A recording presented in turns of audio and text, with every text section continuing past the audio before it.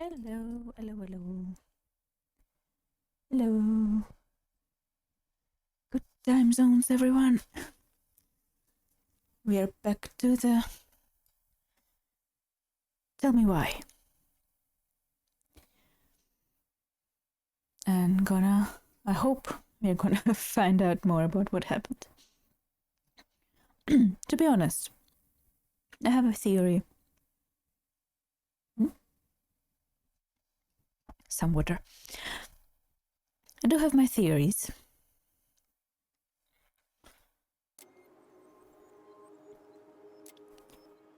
And I also feel like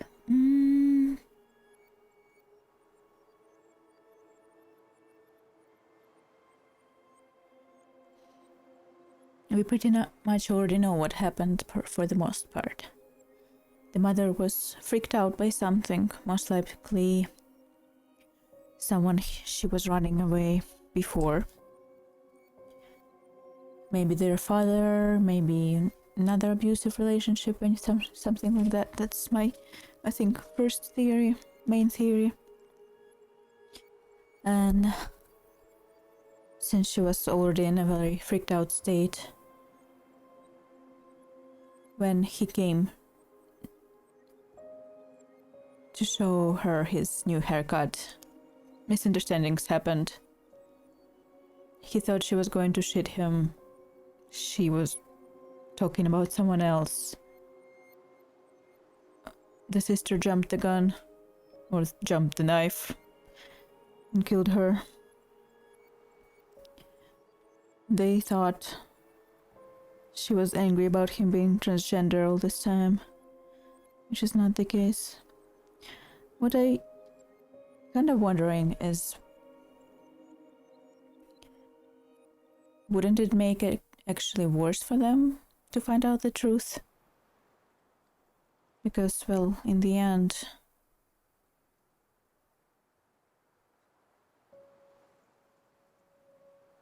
they are more likely to feel like it was their fault for killing their mother for no reason, you know? So the main question of this game, I think, how they will deal with that. But it also comes to play only if my theory is correct.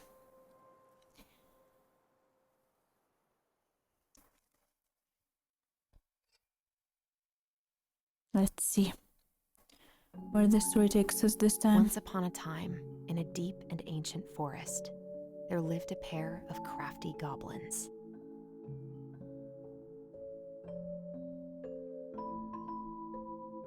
The crafty goblins did everything together, until one day, when darkness overwhelmed the big wooden house in which they lived.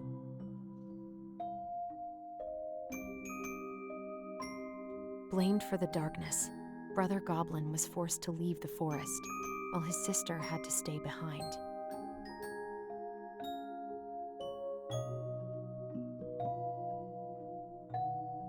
Ten years later, they were finally reunited, and together, they decided to confront the darkness in the big wooden house.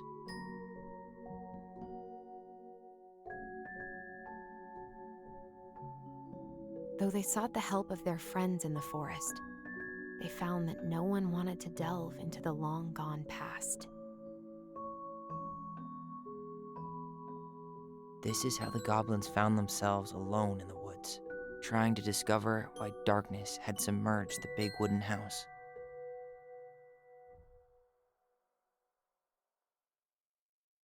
Which reminds me. Let's let them start.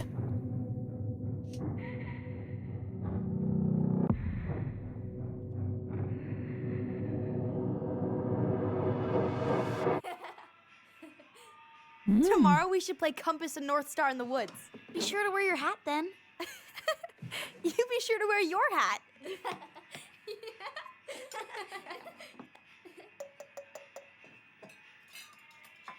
All right, who wants ice cream? I do. Eat up.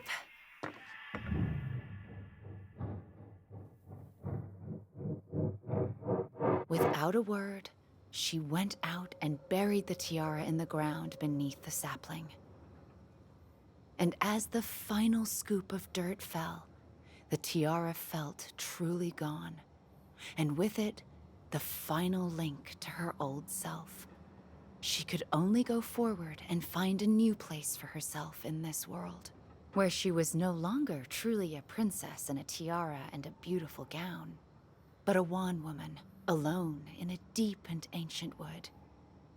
And that was how the princess lost her most precious treasure, and her title. I don't like that story. There were no goblins, and it was depressing. We won't read it again. I love you, Mom. Not me. Just kidding. Love you, Mom. Mwah. I love you too. Sleep well and dream, my doves.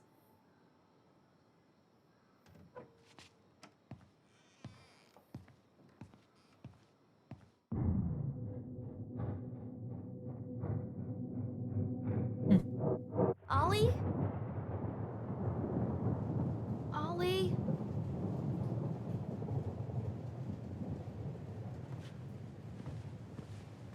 Is it the night?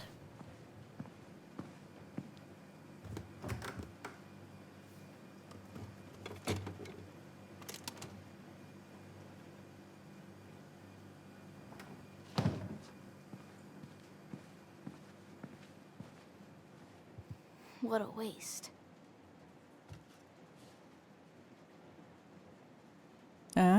What is she drinking? Allison! Ollie! Allison, help! Uh-oh. Oh, the remaining ice cream.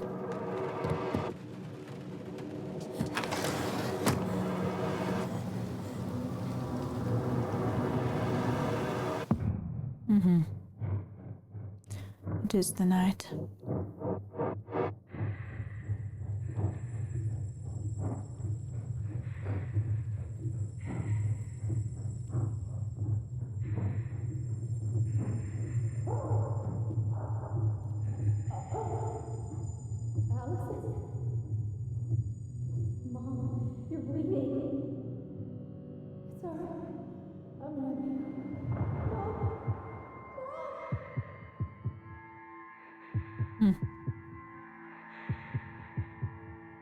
Did she really say that? We need to call for help. Allison.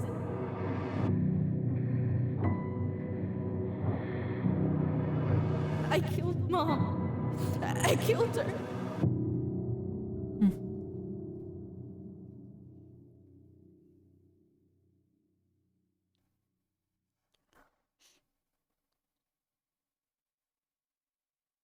That's a long intro.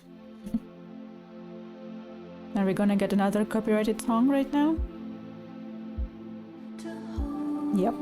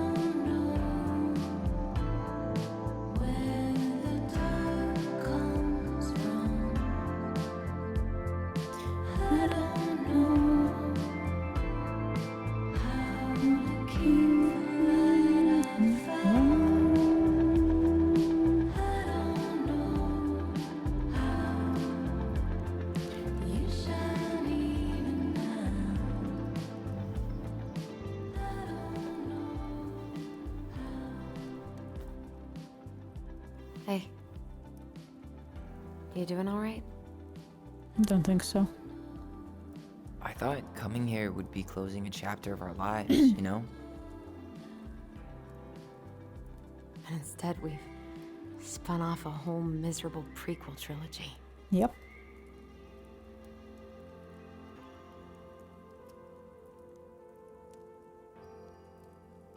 Okay. No. We're not letting ourselves do this again. Come on, up. Mind-numbing labor's a great way to forget your troubles. Can't we just have coffee instead? No. On your feet, soldier.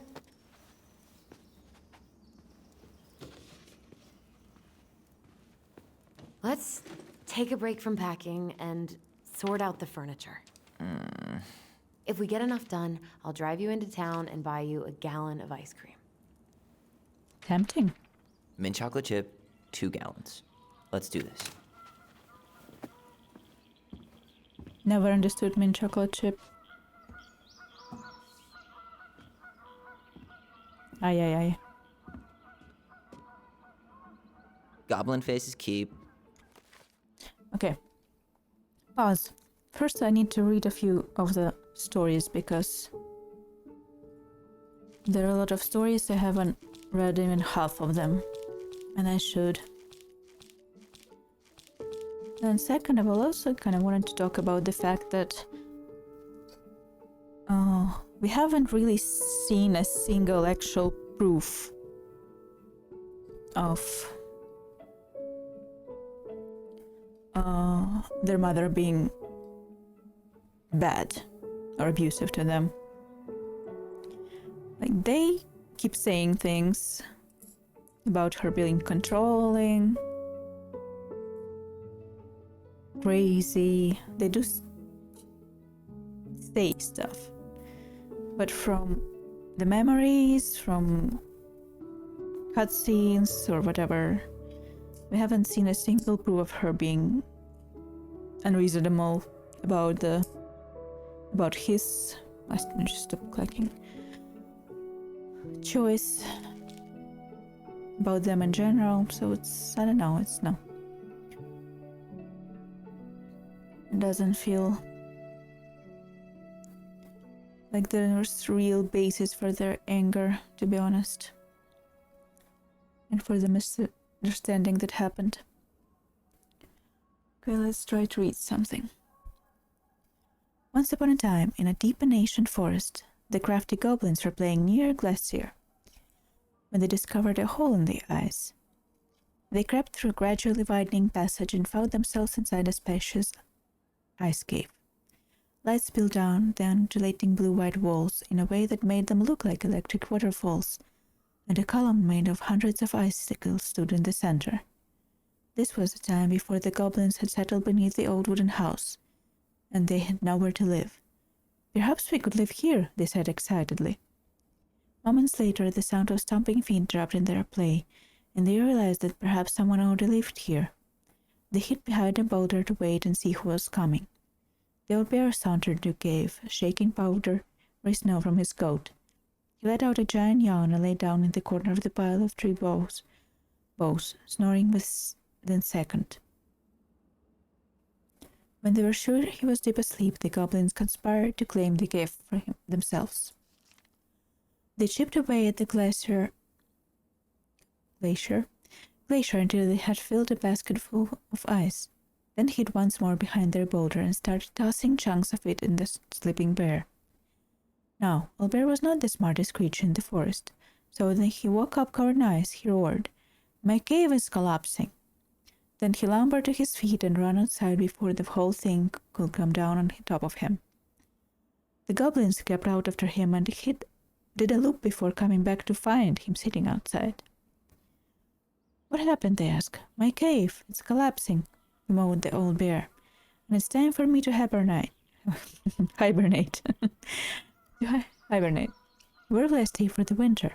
It had not occurred to the goblin that the old bear had settled in for the winter, and they felt a little bad.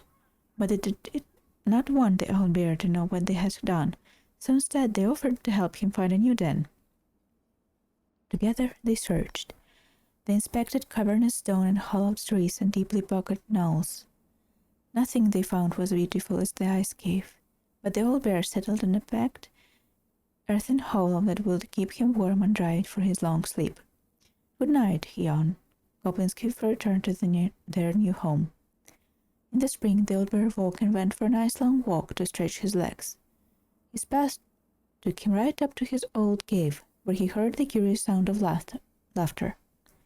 Making his way inside, he was surprised to find that his cave was intact, and the goblins were inside, playing a game. "What is this?" growled the old bear. The goblins stopped playing and looked ashamed. "We're sorry, old bear, but we had nowhere to live, and it's just so beautiful. We didn't realize you were about to hibernate, and then we couldn't bear to tell you what we've done." The old bear was angry at the trick, but the young goblins looked appropriately ashamed, and so he said, "Come with me." He led the crafty goblins to the hollow in which he had hibernated for the winter. "You two can have this spot," he said, "and look, someone had built a big wooden house right over it."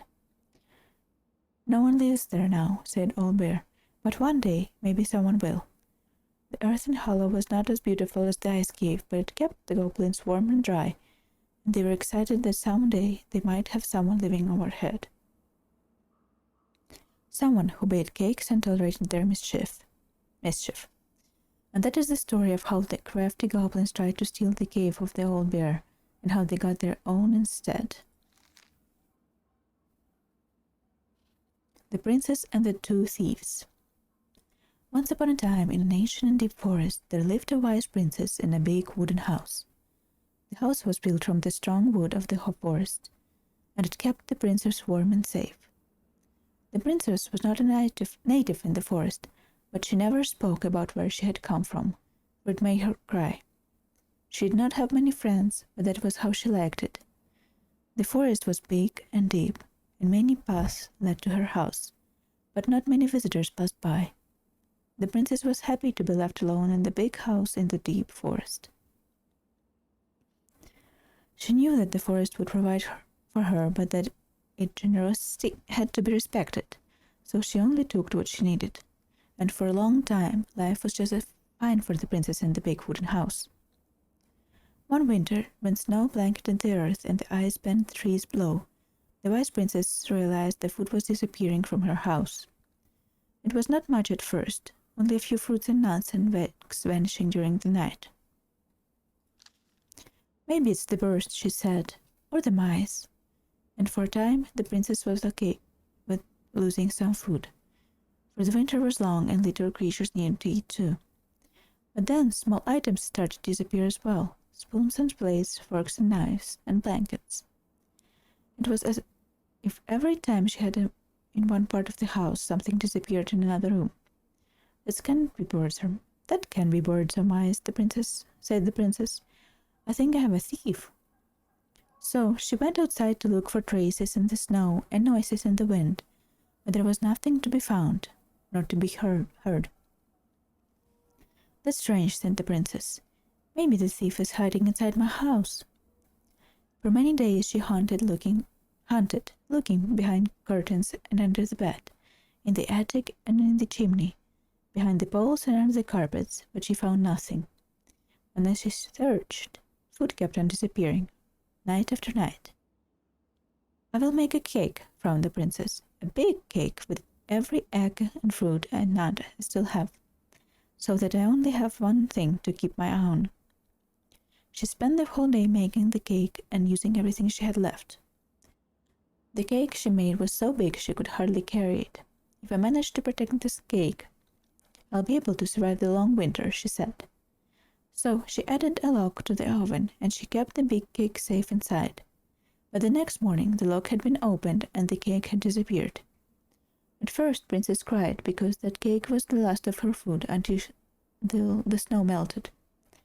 But then she noticed 2 trails of tiny feet in the spilled flour, and she followed the tracks to a hidden hatch in the floorboards. This is how the princess realized that 2 tiny thieves were living under the wooden house right below her feet.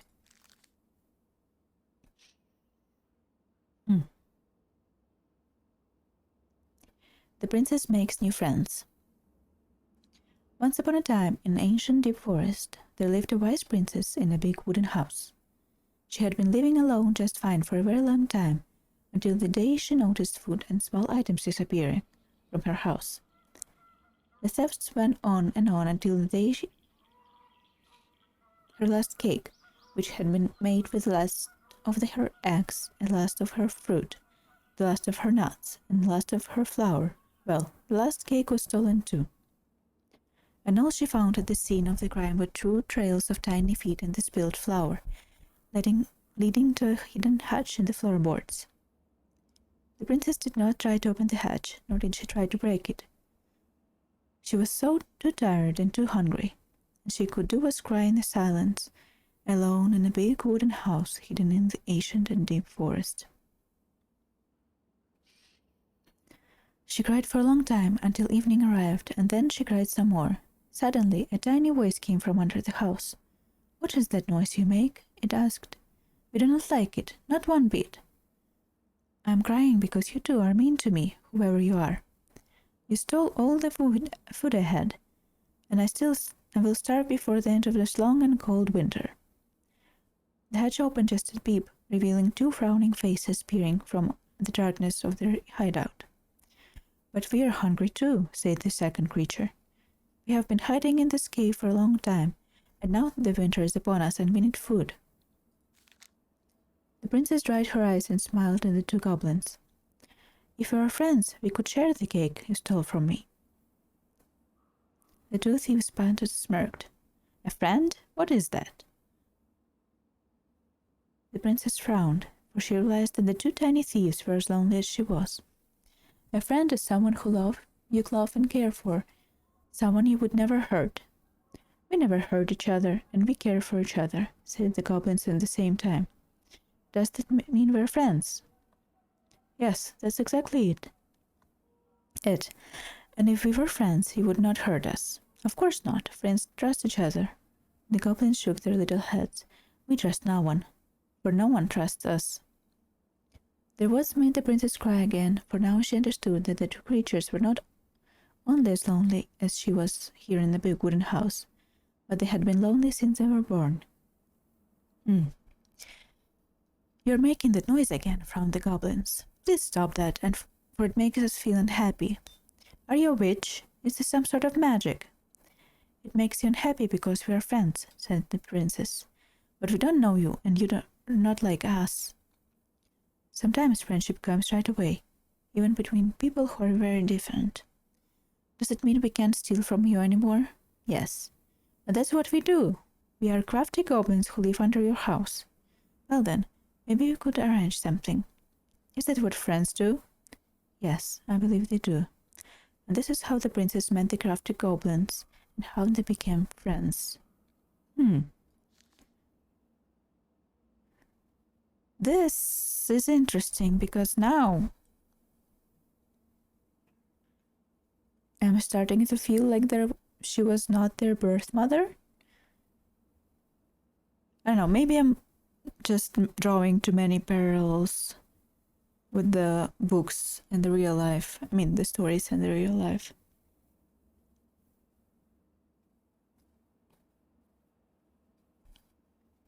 But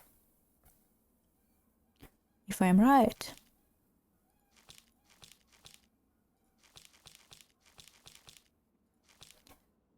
$sign is donate or sell, and trash can as well. Trash. By the way, I cleared out most of the stuff from the bathroom this morning, but I left you the toilet. How very generous of you. if I'm right, that means she adopted them. And it also would make sense why we never hear anything about the father. Everywhere I look, there's just stuff, and more stuff. Marianne the Magpie. And why they call her by the name. It would make more sense if they were adopted. Which also makes the whole story twice as sad. What to do with this?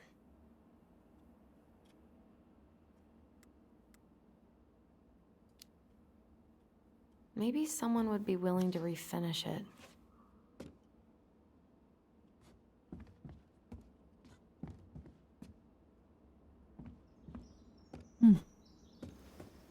Oh, hello. Give me. What's this doing down here? Is that gum? Ugh. I guess that was probably me. Goblins were here.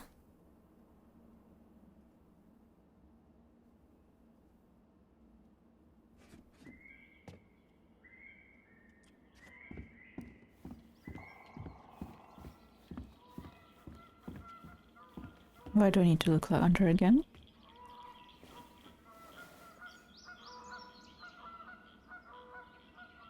Just to read this? Okay.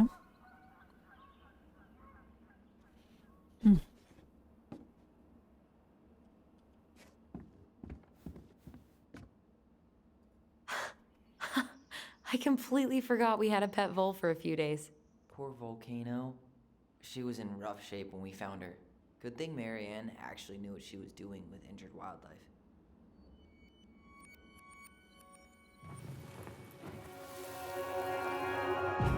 Lasagna! Lasagna! Finish your salad first. Thank you, Tessa. You're a lifesaver. Oh, don't worry about it. They're just leftovers from the restaurant. What about Volcano? She needs to eat her lunch too. Oh, quite right, love. Ugh, she can have my corn. Here you go, little one. You must be hungry too. Looks like Tessa didn't have that broom up her ass back then.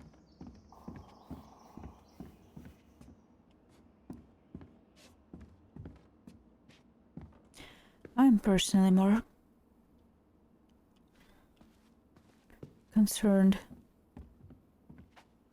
I guess it's finally time to take these pictures down. Yeah, still deciding what to do with them. Keep them. I mean, most of them are pretty happy memories. I guess. You look cute here. That's not me. I mean, it is, but not really. I get it. it's just weird. Seeing myself like that again. Damn. Didn't think a picture could throw me like this anymore. Has therapy helped at all? Oh, yeah, definitely. My therapist really heard me when I said I was a guy. And she helped me get ready for the reactions I'd get, you know? It's dealing with other people that's been way harder than figuring myself out. Lucky At with the the end therapist, of the I day, guess. being able to look in the mirror and see Tyler, that's made the biggest difference. Which is why I'm scheduling my top surgery as soon as we sell this house. No more putting a binder on every morning. God, that sounds fucking amazing. Yeah. Ooh. Totally. Just so you know, I'll be there to help out when you do. Whatever you need. Thanks. All right. What's your verdict, Ronan? You know what? I'll keep a few. To remind us how far we've come.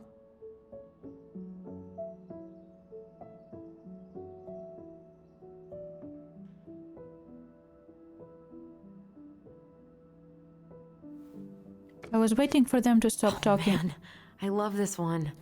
to look at the Why pictures, do I look but then so the prompts pissed? disappeared. I remember loving this. Maybe because Marianne was sticking a camera in your face? Come on, honey, smile like Allison.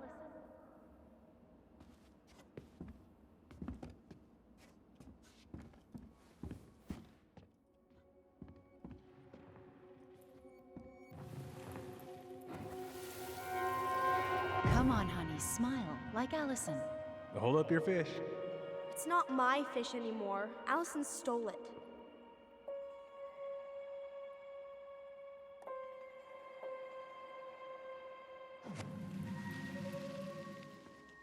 Why did you steal My the fish? sister, the fish thief. You were just being bratty. Was I though? Yes. All I did was help clean it when we were out on the porch. Eddie had to force you to share. That's sad. I wanted to look at the pictures. I was just. Allison, I asked you to clean up the coffee table 3 times already. Oops. I forgot. Just waiting for them to finish talking before I clicked. But apparently, I had to click while they were talking to look at them. Ugh. Gross stain is gross. What happened? Some unfortunate spillage that brought about the end of indoor tea parties. I hid the stain with my toys, forgetting that they would eventually be picked up. Brilliant move, Ronan. Well, I seem to recall a time you stole an egg, put it on the couch, and sat on it because you wanted a pet chicken. We don't talk about that. Uh-huh. Well, at least I didn't leave a stain.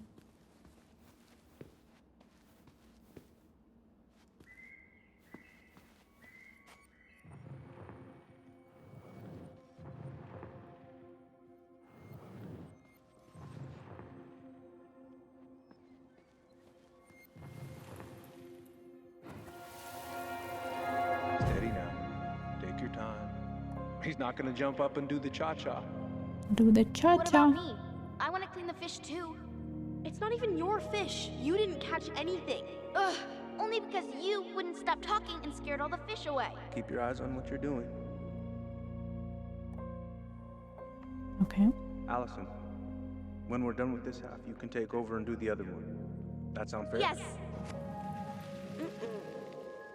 You're right. I was kind of being a brat. Well, you gonna clean off the coffee table? In a second.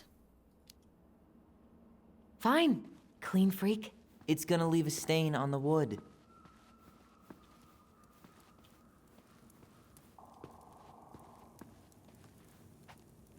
All right, I'll clean it up. Thanks. While you do that, I'll check out the furniture. What's gonna leave a stain? I'm guessing you want to keep the coffee table? If there's anything you want, speak now. I'm not really planning on bringing furniture to Denali. And if I need a base in Juneau, you'll have all the furniture I need. How very non-committal of you. All right, I'll keep it. Okay. I really like that armchair.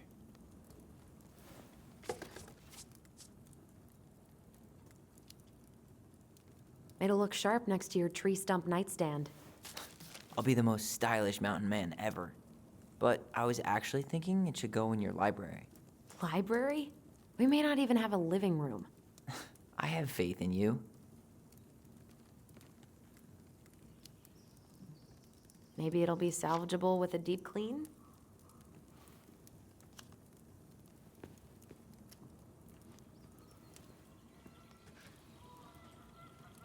And finally. I hate to say it, but the couches get a one-way ticket to the dump. No protest here. I think I have permanent knee damage from a decade of bumping into the corner of those damn things.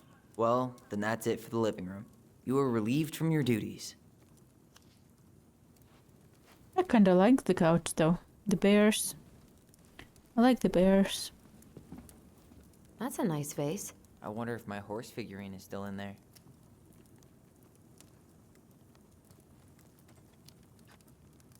You're welcome to stick your hand in there to check.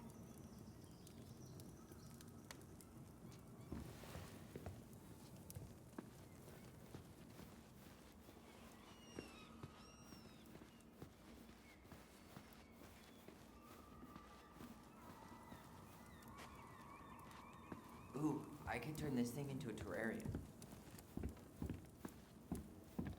Nice idea.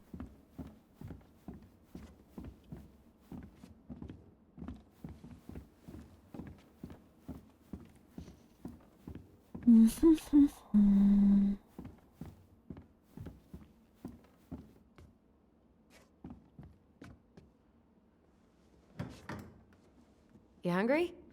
We have a whole lot of nothing. Aw. I'm hungry. Maybe you could make me one of those pickle and ketchup sandwiches?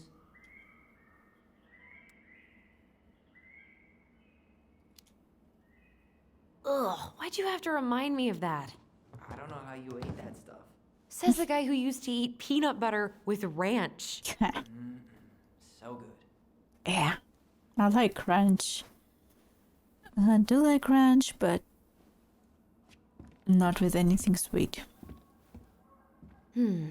Crummy table and wobbly chairs.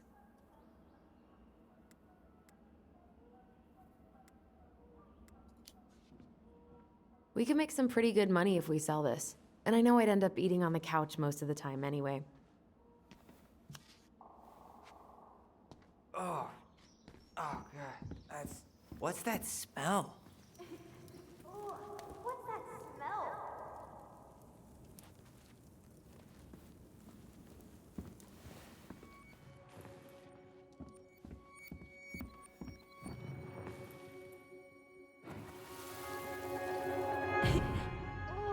What's that smell? Smells like delicious garbage. Ooh, yes, delicious indeed. Or could it be Stinky Pants Sam? Oh, Stinky Pants Sam! Come on now.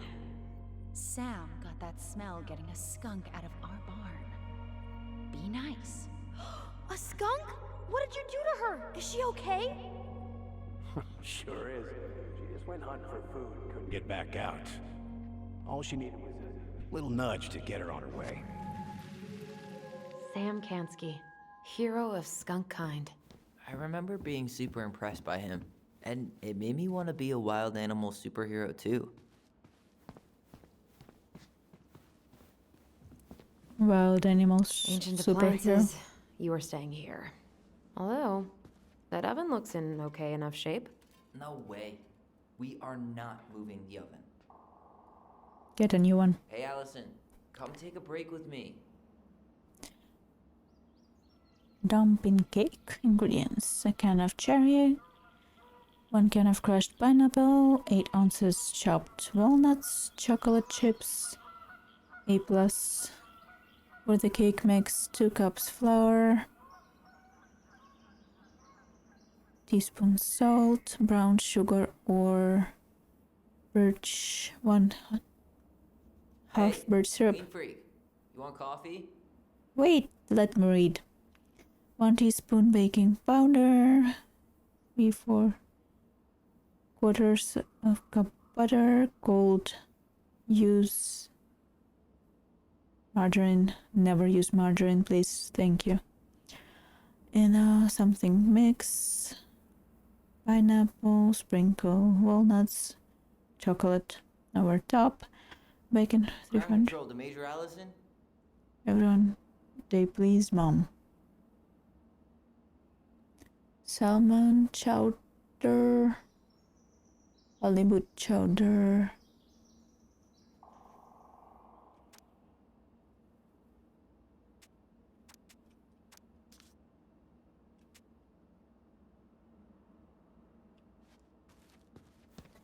why do you always have to talk when I'm looking at something? Can you...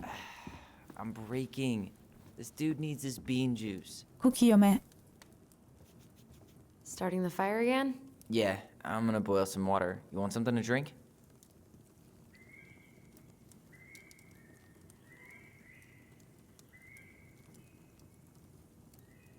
Earl Grey or chai? Your call. I'm fixing myself a good old cup of joe. Ah, a nice pot of wakey juice. Papa needs his rocket fuel.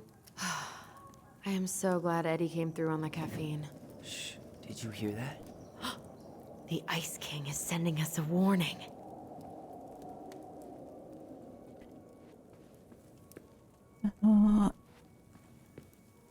Instant coffee from a can is not a coffee. It's a poison. Never drink it ever. Always choose tea. If you have not proper coffee, as in beans. Beans. Where is it?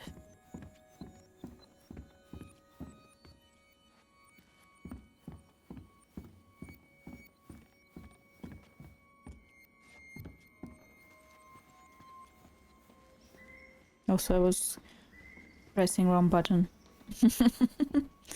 Which would be why I couldn't find the memory.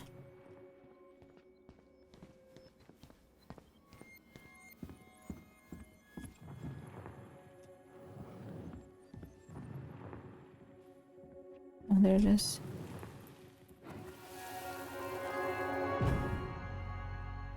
For your punishment, said the Ice King, you shall be banished from the forest.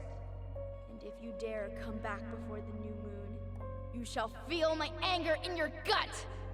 Hear it in the wind. Whoosh! Huh. Do you think the Ice King would really react that way? He may be intimidating, but he's always fair and never mean. Oh, yeah, you're right. Maybe he tells the goblins to help the people they hurt instead?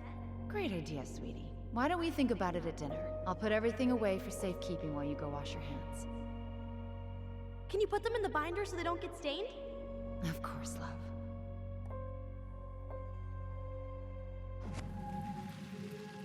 I'd like to check out that. I still think my dark and twisty version was better. We put so many hours into that book. Yeah. Our binder was full of extra drawings and incomplete stories. Think they're all still in the kitchen drawer? We should go take a look. Yes, we should. Give me. Do I need to go away and I'll go back in? Oi. Kitchen drawer.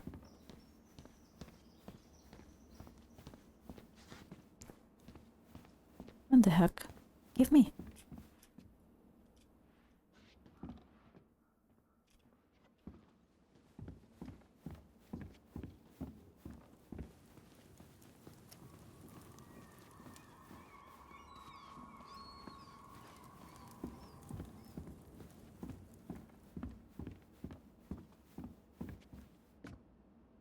Hey? Bruh?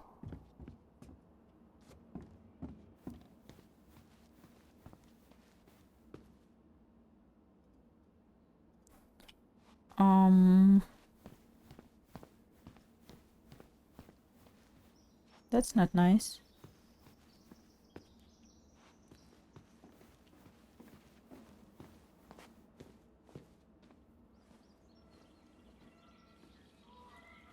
We don't really want to keep anything in here, right?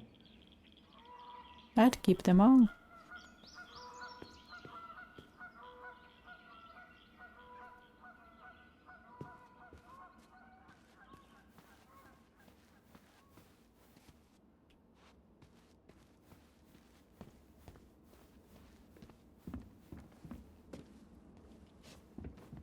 They're not letting me look in the kitchen drawer. Oh, there you go. Finally. Hey, Allison. Let's look at our drawings. Allison's first drafts. Right. 'Cause I didn't contribute at all. Come on. I know you did.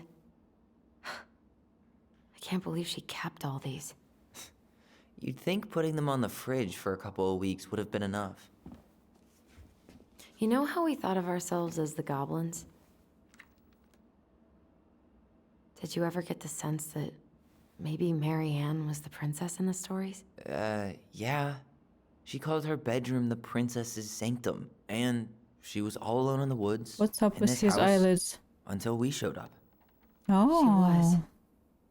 Alone, but with a few friends who helped her along the way. What are you doing? So they were adopted. Research. So, if Mary Ann was the princess, then who were all the rest? And here we go.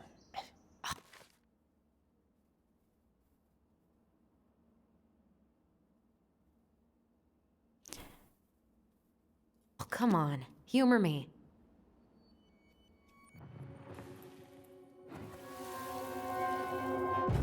There they are.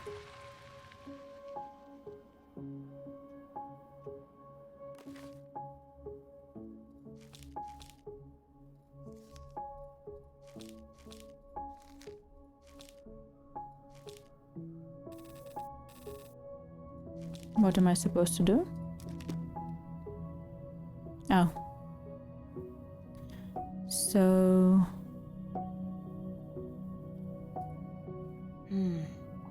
Pelican. She was the most generous one. Yeah, but there was always a catch.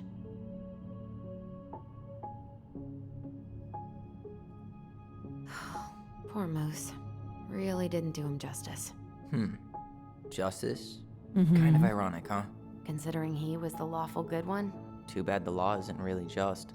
The bear was the most helpful one. He was always around. Stalking her? What? No. I mean, he was kinda always there, lurking. Yeah, we figure out this part in the first chapter. You done? Nope. You go here. There it is.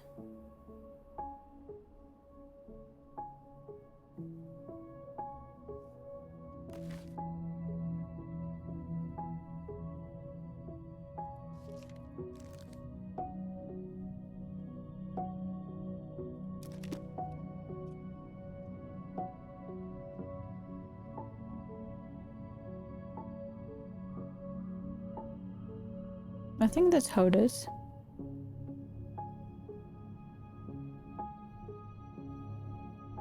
I don't think I need to actually swap anything anymore. She's the pelican, he's the moose, and he's the bear.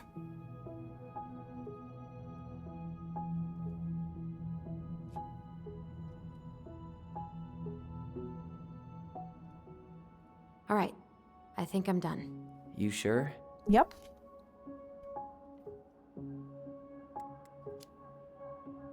How do you like them apples? You know, I think you might be onto something.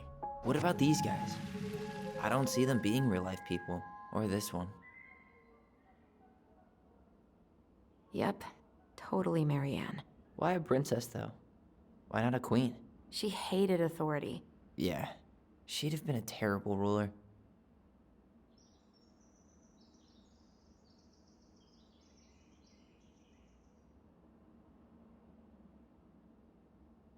Any comments?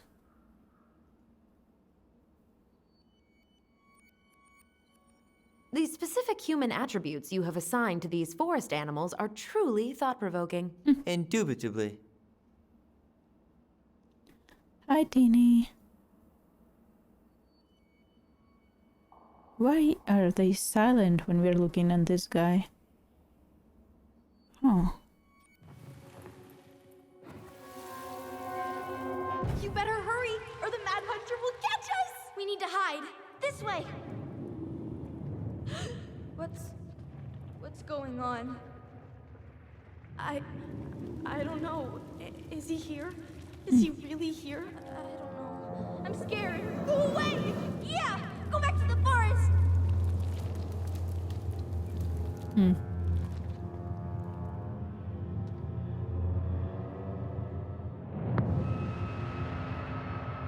Nice teeth, my guy.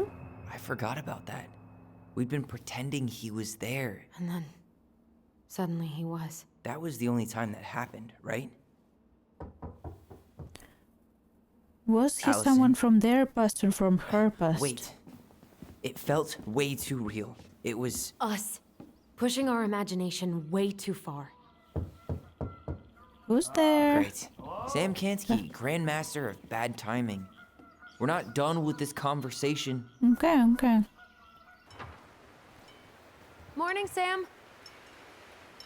Hi, Ahoy, Sam. goblins! I ran into Chief Brown, who said you were starting the cleanup on the house this morning, so, I kind of figured you might need some supplies. That's... Thank you. That was very thoughtful. So listen, I wanted to apologize for scaring you yesterday. You didn't. Your shotgun did. Yeah, well, anyway, I also came by to say I fired up the Google and I did some reading. I didn't know the difference between all those words. I mean, never been much of a reader. Huh? But I think I get why what I said was wrong, and I'm real sorry. He looks like a nice guy.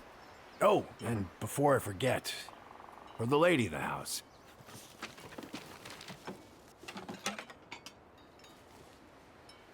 A fish. It was your mom's favorite recipe. Still make it darn near every week. Think of her every time. Thanks. But we don't have a stove. Still no electricity. Oh, yeah, that fuse box is busted. Just another thing I've been meaning to put back together around here. Where is it? I can take care of it. Oh, I don't doubt you can. but I've been kicking this thing back to life for the last 20-some years. I'll give you a hand. All right. Boxes in the barn. Follow me. We'll be right behind you.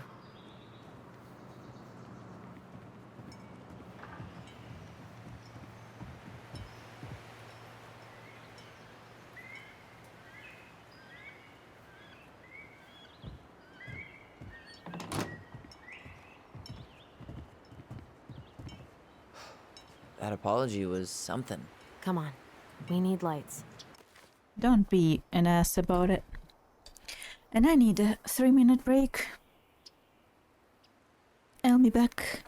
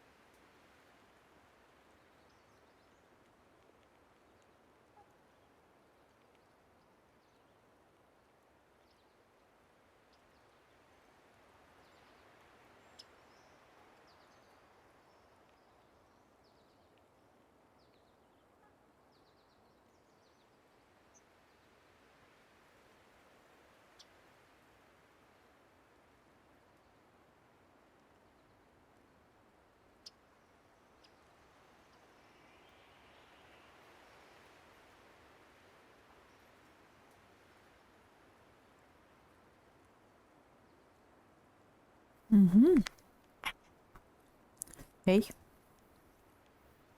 Need to make a hole. There we go.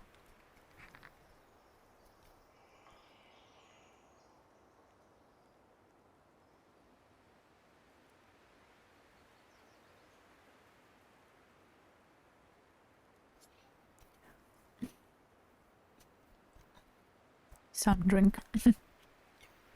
Okay. This one, I think. The bear's big paws. Once upon a time in a deep Asian forest, the old bear was out looking for a snack when he spied a bee's nest in a hole high up a tree.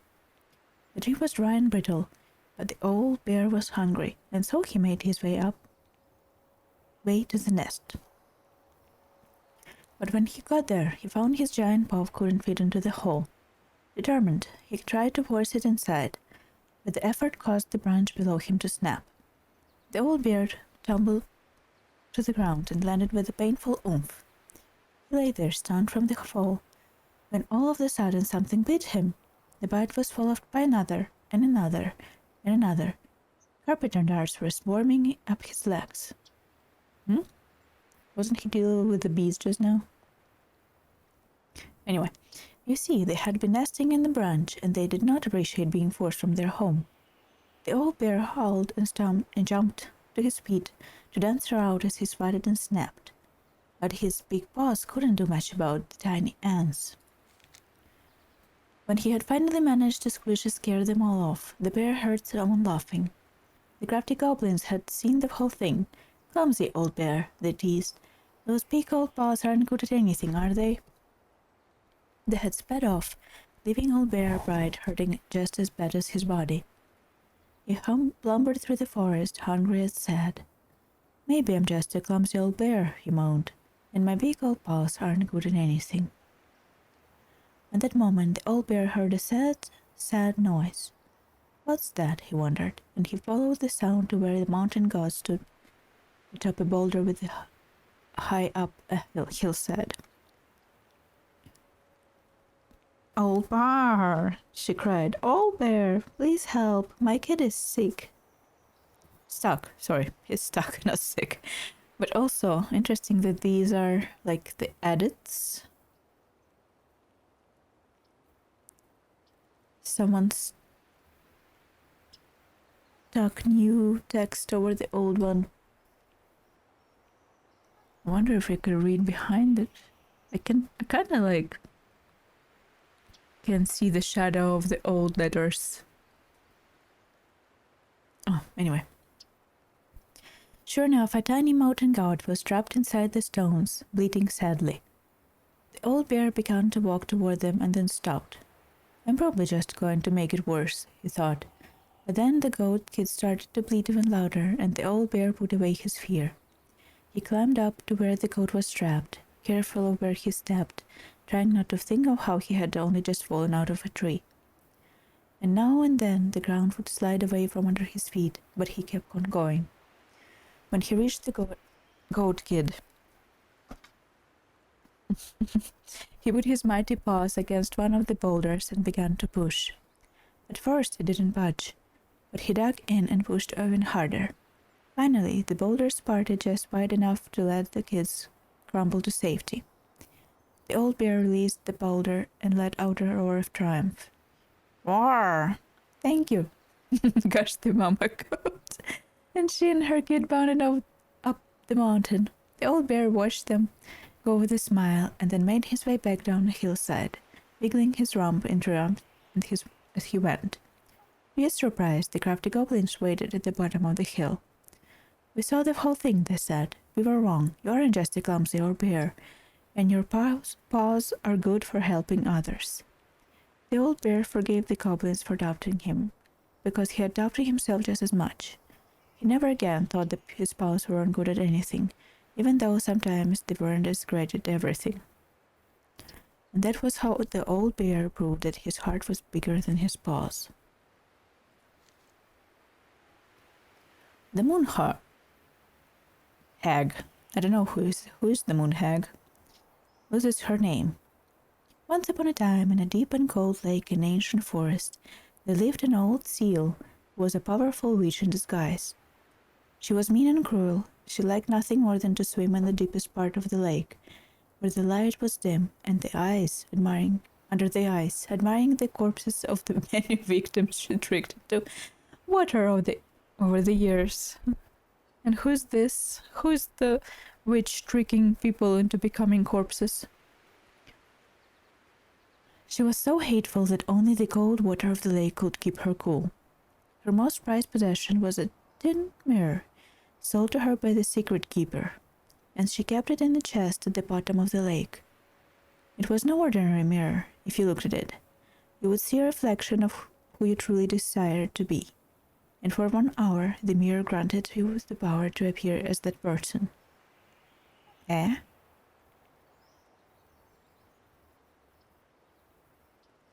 Okay. Whenever a boat or an unwise traveler approached the edge of the lake, the old witch used the mirror to appear as the beautiful woman she always wished to be. And with this disguise, she lured the unfortunate sailor or wanderer into deep and cold water. There, the old seal forced the victim to become her servant. And then she was done with them. And when she was done with them, they joined her collection of corpses in the deepest part of the lake. One day, when the old seal swam down to her den under the lake, she discovered that someone had stolen her mirror.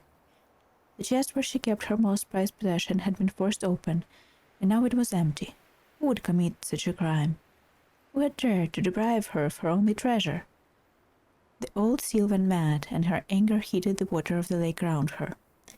For a time, everyone was happy with the temperature change, but the weather suddenly became sweeter and the air warmer. But after a few weeks, things started to get ugly. First, the fish began to die off, for they could not live in the hot water. Then the glaciers began to melt, and the water of the lake rose and spilled out, flooding the forest and the meadows.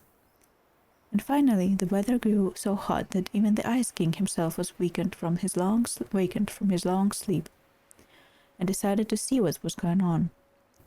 In the deepest part of the lake, he found the mad witch steaming among the corpses of her victims, so angry that the lake was about to boil. It only took a few minutes for the Ice King to understand what had happened, and demand that the thieves present themselves before him. The thieves had no choice but to appear, for no one dared to disobey the Ice King. The crafty goblins presented themselves, mirror in hand. "Why did you steal the mirror?" asked the king. "We were curious. We just wanted to see what we really wanted to be," apologized the goblins. "But the stupid thing is broken. We look the same." They didn't steal it to stop her from killing more people? "That does not mean it did not work," smiled the Ice King. "Now, apologize and give the mirror to me, for it is too powerful to be used by thieves or a mean old hag." The goblins apologized and gave the mirror to the Ice King, but the old seal was still angry. "And what about me?" she asked. "I have been deprived of my treasure and I demand compensation." The Ice King frowned and he spoke again. "Old hag, you are mean and cruel, but I concede that you have been wronged. For now, you will be allowed to leave the lake and walk the earth as hag you really are, but only when the moon is full. And you, goblins, you had better stay away from the lake, for I won't protect you from the moon hag's wrath." This is how the two goblins forced the moon hag to change her name. Aww.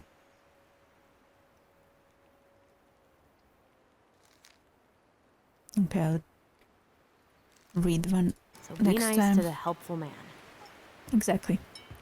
Be nice to the helpful man. If he's a little dumb and a little slow, doesn't mean he's a bad person.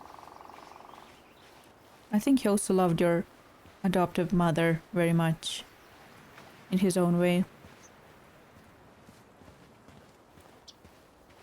So, how's school? I graduated already. Outdoor studies. Oh, outdoor studies, huh? Well, it's a good thing I came along when I did. You know, I built this here barn for your mama.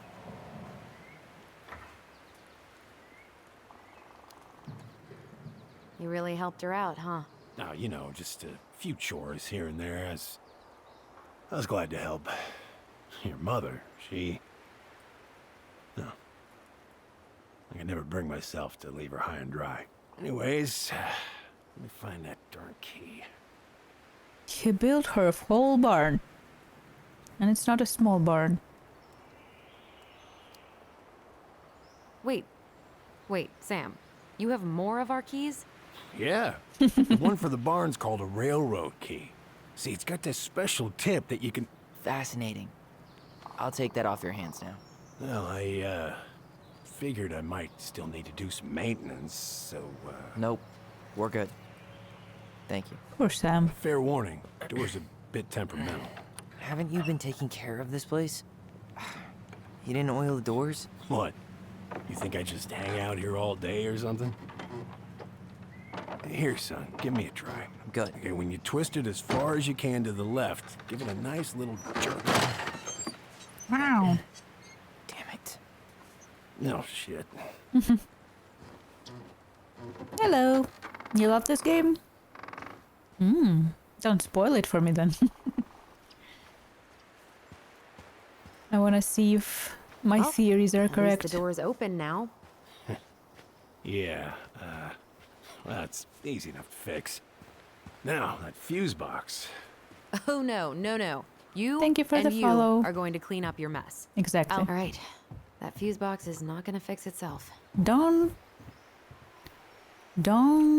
interrupt your Mission, own dialogue fuse box. lines, please. Let's do this.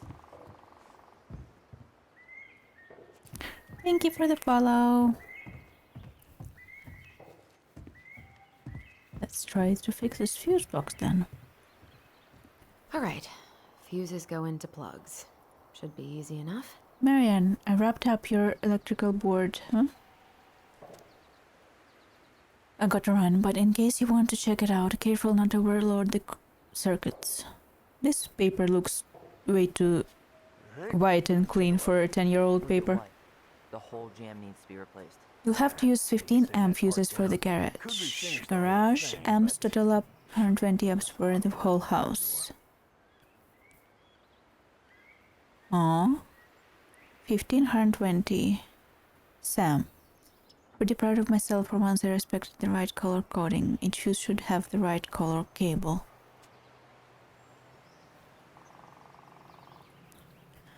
Main range. Dryer, water heater, kitchen outlets. Thank you. Oh, Are they gonna make me do math again? Don't make me do math. yeah. Generator, heater, Above me, garage. I wrecked it playing ball. Ball. Football? In college? High school. Best damn fullback around. Well, till I got hurt. Okay, so let's have That's rough.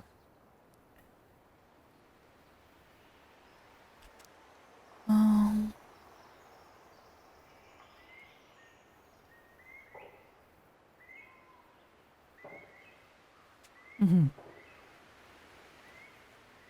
kitchen water dryer.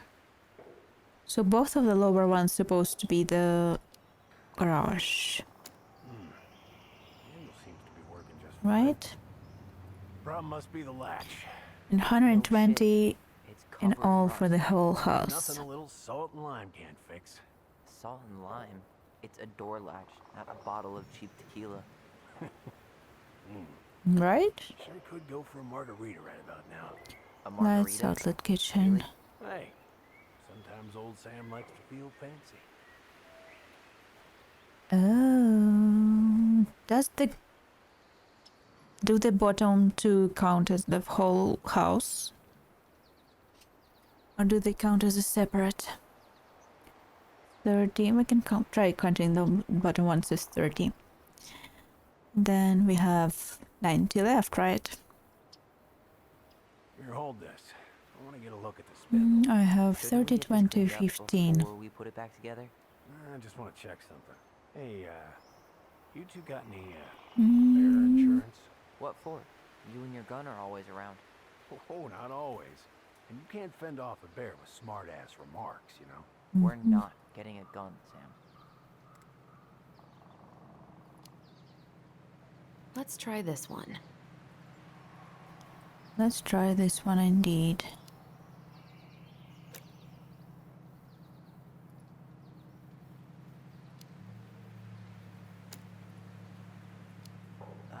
There's mold everywhere. Well, don't stick your nose. Wait, that's not right. Sure Okay. you don't need a hand? Hey, I'm moving at my own pace. I need to know this stuff. All right. Women, huh? Did you read the note next to the box? Yeah. Doesn't mean I understood it.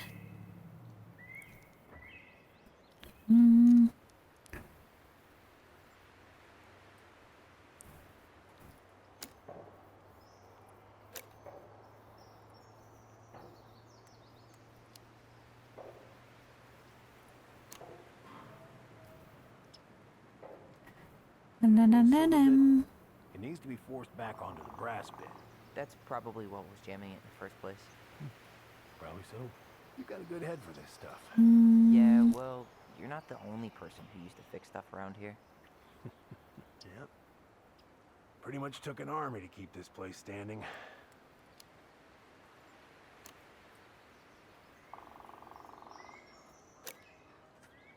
$120, right? For the whole house.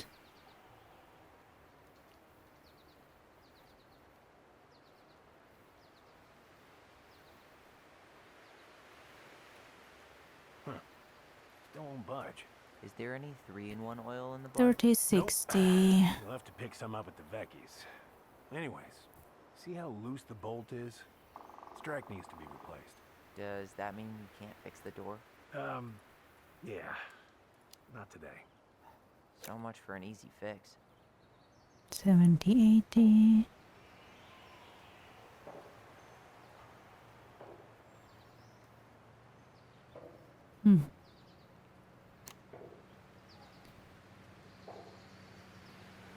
Kitchen outlet lights, generator, heater, garage.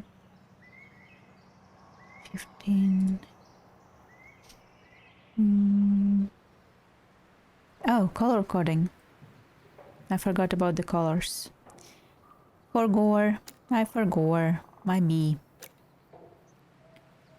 So this one has to be yellow.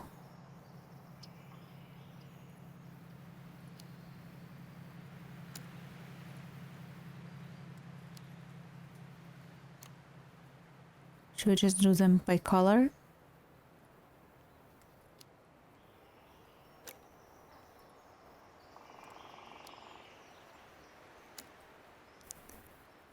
$50, $60, $70, $120, yeah. Seems good. Okay. I just forgot about the colors.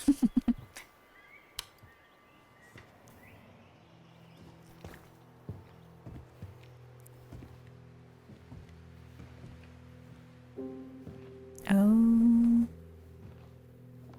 No. Don't look at that.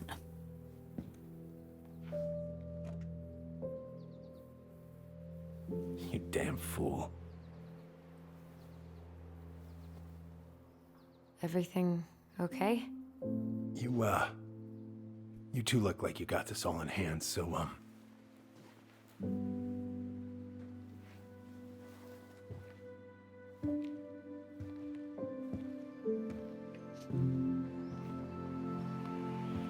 bye. I really feel for Sam. What was that about?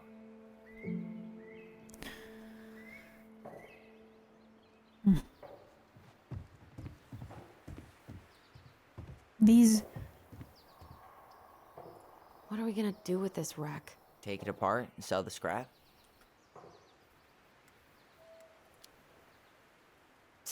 Be my guest. But it sure looks like a pile of junk to me. Where you see junk, I see dollars. Exactly. Found Marianne's stash. 10-year-old stash. Blueberry, salmonberry. Huh. Birch and fireweed? Bet it tastes like restricted freedom and 9 p.m. lights out. Those have definitely gone bad. As far as I'm concerned, they always were. Does canned food really expire? Yes, I mean, it does. It's airtight, right? Not gonna be the one to test that out.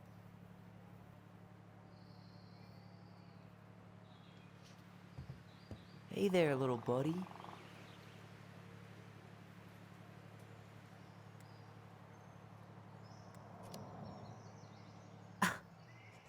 Are you cooing at a spider? It had better be a tiny one. Don't listen to the mean lady. You're an 8-legged beauty. No, thank you. I thought it said Asuka in Windows. Man, I'm gonna put together the sweetest toolbox ever. Found Marianne's stash. Yeah, we already did. Huh, look at this. I think this is where she made all her toys. She was so crafty. And she could draw and write and take pictures. She could have been an artist instead of just locking herself up out here. She was an artist. Toilet paper tubes, rope, cardboard. Wonder what she planned to make with that. Maybe a car? Ooh, or a tank. Allison, do you know who this is?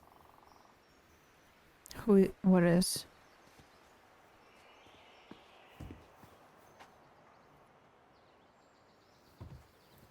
What The did woman? you find?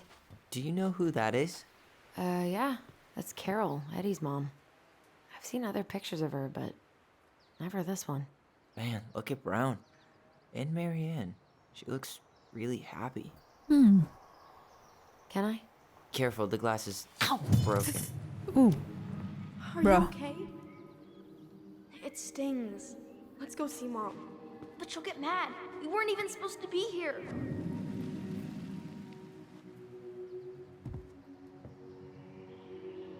I really need you to stop interrupting me and leading me out of the rooms I feel something strong. before It's I making my teeth tingle.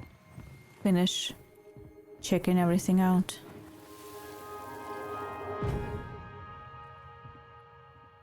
They keep leading me out of rooms while I still have things to check. I don't like it. I don't want to. She said not to disturb her and Eddie. Hmm. Where are you going? Things were different when she was around. We were family, Eddie. How could you do this to me? Shh. Look. I had to make that call. Hmm? What were they talking about? I can't figure out what's going on. I don't know, but I remember that whatever Eddie had to do, whatever that call was about, it was tearing him up. Tearing him up? He was being a total cop, and Marianne got pissed and threw him out. Here, I'm gonna show you what I remember. There's more. I can feel it. Okay.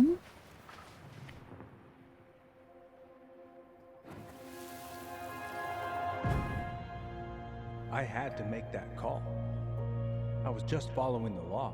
Oh, yeah? And this little visit right here? What would the law say about this, huh? Look, I didn't have to come out here, but I did. You're a goddamn hypocrite. Hmm. Get out of here! Marianne. I said get out! Out! Interesting. What? She didn't throw the picture at him. You sure about that? He was being a complete dick. How can you be sure? We were eavesdropping. We could barely see a thing. What do you think happened then? No, I'll have to choose between their perspectives again, I guess. Look. I had to make that call. I was following procedure. What I'm legally required to do. Then why are you here? Pretty sure this isn't procedure. I wanted you to hear it from me. Please leave. Marianne. I'm sorry. Please just go. Hmm. How do we keep remembering the same things so differently? It was a long time ago, and Because everyone has their own memory is a personal tricky prism. thing. Wait, when did that happen? I'm not sure. I think it was the exact same day she attacked you. Exact That's what I same thought. day? Uncle Eddie said he Ooh. hadn't seen Marianne for weeks. Exactly. Yeah, that was bullshit. And what was all that about following the law? What was he doing here exactly?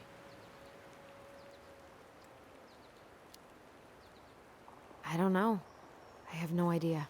We shouldn't jump to any conclusions. Look, I know he took care of you, but that doesn't make him incapable of lying. I can't True. see him being that cold with Marianne. Even if he was being a cop. I mean, I can, but who knows? Hmm. I guess memory's a tricky thing, huh?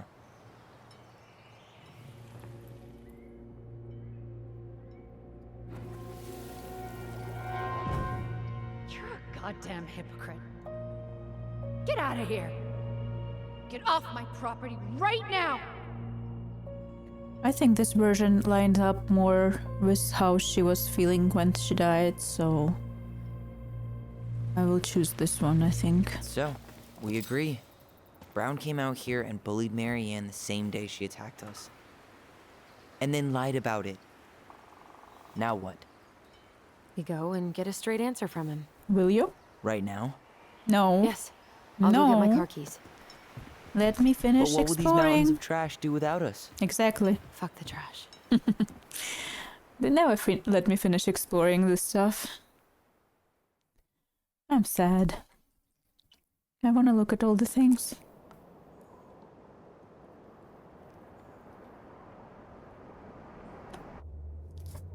Man, I can't believe Brown lied. I mean, I may not be the guy's biggest fan, but he's always talking about the truth and the law and shit. Do you have to be so happy about it? What? I know you've been waiting for something like this. Something that proves Eddie's an asshole. But gloating about it is really not cool. It's Tina. I gotta take this. True. Yeah. Just a sec. I'm parking the car.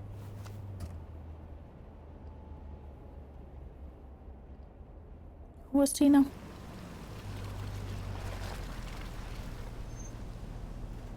Guess I'll just go stretch my legs then. Okay. No. Just give me a sec.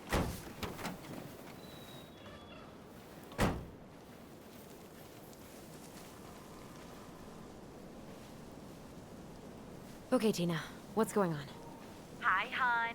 I've got Hi, someone who's hon. super interested in seeing the house. Oh, that's amazing. When? They're just in the area for a couple of days, so they'd like to come by day after tomorrow. Ooh. That's very soon. I'm not sure it'll be ready. Hun, this guy is very motivated, but I know he's looking at other properties. And it's not like you've had people breaking down the door. I appreciate that, but we've kind of got a lot going on over here. Did I mention it would be an all-cash offer?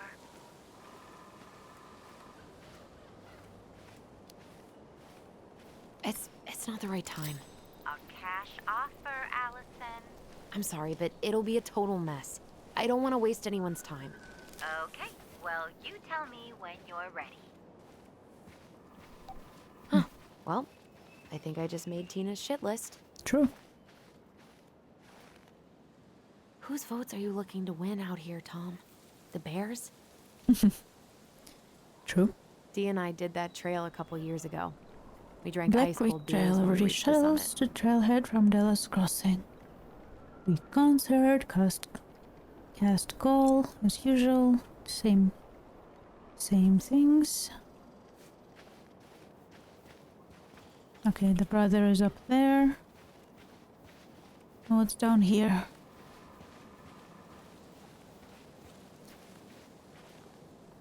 Be alert for bears. What is that?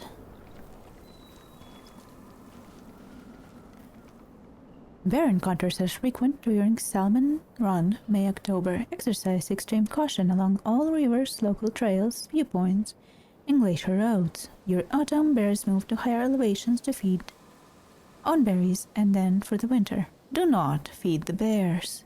Keep all foods appropriately stowed and contained. Stay alert. Learn to spot fish and game carcasses and scavengers. Make noise while hiking. Bears don't like surprises. Very true. Never hike alone. Always carry pepper spray when hiking. In case of encounter, do not run. Stand your ground, wave your arms, talk loudly. Do not climb trees or poles. Bears are extremely efficient climbers. In case of violent attack, fight back viciously. Vigorously. Okay, thank you.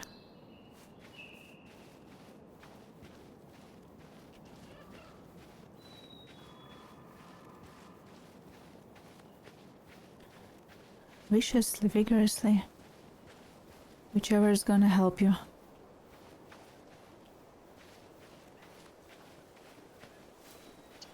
The artist really nailed this one. Dorian Key. Kinda rings a bell. Not for me because I'm bad with names.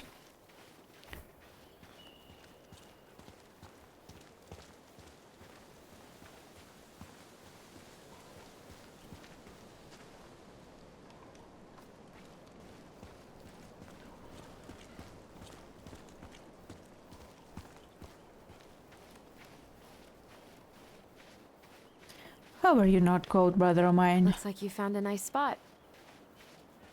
We've been here before, right? Your jacket is not a winter jacket. I feel like I've been here before. Especially not a Alaska in the middle in the winter snow kind of weather jacket. So, Tina? Tina West, our realtor. Oh, that Tina. What'd she need? She had someone who wanted to see the house, but he could only come by day after tomorrow. And you told her no? Yeah. We need more time than that, to get things cleaned up and, Thanks. But what if it's the only call we get? And I guess we just grow old and lose our minds in that fucking house. Sounds like a plan. Well, at least he's not angry. So, before Tina called, we were talking? Yeah? I'm not happy your foster father fucked up. Oh yeah? Because you sure sounded like it. He hid information about Marianne. I know! You just don't have to rub it in.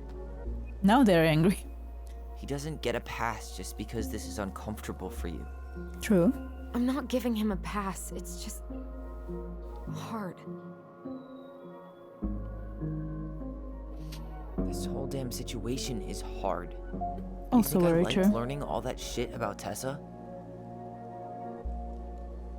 This town, these people, they're just memories to you. But it's my home, Tyler. My friends, my family.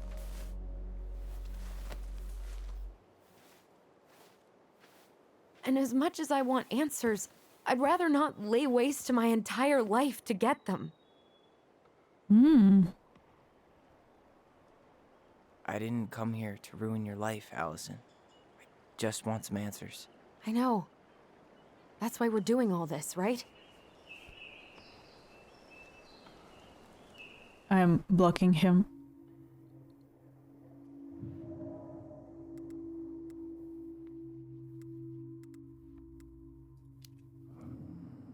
Our hometown looks pretty picturesque from here, doesn't it? You're way more attached to this place than you let on.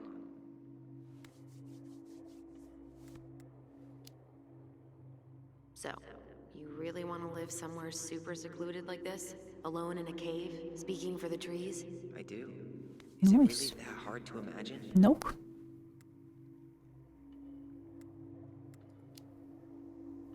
Oh yeah? Who do you think's gonna come visit you out there, in the middle of nowhere? Well, I was hoping you would.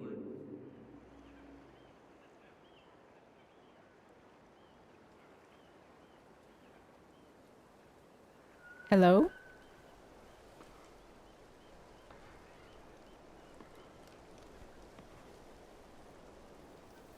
You feeling that, Ty? Yeah.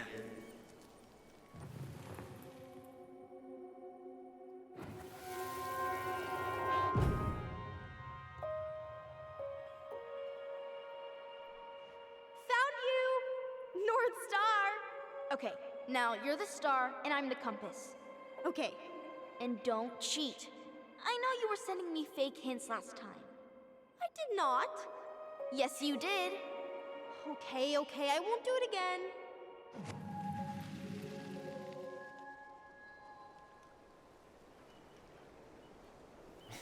You were always accusing me of cheating.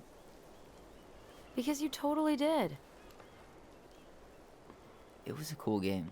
Guessing where you were just by feeling what you felt.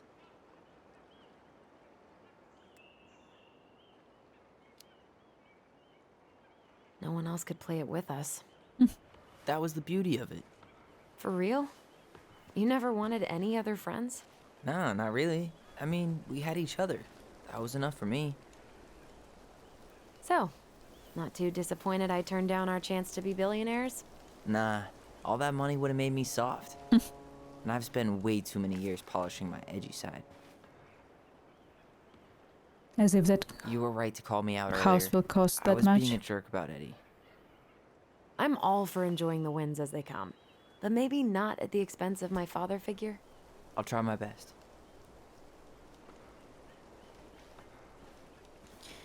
So I have to warn you, I'm not sure we're getting any answers out of Eddie. You won't have a choice. We're not 10 years old anymore.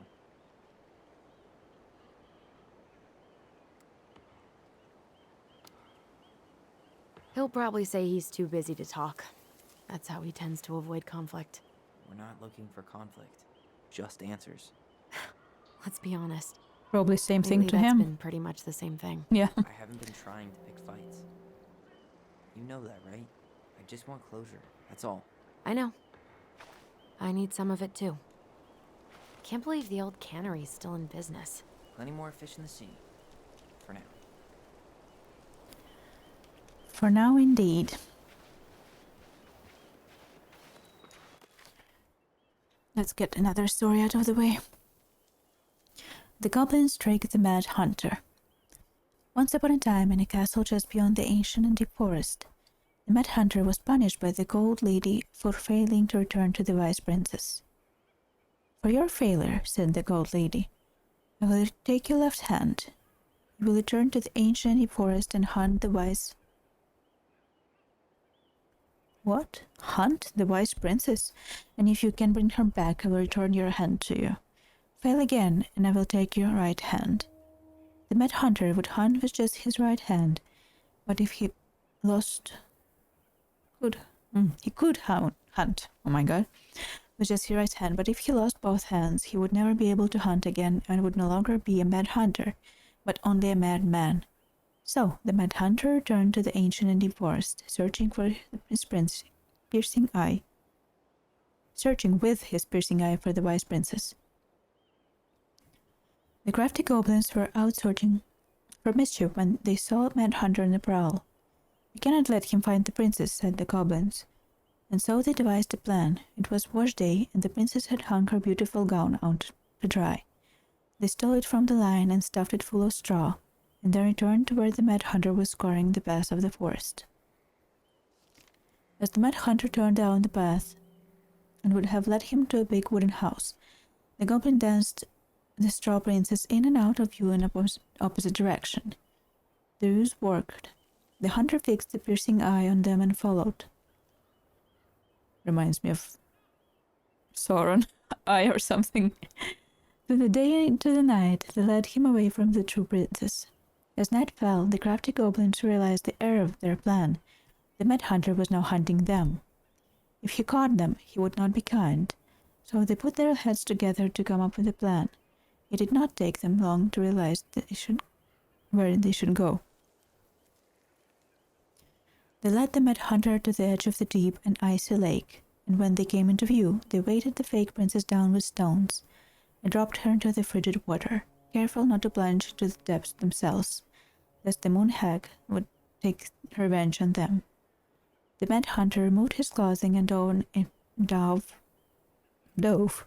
in after the princess. He followed the shape of the sinking princess deep into the chilly water, down below where the ice covered the lake's surface. Finally, he caught her. When he spun toward him, he realized she had no head and that her body was stuffed with straw. Then he felt a slippery fin brush his shoulder as the moon hag loomed overhead. The next morning, the princess went to retrieve her gown from the clothing line and found it was gone. She immediately suspected the goblins in mischief and called, "Goblins, did you take my gown?" The goblins emerged from their cave and nodded sadly. "Now what will I wear?" asked the princess, sad and angry that she had lost her only dress.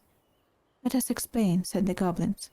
So they told the princess the story of the Mad Hunter, and then they produced his clothing, which was a bit large for the princess, but much warmer than her beautiful gown. She immediately forgave them. "Thank you, my friends," she said, "for rescuing me and for this clothing, which will keep me warmer in the winter than my beautiful gown." The Mad Hunter was forced to remain below the lake with the moon hag, but she did not kill him, because even reduced to just one hand, he was too useful a servant. Lo, he blotted the day he would emerge to once again hunt the Wise Princess and turn back his left hand. And that is the story of how the crafty goblins rescued the Wise Princess from the Mad Hunter. I'm not sure this one is as Remember that time both the bridges clear collapsed? as the previous Yeah. ones. It was a week before they got the roads reopened, and Sam had to bring us supplies with his boat.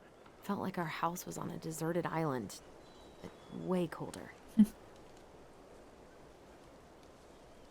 Mary Ann was anxious about rocks falling on the road. She always assumed the worst would happen. Funny Well, how it that did. turned out, huh? Not funny how it turned out. Remember that time both No, the bridges It collapsed? didn't disappear. Yeah. It was a week before they got the roads reopened, and Sam had to bring us supplies with his boat. Felt like our house was on a deserted island, but way colder. Oops. Never mind me.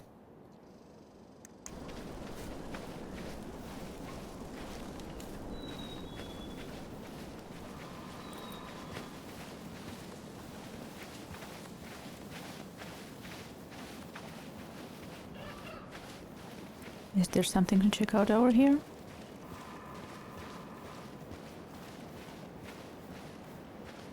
Yes, there is. God, I'd love to be able to make something like this. Come on, you're a great artist too. I'm nowhere near this level. You need to stop selling yourself short. In a few weeks, you'll be able to climb to the top of that waterfall with an ice pick. I know it's not the best trick for a park ranger, but I'm super freaked out about rock climbing. No way. You've never been afraid of heights. Except when I'm dangling from a tiny metal hoop off the side of a mountain, hundreds of feet off the ground.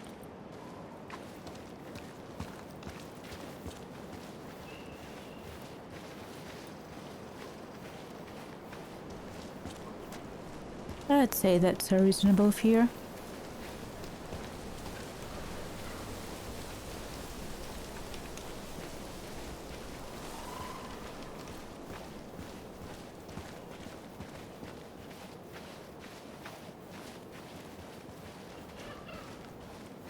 Hey, look what I found! This sounds scary. Oh. Aha! I knew it was still here. I knew we'd been here before. We claimed it as part of the Ronin kingdom. And it still is. All it needs is a little update.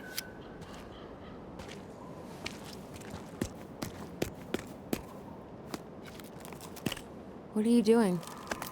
Changing into his name. What I wanted to do back then, but I didn't have the guts. Making it into Tyler. There, looking better already. You're right. Way better. How do you turn O into a T though? I see.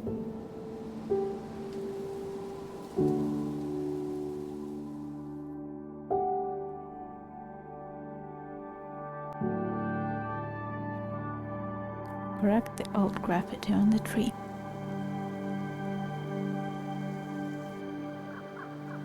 So, what's the plan?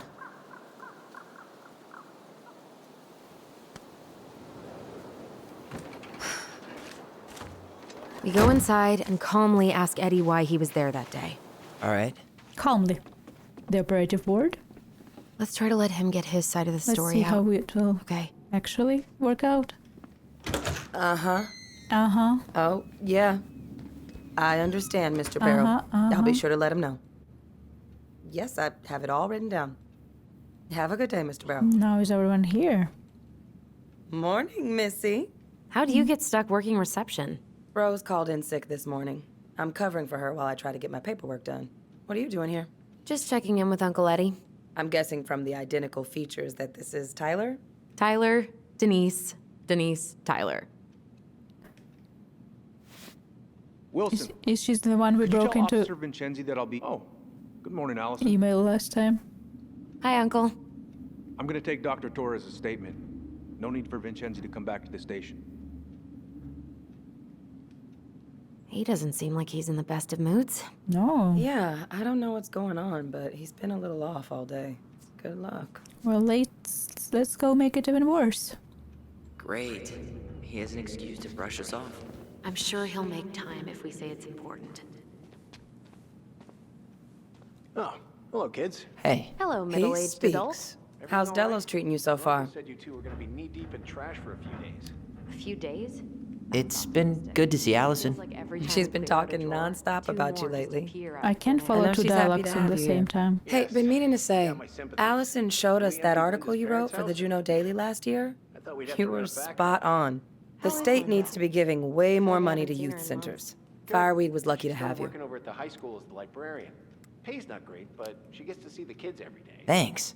I spent a lot of time fighting for more outdoor activities. Made some enemies in the administration over that one. But the first time those kids summited Mount Roberts, I'll let you work. man, they were so proud. It felt great. I know exactly what you mean. I volunteer sometimes with the JCE. You know, give lectures about police work, lead group talks when I can. JCE? You know, Juneau Coalition for Equality. Oh, yeah. Oh. Wait, really? That's awesome. Yeah, and I don't mean to preach, but the kids in those groups, be it Fireweed or the JCE, they need people who really understand them. People who know where they're coming from and will fight for what they need. Anyways, sorry for the rant. Dr. Torres, you said your daughter was with you during the incident? Yes, she was. I'll need her information. Are you trying to give me 3 dialogues to follow at the same time? Okay. Isabella Henderson, July 16th, 2009. Henderson. You Different can last turn name? that car around. Yes, Chief's her gonna take father's care of the victim. My ex-husband. Does she live with you most of the time? Better get No, cracking on that her arrest father then. has primary Later. custody. Because of my hours. She stays with me on the weekends.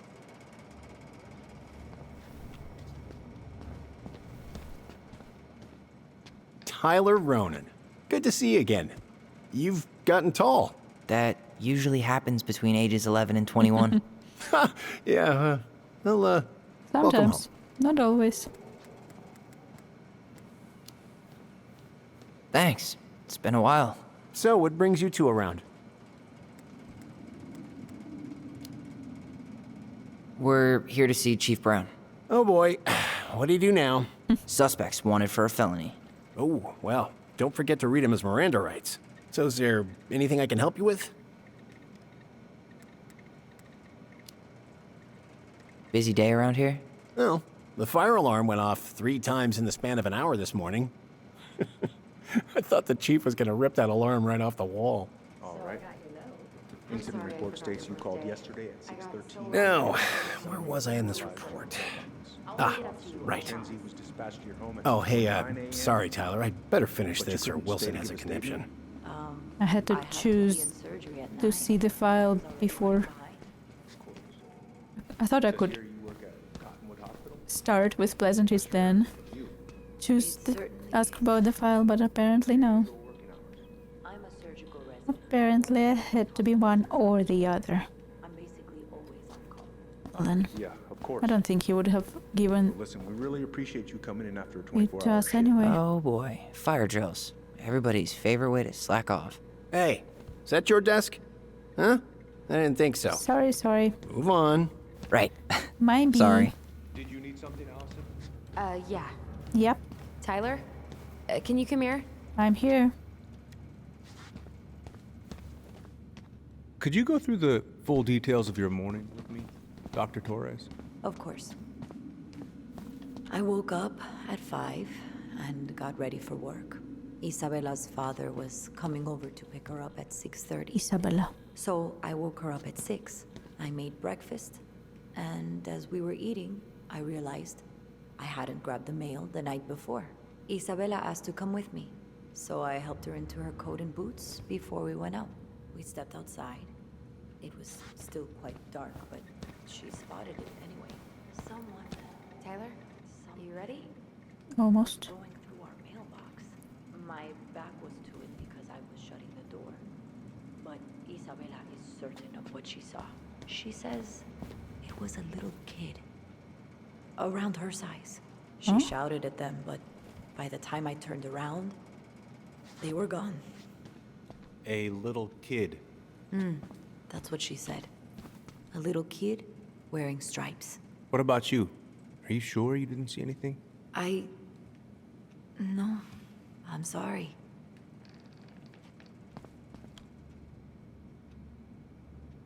Are y'all done? Tyler, you ready? I am, but I just don't want to interrupt their conversation.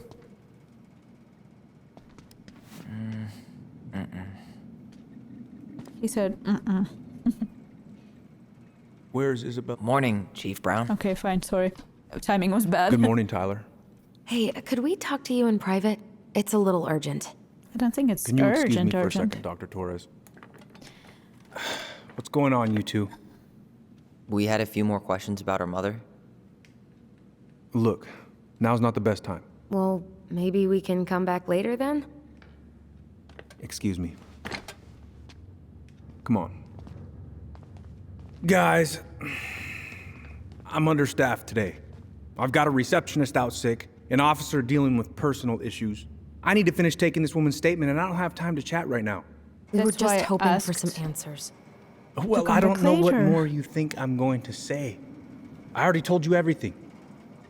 I need to get back to this complaint. Sorry, guys. Well, I hate when he's stubborn like that. So what now? Of course, Miss Torres. Where were we? Well, he's obviously not going to give us the truth. So I say we go get it ourselves. Where do you think they'd stash her file? I don't break know. in.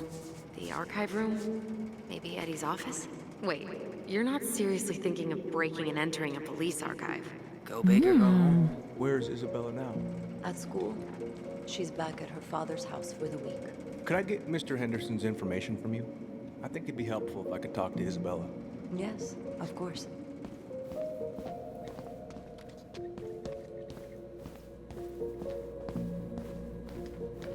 Are we going snooping?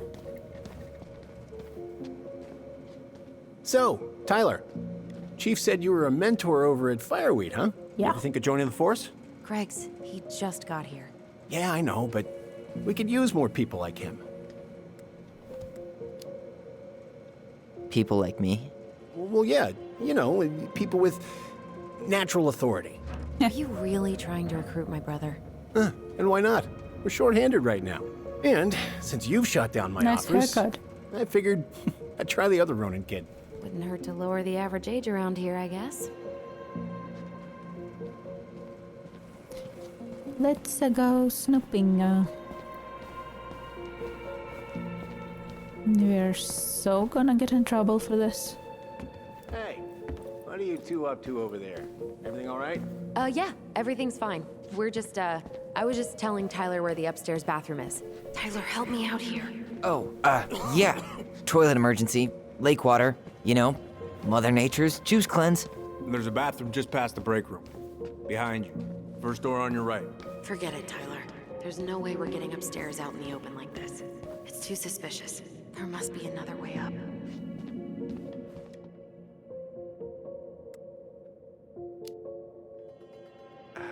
You know, Greg's was talking about a fire drill earlier. Are there any kind of fire exits? Oh my god. Why didn't I think of that? Lobby, now.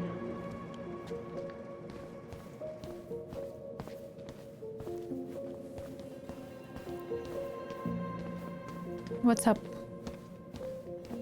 Oh, hello. All right. Let's see. Long. You are here, main entrance. Okay. Up the stairs. Okay. What is this? Nothing interesting. You head now?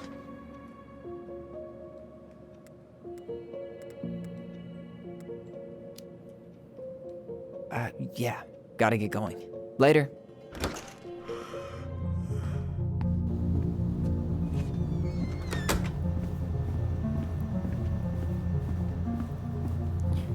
Well, this is gonna be terrifying. Those garbage cans are like the opposite of bear-proof. You know, it's actually really unhealthy for animals to eat our trash. Simmer down. We don't have time for a ranger rant. And I've got the Wildlife Channel too, you know.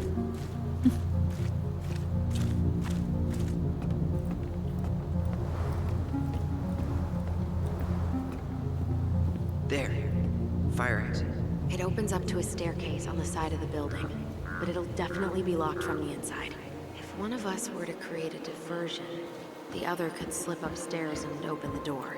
And since you're the troublemaker, I nominate you as the one to make a scene. Wait, really? Got a better idea?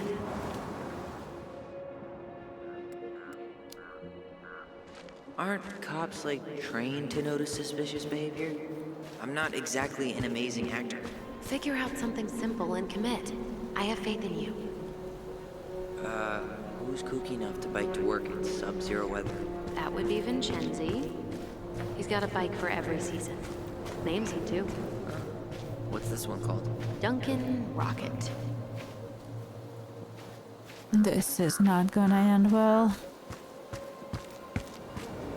Hey, which one's Brown's car? Why?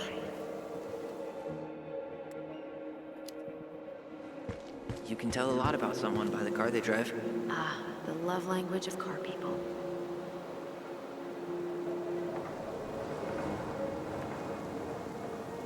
Should I pretend there's a bear?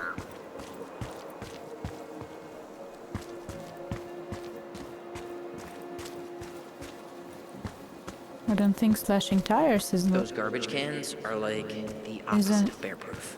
You an know, option. it's actually really unhealthy for animals to eat our trash. Is that supposed to be Greg's? Stay out of trouble. Yeah. Well, no one knows for sure, but the resemblance... Was that red warehouse part of the whole chicken farm business? You know it. It's a shooting range now. Is there a bear inside? Was that red warehouse part of the whole chicken farm business? You know it. It's a shooting range now. Ah, Why is it rattling? fire exit's right behind me. Yeah. How do we create a diversion? A diversion. How do we do it?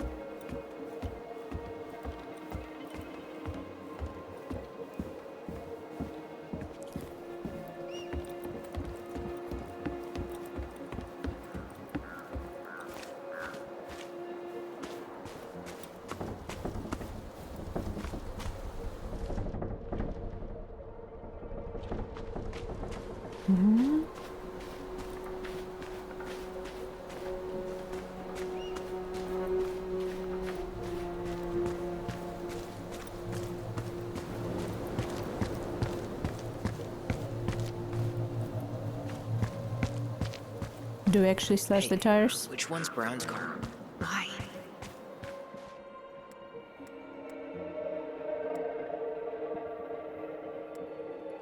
Let me look around again. The staircase should be on the other side of the building. I know where the staircase is. It's not the question, the problem, whatever. This is the only option.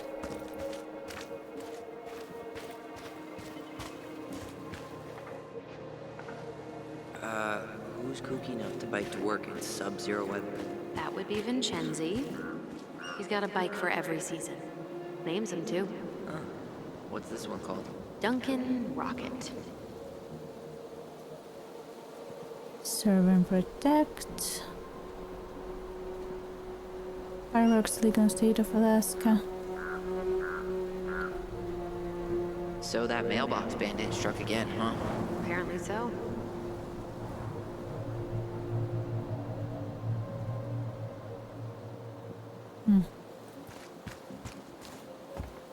What am I supposed to do here? Is it really only the tires?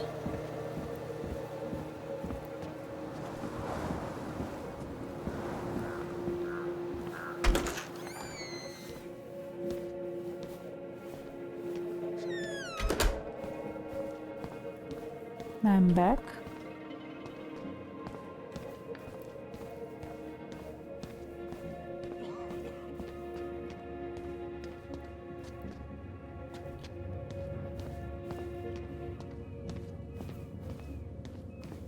Oops. Now I can't go back out. Oops. Well, that's not good.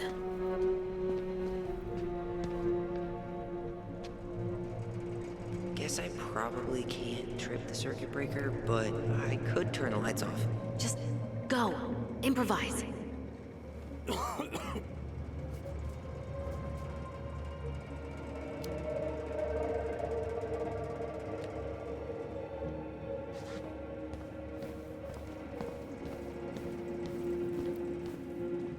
What about those missing people posters? I could pretend I've seen someone. Yeah, sure. Might work.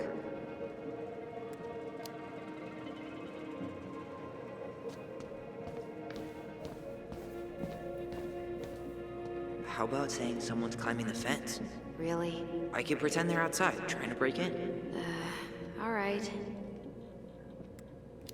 Just say you saw a bear running after someone.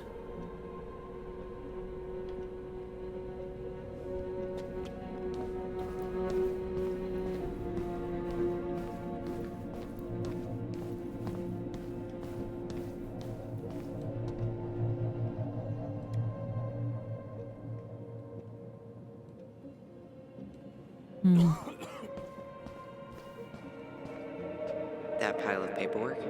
What about it? I could tip it over. Kinda messy, but I mean, sure. I will probably try the light switch and get in trouble for it.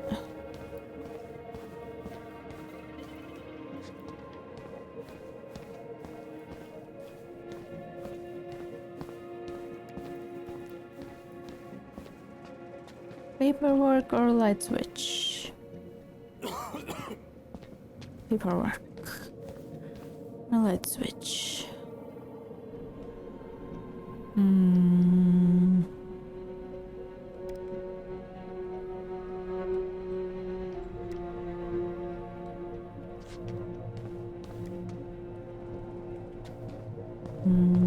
Paperwork.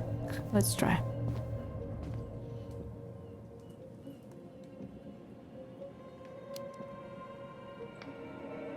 I don't like this.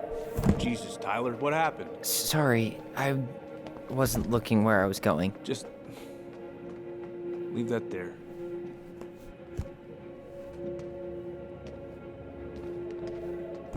Okay, that wasn't so bad. All right. I'm in position. What now? Turn right when you exit the station and follow the side of the building. The staircase will be right there.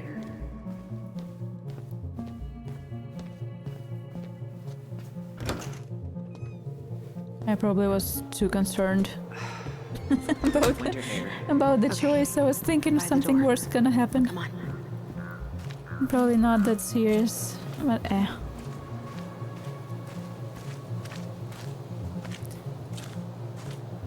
Careful. Do not look. Quick, get in. Oh God, what did I just do? You took control of your destiny. Own it. Oh, we're so gonna get in trouble. No, armory is not something we need.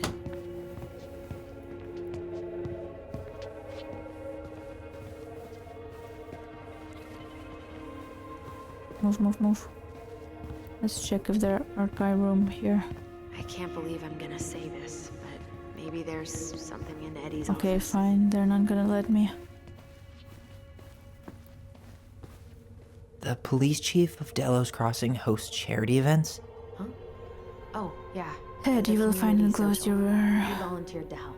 And since he pretty much knows invitation everyone, enter in a social. You will include importantly, plus he's one chance to also use a helpful. shirt. He's in charge of the seating chart. If Eddie catches us in here, There's no turning back now. Let's put the Vecchies next to... can you not? Yes, can you not? God, get out of. Get.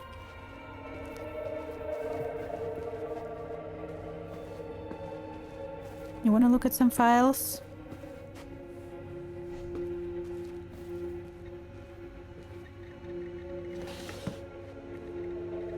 Give me.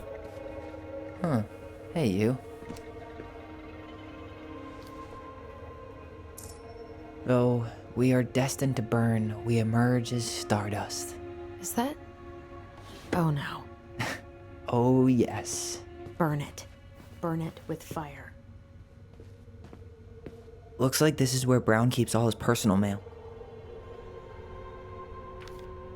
Why is Brown on a first-name basis with the director of Fireweed? Oh. What'd you find? It's an invoice. Eddie Brown, you'll find enclosed the final invoice for resident Tyler Ronan. The Fireweed administration would like to thank you for all of the support you've given us over the years.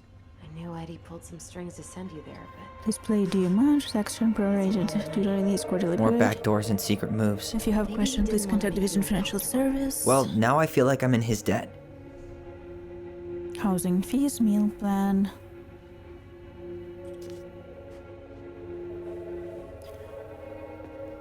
Oh, that's important for you to know.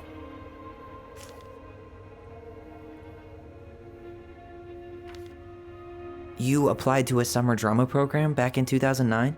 I did. I'm delighted to inform you have been accepted to contemporary drama summer Michael program and in I the were College of supposed Fine to go Arts together. Junior University. He We're went, excited to but prospect I of was working with stuck such here a for the summer passionate with no one candidate. but Justin On Bieber behalf for of College of company. Fine Arts, many congratulations and Well, this letter says you got in.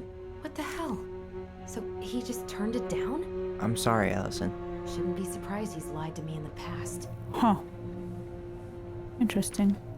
Looks like he's working with the Office of Child Services on the case. None of our business.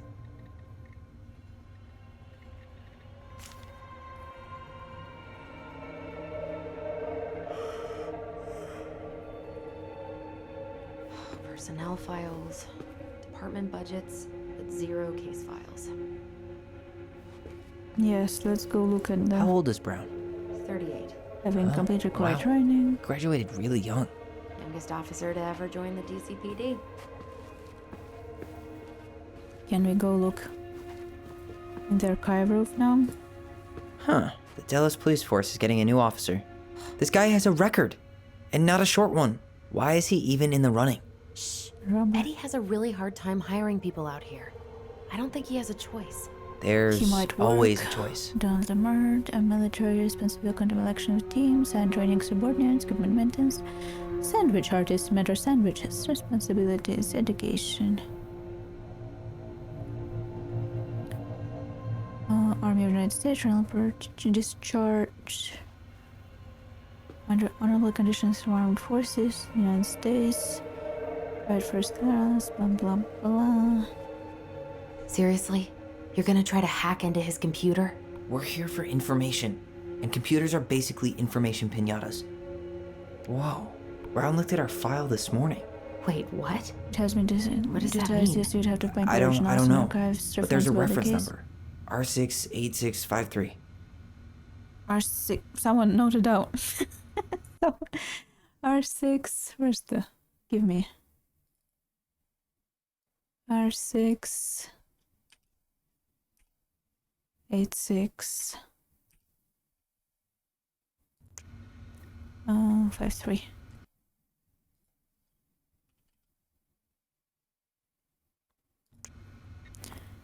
Original archives runs about the case to Pongo were taken out.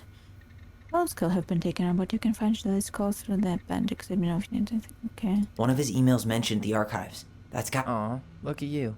Allison Ronan. Perfect daughter. Can we stay focused, please? Yes, go away. Let's go. Let's go. Archives. Hurry. Hurry. Try not to stomp too much. Also, you do realize this room is under surveillance. Please tell me you know what the code is. To the highly confidential police archive? Then, how am I supposed to open the door? I spent hours playing next to this room. I'd see people go inside all the time. The keypad does this little tune. Dum-da-dee-doo. Seriously? Go on, try.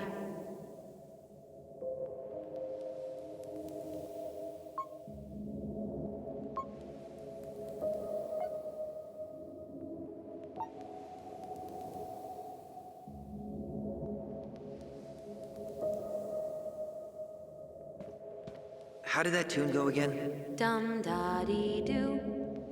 Oh, I'm supposed to know which numbers.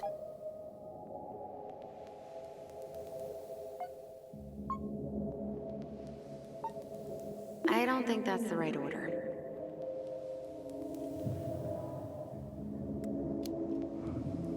Any idea? Look closely. Some of the keys should be more worn than others. Yeah, I got that. But how am I supposed to know that, for example, this? Which of the dum-da-dee-doo is the sound supposed to be?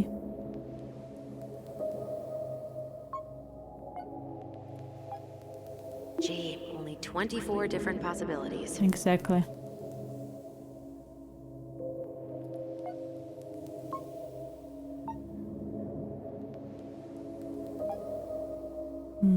I don't think that's the right order.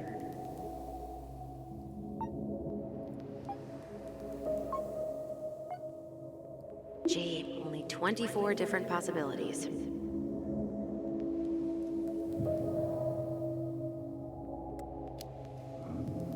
Any idea? Look closely. Some of the keys should be more worn than others. Y'all.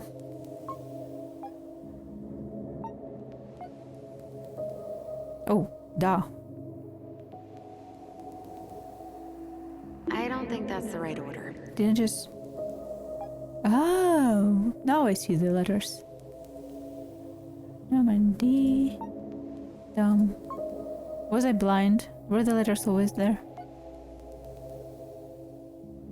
Gee, only 24 different possibilities. D, dum. Is this one do or no? Do, dum, da. You're pressing the wrong numbers. Yes, I know.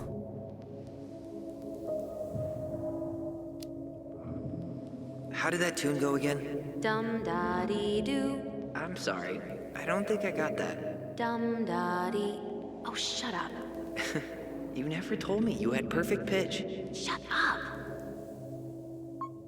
Nope. Wrong one. You're pressing the wrong numbers. I know.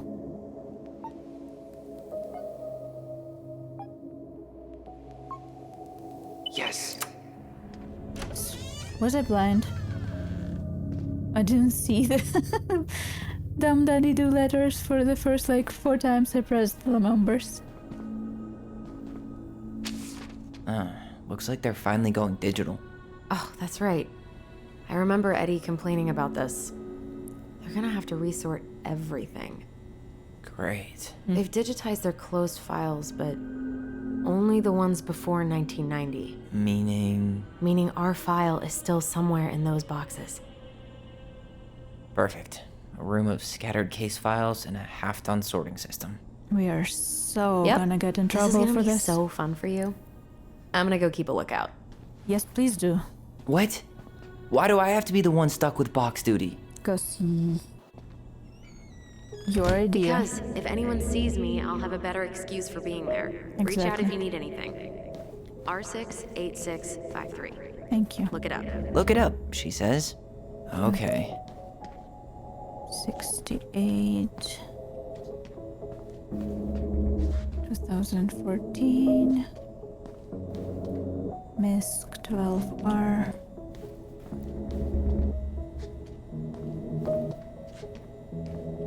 08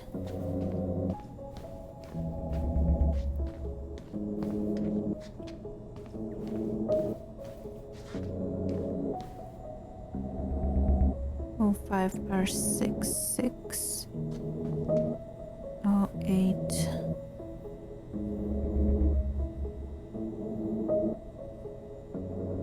R43 R68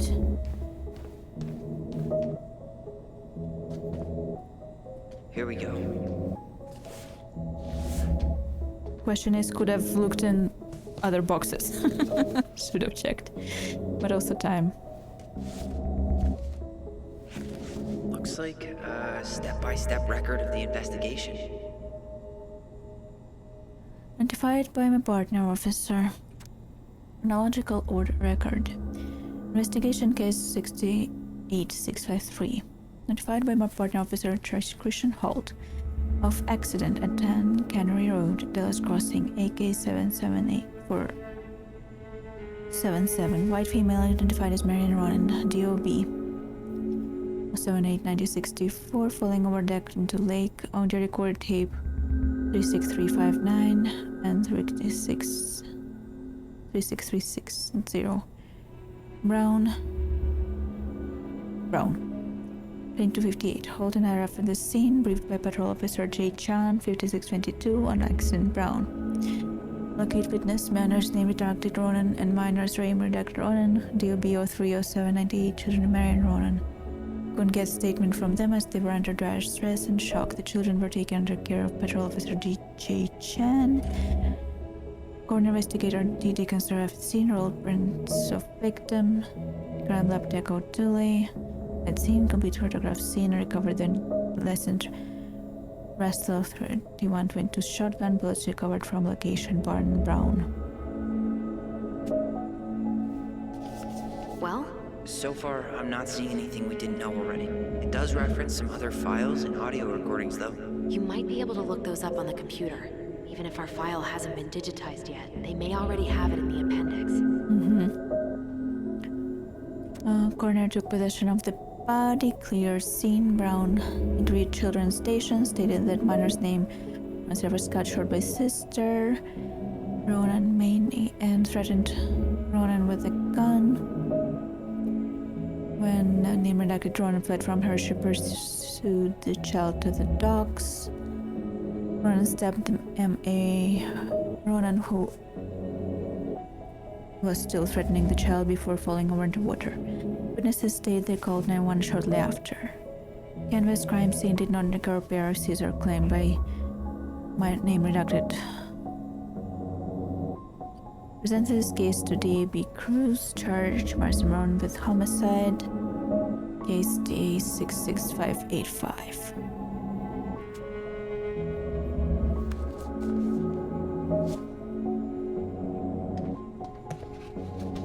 Put it back.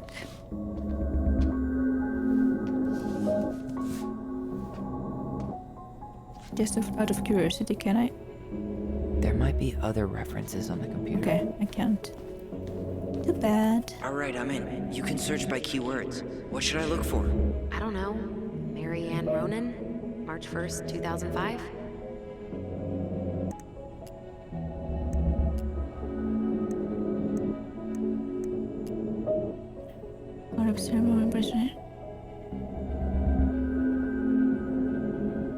Storage.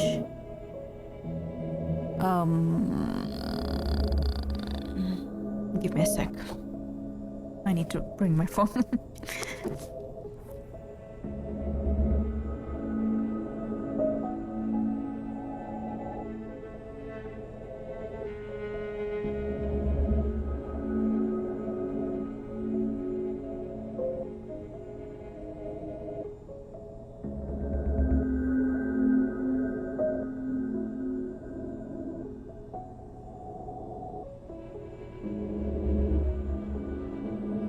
Okay.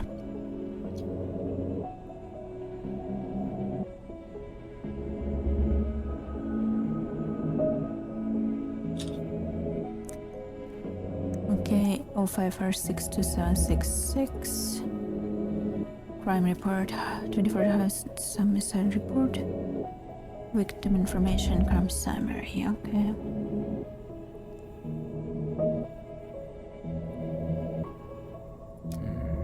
References 05R61889.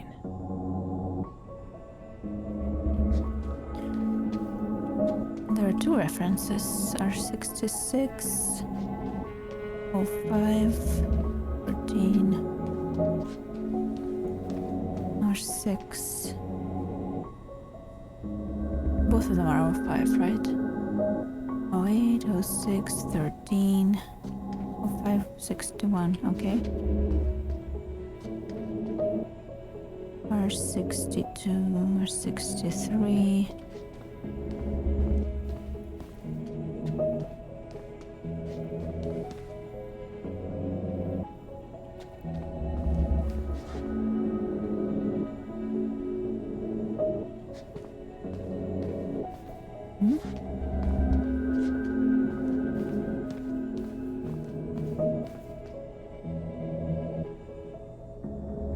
found the 61 one, but where's the 60? Oh. No, that's not it. Okay, never mind. Let's take the 61 one then. There.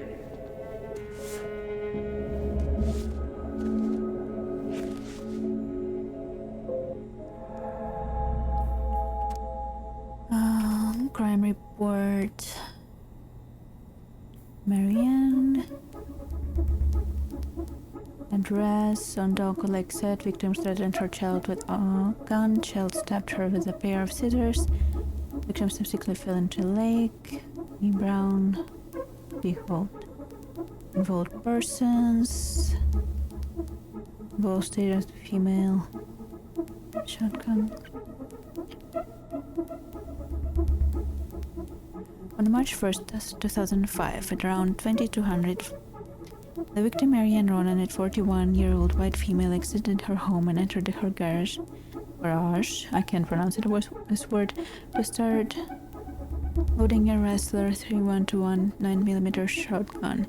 Shortly after, her child, redacted Ronan, 11-year-old, entered the garage to display a new haircut given by sister, redacted Ronan.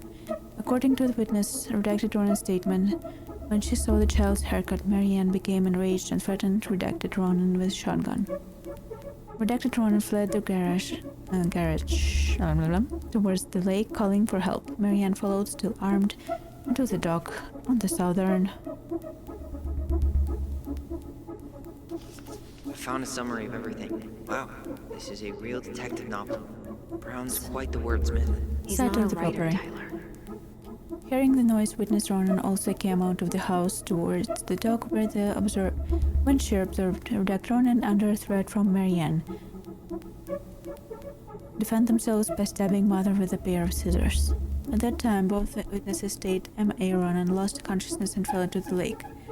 At 2229 Dallas Crossing, Police Department Officer Christian Holt, number 55899, received a phone call from redacted Ronan detailing the incident. Patrol Officer J. Chan, 5622, was dispatched to the scene upon arrival. They set up a containment of the scene, began a crime scene log, and started tending to the both juveniles. See their statements for further description.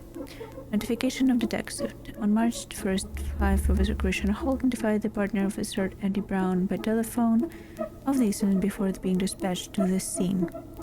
Investigation. Holt and Brown arrived at the scene in 22:58 hours. They noted the crime scene was located entirely outdoors. Kenner Road is a secluded road mostly comprised of few residential cottages. Detectives observed a loaded Racier 3121 shotgun on the dock. No rounds had been discharged. They directed forensic personnel to recover items. Detectives were directed to the witnesses redacted and redacted Ronan. Witness redacted Ronan stated that she heard screaming while she was upstairs in her bedroom. She ran down to the stairs and looked over the kitchen window and saw her sibling and their mother, Marianne, on the docks.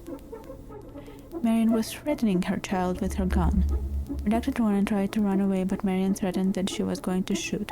According to both witnesses, she stated, "I'm going to kill you." Redacted Ronan then stabbed their mother with a pair of scissors, trying to escape. Marianne then fell into water unconscious. Evidence. Item N1 Racier 3191 9mm. Refer to forensic report for further details. Will you let me find the forensic report now?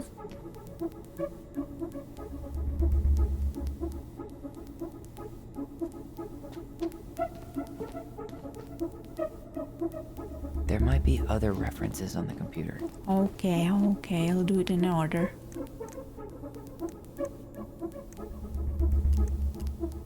Delos Crossing Police Department. Hello? Hello? Hello, I can hear you. It's my mom. She fell in the water and she's not coming up. Okay, where are That's you now? That's one way to put it. Home. We're home. Are you alone? Where's your dad? It's just me and my sister. All right, honey, can you give me your address? 12 Cannery Road. Please, hurry. Just stay right where you are, okay? We're sending someone out to help you. Don't hang up. Delos Crossing Police Department.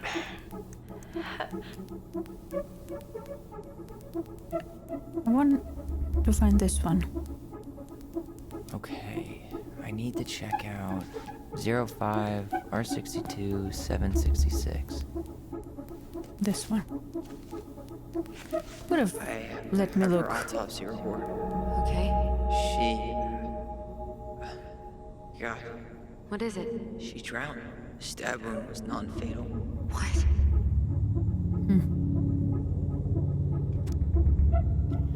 Autopsy class A, date 030205, time 9:30. Dr. Gray. Antiopia's drowning, step wound Halloween 2, self-scissored by daughter, Neil known PMH. Body frost seen in mouth and nose, cerebral edema. Waterlock laxa, C preliminary edema and emphysema, quasum. Music is getting intense. Distended stomach to fluid content. Free clean step wound left loin. Fluid paranasal sinuses, trachea, pleural effusions, blood work evidence, flesh water inhalation, diffuse okay, yes, natrium, kalium. Other conditions contributing but don't relate to mental cause of natural suicide, homicide. Scissors, victim fell over a dock, freezing like water.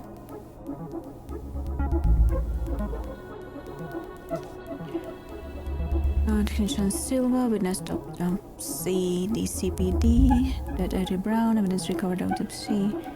Null item description, fitting stab wound, death by drowning, prior examined reviewed by Dean, body tag. Hospital, hard blood, femoral blood, urine, duct screen, alcohol.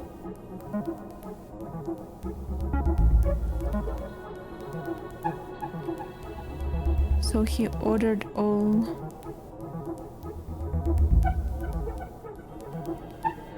tax screen and alcohol was found. Okay.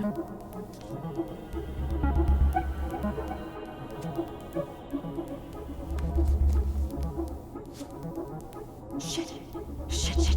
Eddie's coming up the stairs. What do I do?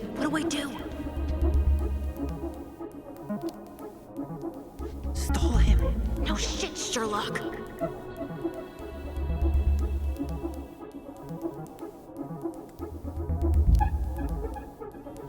Say I went for a smoke.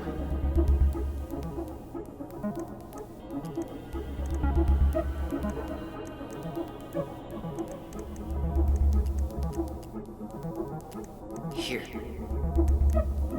Bingo.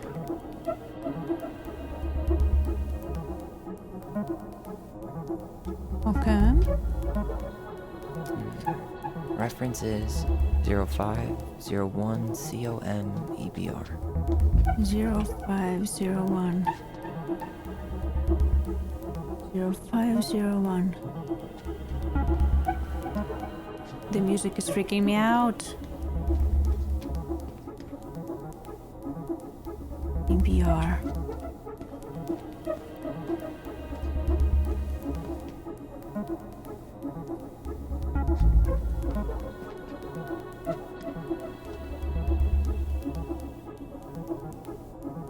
Okay, here it is. Jesus. Unbelievable. Brown reported Marianne to Child Services. What? Where are you? What's going on?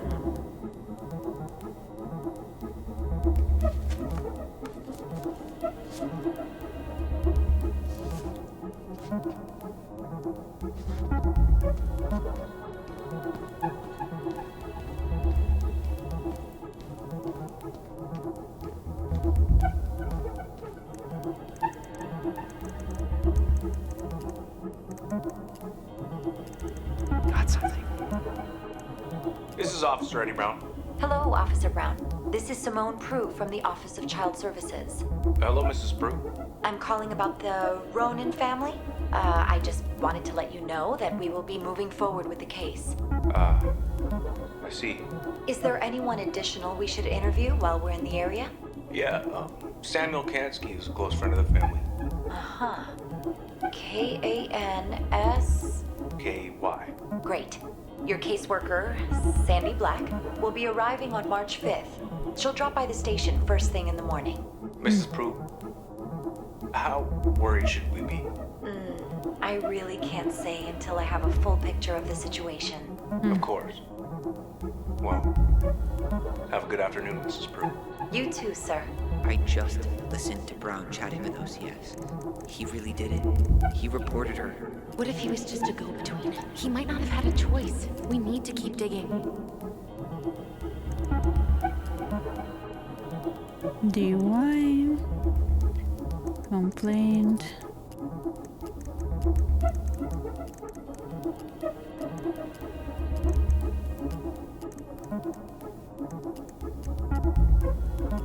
Here. Bingo.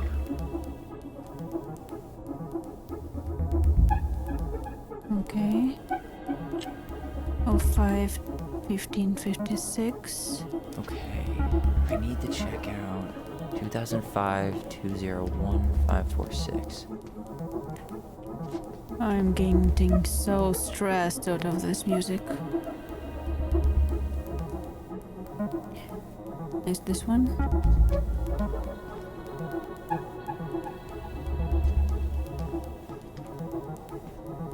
Here we go.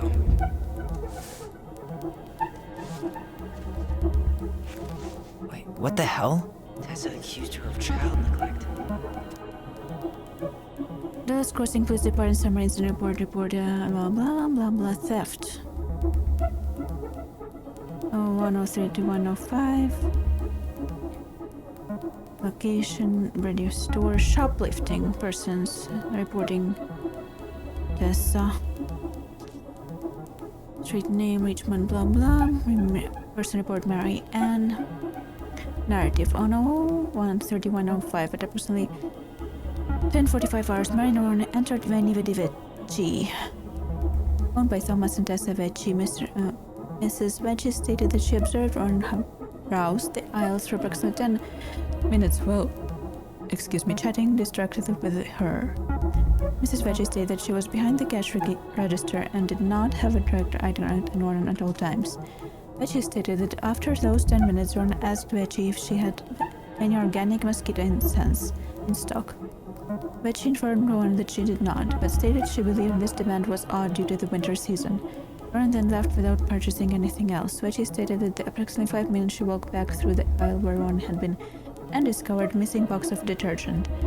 Vecchi stated she had very recently restocked the shelves and no one else had been in the store that morning. Vecchi stated that she has suspected Ron of shoplifting before in the past, notably were in company possibly all 8 of Ronan's 2 children. Vecchi stated that she also had reason to suspect Ronan of the guilty of child neglect. They don't eat and are exposed to all kinds of inappropriate influences. Vecchi believed that it's possible some form of abuse may be occurring in the home.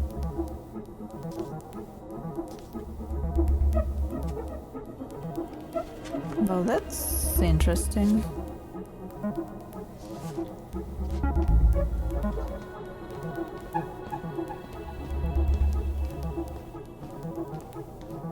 Tessa's name came up. Search for her?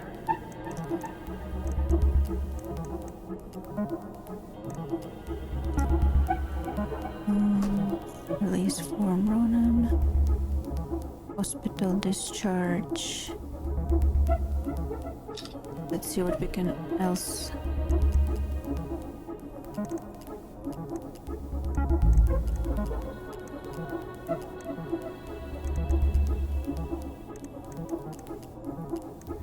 Okay, let's go for the hospital discharge. Reference is 05 R68 MISC.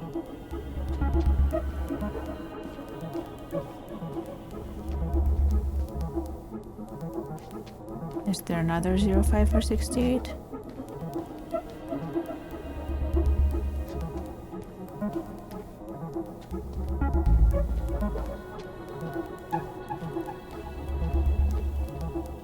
Not this one.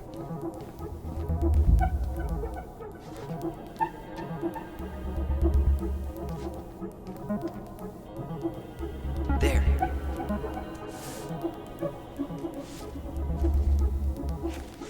Huh. Why is that here? Pressure in the head, headache, loss of conscious nausea. This last name Ronan. DOB. Patient. Patient legal guardian doesn't incorporate said no legal ability following patient terms release agreement have release form.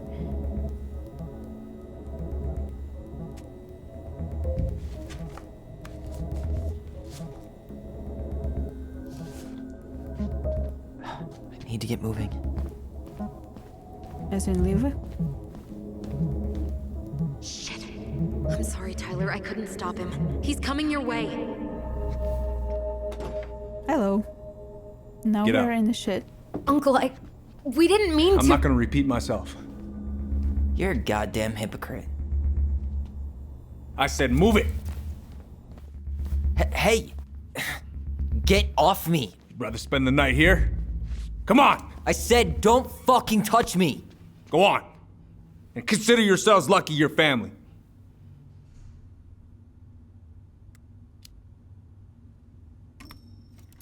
You're right. Family. And for Allison's sake, we should talk. About what? We saw our file. We know about social services. Why? Why did you turn your back on her? Why did Tessa?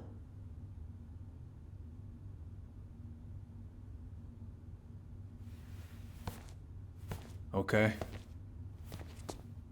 Yeah, you're right. We need to talk.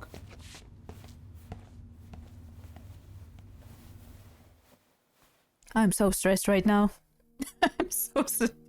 They're stressing me out. I can't. Spill it. The winter before your mother's death was hard. Mm-hmm. Delos Crossing was snowed in for months. Most roads were closed and plane supplies were scarce. So she started stealing to feed them. Everyone was struggling.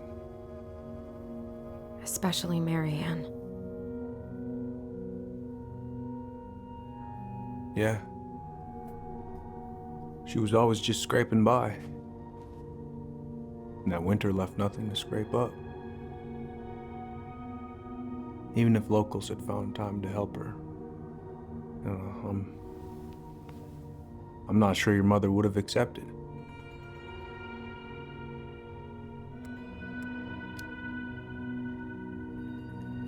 You're saying Tessa reported our mother because she was having supply issues?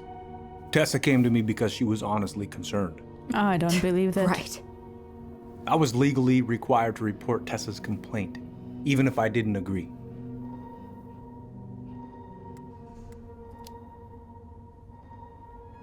That snake? Pretending to care? To be her friend? Just to stab her in the back when she was down? Tessa helped out your family for years. I'm convinced her concern was real. And then when she found out about the Just gender following issues, the law then. Right. Is that why you came over that day? The day she died? To warn her about social services? She loved you two so damn much. She deserved a chance. I didn't see it coming.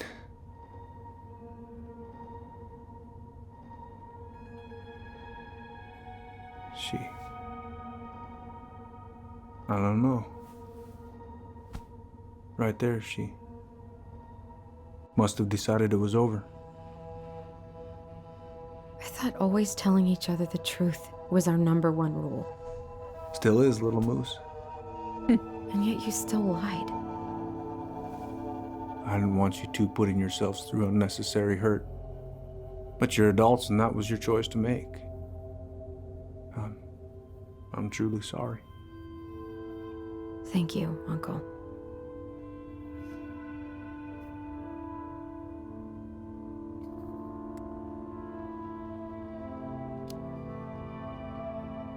Just like that, huh?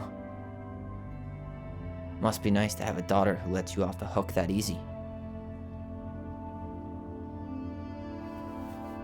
Eddie, you keep trying to point your finger at Tessa, but you have to take responsibility for your part in our mother's death. That's a bit far.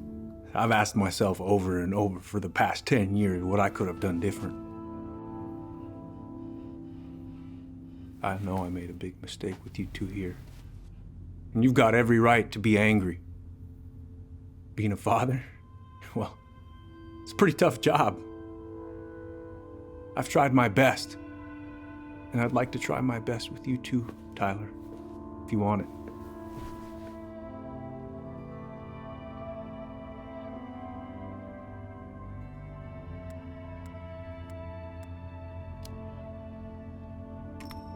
I'm open to getting there.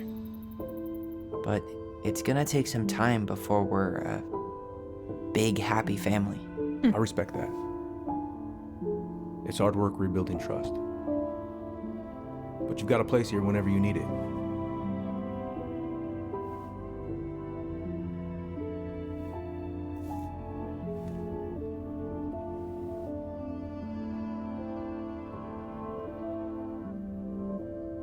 Group hug? No. Group cry? Absolutely not.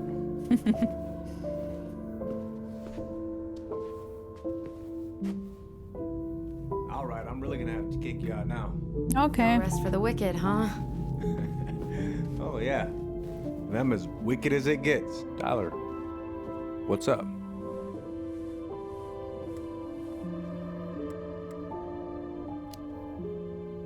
So, I saw the invoice from Fireweed. When you were going through my stuff? Right. We don't have to talk about it. Actually, no. I'm not gonna let you tough guy your way out of this. You didn't have to do that, but you did. And going to Fireweed was everything. So, thank you. Okay? Okay, Tyler. You're welcome.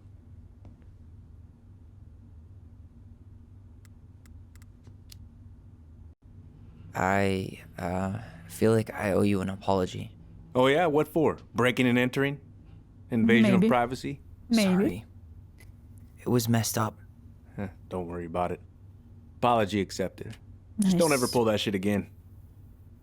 Don't lie to me again. Well, see you around then? You know where to find me. Goodbye. Should we go? Yes.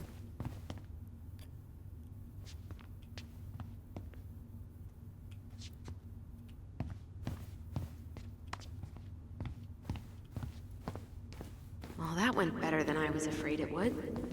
True. Same here, girl.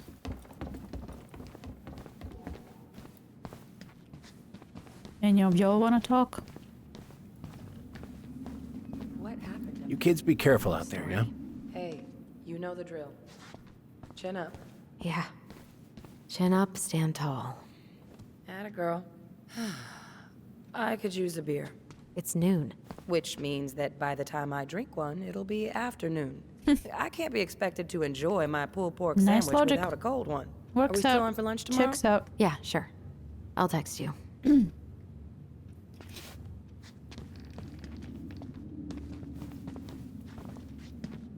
You two on your way out? Yeah, we've got stuff to do.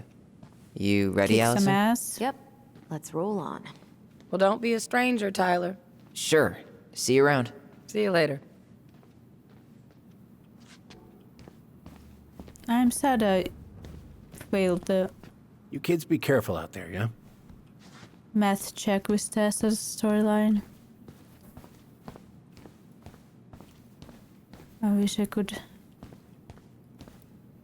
get to the truth with her as well. Allison, What? you feel like shit. How can you tell? Because I feel like shit. What are we gonna do about Tessa? Nothing. Look, we're not gonna do anything. That's enough, Tyler. Talk to Tessa? Why? What are you looking for? What are you expecting her to say? I thought she loved us. Really? Chief Brown, is it true? Is she... Oh my god. Children, Tessa, you need to leave. Come on, kids. Everything is going to be all right, okay? You're going to be okay, I promise. Go home. You can't be here right now. Oh god. Oh god.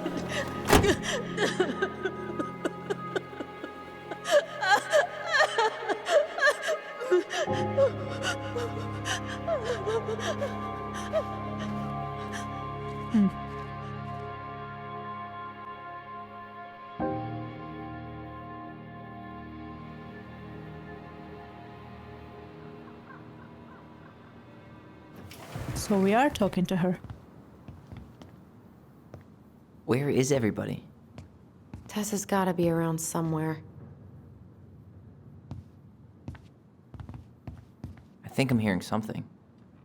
Well, at least we know the entire world didn't vanish.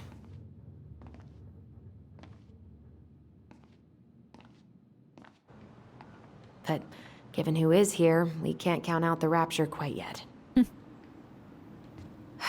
I need to take a breather. I'm gonna do a bit of shopping. You look for Tessa, okay? On it. I think that's the guy from the boat, if my memory. Take a leak. Just as I was finishing up, what do I see? A big old boat was staring me down. So what do? I grabbed my odd six from the trunk and set my sights. And you shot it? Yes, sir. Wait, you said you were near Crystal. Season's closed up that way, yeah? Hey, man, when the Lord opens that kind of door, you We walk could use right some of through that it. at the house. Yeah, that's not exactly legal. I don't want to hear that. I really don't want to hear Moose that. in my truck and a bull tag in my pocket. Who's gonna Stripes know the candy? difference? Never heard of it. Right. Oh no, I didn't realize I was talking to a damn Boy Scout. I don't like that dude. Really, really don't like him. Come in.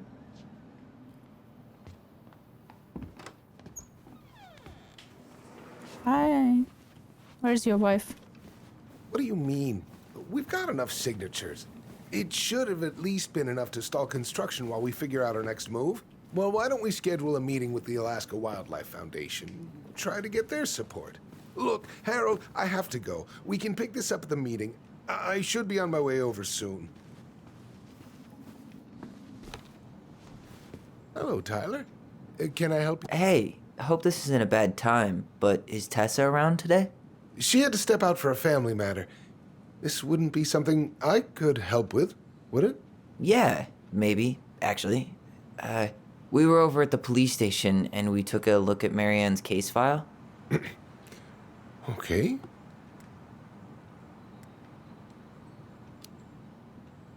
Tessa reported Marianne to social services. Did you know? Vaguely. But I didn't get involved. I didn't think I really had anything to add. You never thought to mention it? Well, now, I'm not sure how a thing like that would have come up. And I didn't want to rub salt in any wounds. Huh. How about when we were in the store yesterday asking about it point blank? That was between you and Tessa. I try to stay out of other people's affairs.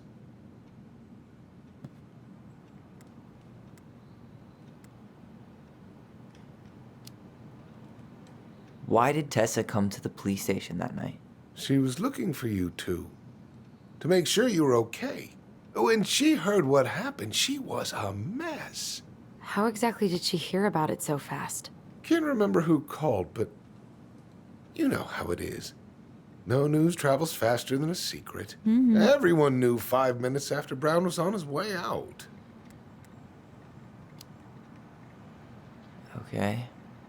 Thank you. Look, I'm sorry if you felt resistance from people around here. To put it mildly. Allison, you know this better than anybody. But your mother's death left a scar on this community. Now, I won't claim we went through anything close to what you did, but it was a cruel reminder of the limits of trust. Well, if we want to get past the limits of trust, we all need to face what happened, which means being completely honest about it. We all want to find peace, kids. It's just harder for some people to talk about the past. Now, you let me know if you have any other questions, okay? Okay. Hey. Hi, dude. Yes? You said I should remind you not to be late for your meeting, so don't be late. Yep. I'll be on my way in a minute. So, kids, was there anything else you two wanted to talk to me about? Nope. Did you ever hear any rumors about our mother? Like, who our father might have been? I'm not exactly a rumor monger. Your mother was close to a few men, but whether they were your father, I couldn't say. Weren't they adopted? Or But was I look, reading too much into the stories? Oh, gosh. I'm sorry. I really have to go. Go. Michael, could you finish up the storage room and then just close up? Yeah, sure thing, boss man.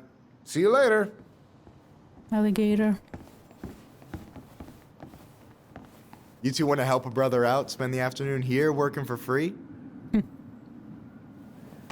Why not? We came here to talk to Tessa, and she's not here. She's at the cemetery, visiting her parents. Oh. Hey, tell you what.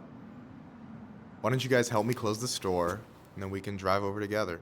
I've been meaning to pay my uncle a visit. Can't we just wait for her to come back here? I'm not really excited about going there. Allison, we don't have to visit her grave. I'm gonna start working in the storage room.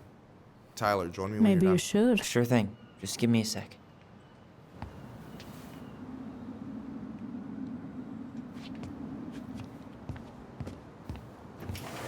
Where'd that question about our father come from?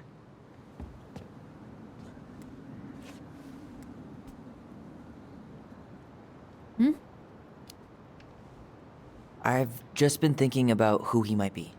And if he knows anything that could help us figure this shit out. Why? He wasn't a part of our lives. Besides, Marianne always said we never had a father. Well, her name might have been Mary, but I don't think she was a likely candidate for Immaculate Conception. Yep. I'd say.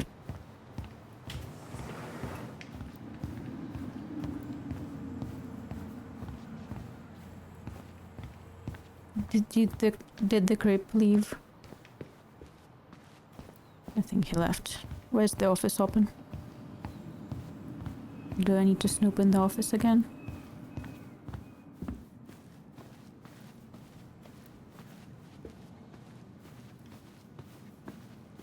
No, don't think so.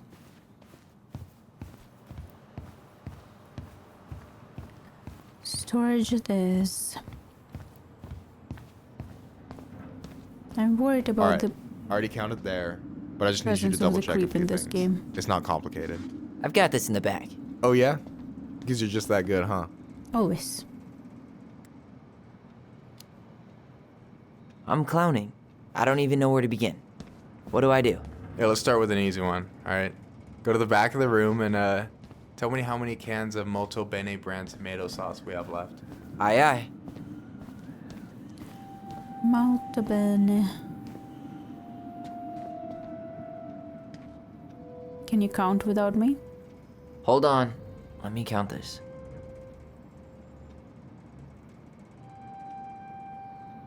Oh crap. 1, 2, 3, 4, 5, 6, 7, 8, 9, 10, 11, 12, 13, 14.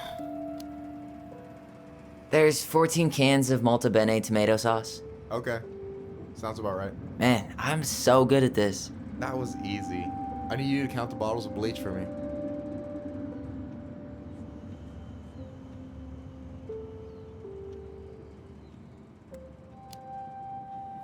And where are they at exactly? I thought you had this in the bag. Okay. I'll give you a hint. Tessa puts the heavy stuff near the door on the bottom shelves. Alright, I think I can work with that.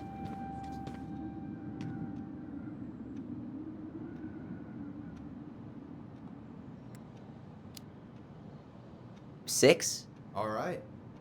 Not bad, Tyler. Not bad. Careful. I can count They might give to me your job. 6. Oh, you can have it. What's next? Come here and help me with this. Okay. What's with this game and making me do math? Stop it. Hey, you remember the ad for this? What was their slogan again? Huh. Something poetic about time travel and life being weird, I think.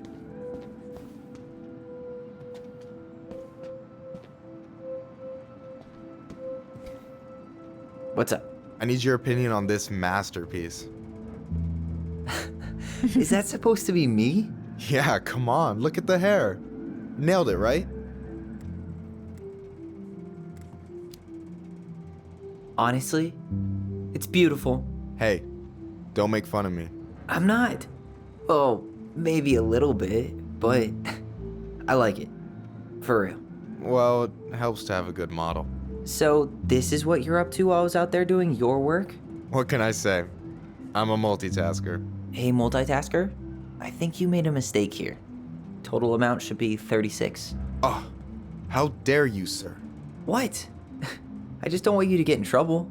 Yeah, you're right. You know, I'm off my game today. Alright, anything else you wanted me to check? Yep, one last thing, and then we should be free from this purgatory. Hit me. Can you count how many plushies we have in that box over there?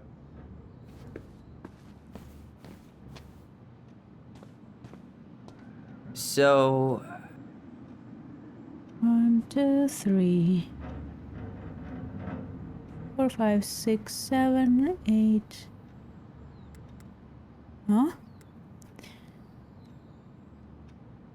Are those 2 or 1? Okay, so from top 1, 2, 3, 4, 5, 6, 7, 8, 9, 10, 11. 1, 2, 3, 4, 5, 6, 7, 8, 9, 12, 10, 11. Okay. You've got about 11 left in that box. Did I get it wrong? Michael? Ouch, what the fuck? Hey, sorry. Oh my god, It I was got just scared. too tempting. I got so paranoid for a second. Lesson number 1 in the ancient art of inventory. Never let your guard down.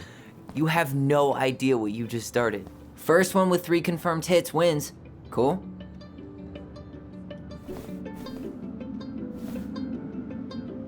Oh, damn it.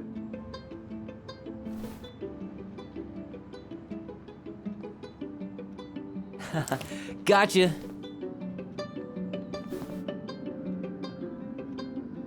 Oh, come on. Is that all you got, Ronan?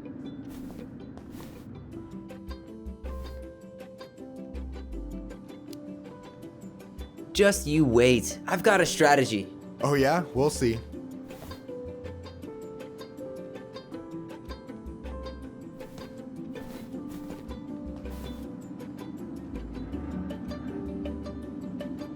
Damn, overshot it. So, is this a typical workday for you? Nah, I usually don't have such good-looking company back here.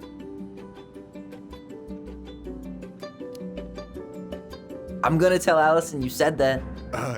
She's usually stuck in the office. Besides, your sister, while a hottie, isn't my type. Dude, peek. Damn, overshot it.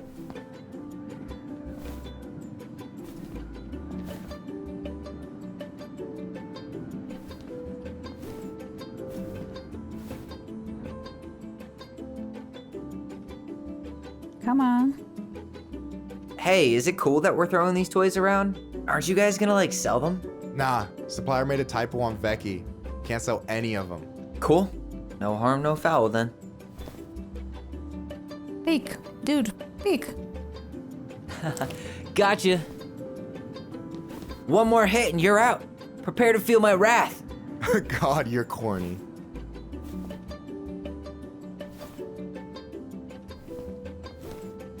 Yo, we better wrap this up soon. Yeah. I'd like to.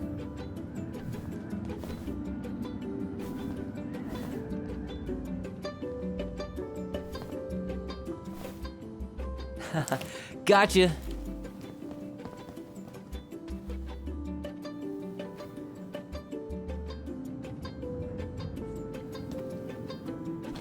Oh! Man, you're good. I told you not to doubt the golden arm. Well, we'll never make that mistake again. Okay. I'll need to finish this inventory thing real quick. Your sister's probably done already. Here. Let's hit the bitch's grotto. The what? Fancy name for the couch where Allison and I sit during breaks. Ah, alright, cool. Let me see what you've done with the place. When the plush bottle and the flirt bottle. Oh, I drank this at a party once. It did not end well. Oh, any good stories? I mean, probably. But nothing I remember really makes sense, so... Is that a picture of a priest with little hearts? Yeah. That's the hot priest who hosts Bible study with Tessa.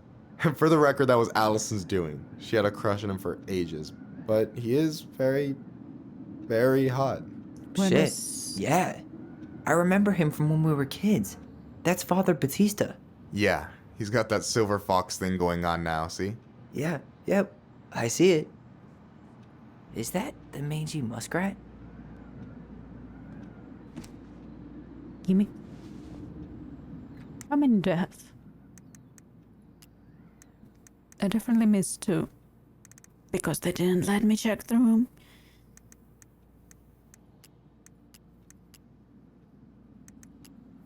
The pious pelican is the princess's generous friend. She has a magical beak that is always full of food and never empties. I didn't know I could listen to them. The crafty goblins are two cunning little thieves who live under the princess's house. They're always getting into mischief, but they have good hearts. The Ice King is the lord of the whole forest. He is so powerful that no one dares to challenge his commands. The big frog is an effervescent creature who tries to be kind, but is also a tireless gossip. The Ice King punished her once by telling her his deepest secret. If she ever tells anyone, she'll lose her voice forever. The stalwart moose is a kind and loyal animal. He always criticizes the goblins for their tricks, but he actually likes them. Okay.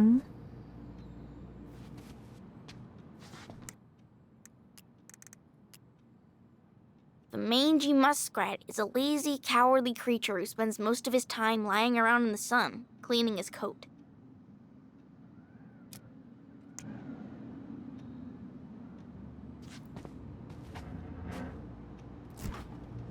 Oh, hey, see that container? That's for you. Huh? It's the trout I caught yesterday at the buzzard hole. Ooh. Grilled it up with my world-renowned marinade. Gimme.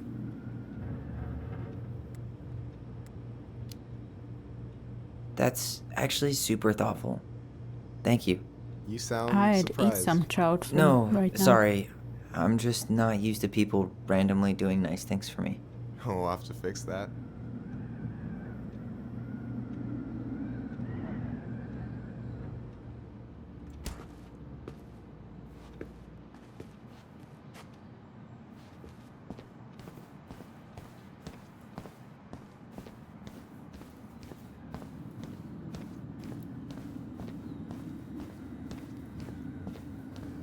You know, when you think about it, glass is really just tortured sand. Huh. Have you been sniffing the spray paint, Tyler? How dare.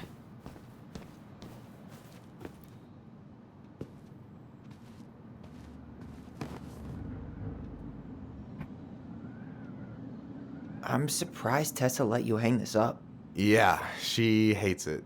But as long as I don't promote my lifestyle in front of the customers, she doesn't say anything. Man, must be exhausting to spend your days educating these people. Here's the thing, I don't. Opening the mines of this town would be a full-time fucking job. And emotional labor pays shit.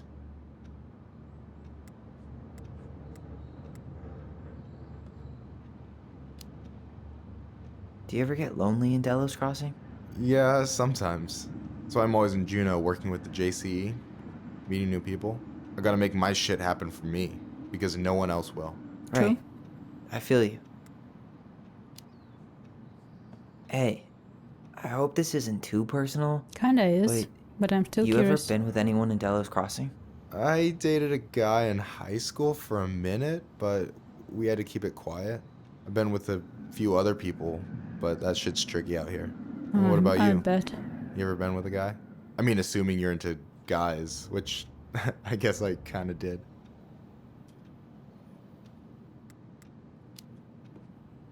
I'm still figuring my shit out.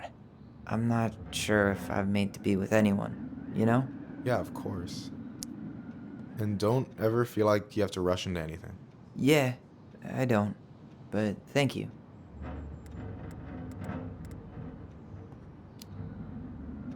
Anyway... And I'm done. Is this Chief Brown? Yeah. Are you guys related, or...? Nah, but same clan.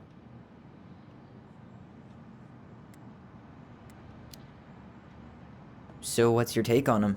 He's a pretty alright guy, all things considered. All things considered? Like, with him being a cop and all. I mean, it's good to see someone from the clan getting shit done.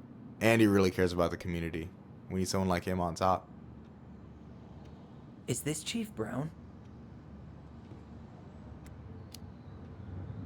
Which clan? Octopus clan. Raven Moiety. Huh. Badass. So, you close with everybody in the clan? Yeah, we're pretty tight-knit. I mean, we're all kind of spread out, so I don't know everyone that well, but they're still family. I was really close to my Uncle William until he passed. He's the one whose grave I want to visit. Oh, yeah. Of course. Why are you leaning right now? So, you think Tom's got the chops to be the mayor of Delos Crossing? I don't know. The guy's sweet and not entirely incompetent, but it doesn't really matter. Vote for him to vote for Tessa. She'd be the one running the show. True. So I take it you're not Tessa's biggest fan? Yeah, you know, every time I put up flyers for queer events, she accidentally covers them. No way. Have you ever confronted her about it? Nah. I just keep my head down and count the days until Juneau. Man, that has to be rough. It is. But out here, just surviving's a form of protest. I'd say.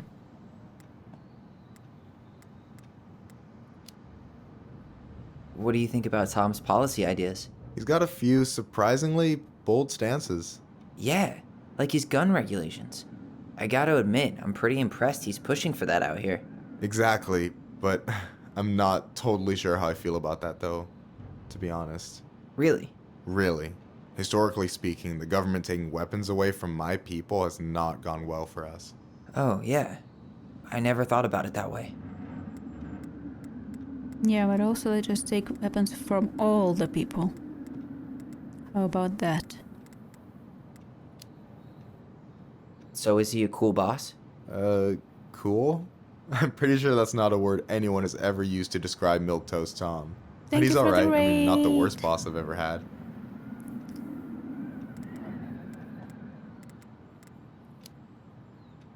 Alright. No way! You like Duplex Duo too? Yeah, Allison got me into him. We were supposed to go to his show in Juneau a few months ago. And what happened? You ever heard of Moon Rocks? We took 2 hits before going to the show and that was it. Our feet couldn't find the floor. No, thank you. Not our finest hour. Classic.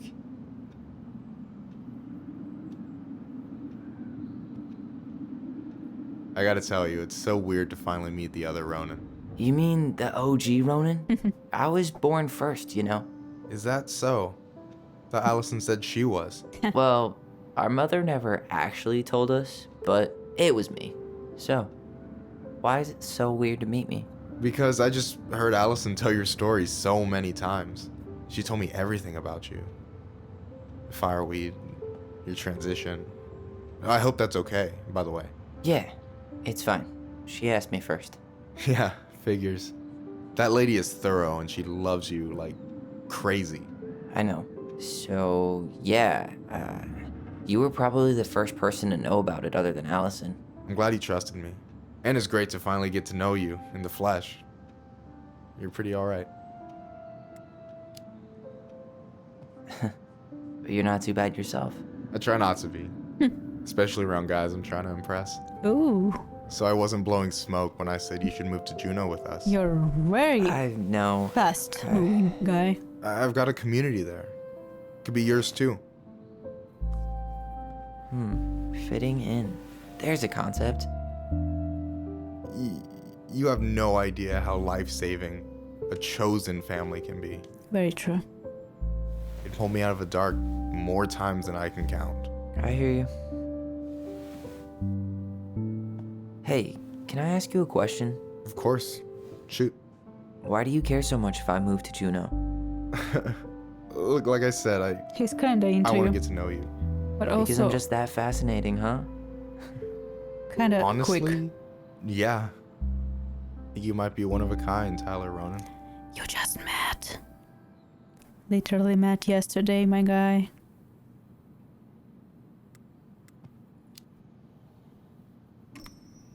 Well, golly gee, Michael. I think you're swell too. You're the cat's pajamas. Oh my god. Up. I've got way better compliments than that. But I can't open with my best, right? It's cool. So, I'll get more of those if I get to know you better. For sure. If that's something you'd be interested in. I Not might be. the time to decide. I'll be honest. Oh, hey. I've been standing at that counter for an hour waiting for you two dum-dums to come back. Dum-dum. Are you guys ready to go?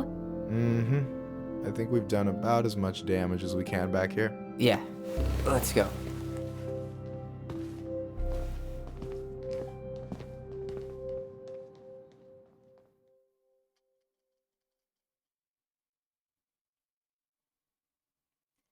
Dum-a-dum-a-dum. And now, after the happy note, we go to Here we the are. cemetery. If I remember, yeah.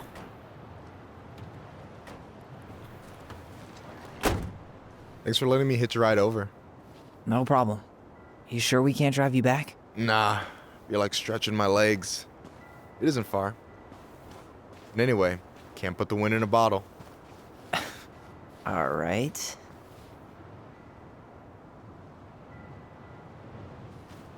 Tessa should be at her parents' grave, not far from the entrance.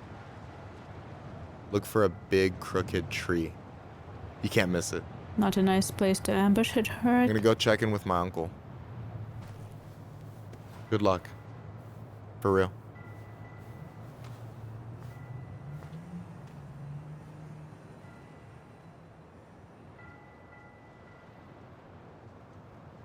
Okay, before we move on, I want to read another story just to space them up. The Pelican Helps Her Friends. Once upon a time, in a deep ancient forest, an early winter storm blanketed everything in snow. It was so early in the year that the creatures of the forest were not ready for an ordinary winter, much less a bad one. And everyone agreed the storm was a sign the Ice King had plans for a long, cold winter. The princess has grown up in a kingdom where it was sunny all year long, and the goblins were very young, so no one in the big wooden house knew how to prepare for such a winter.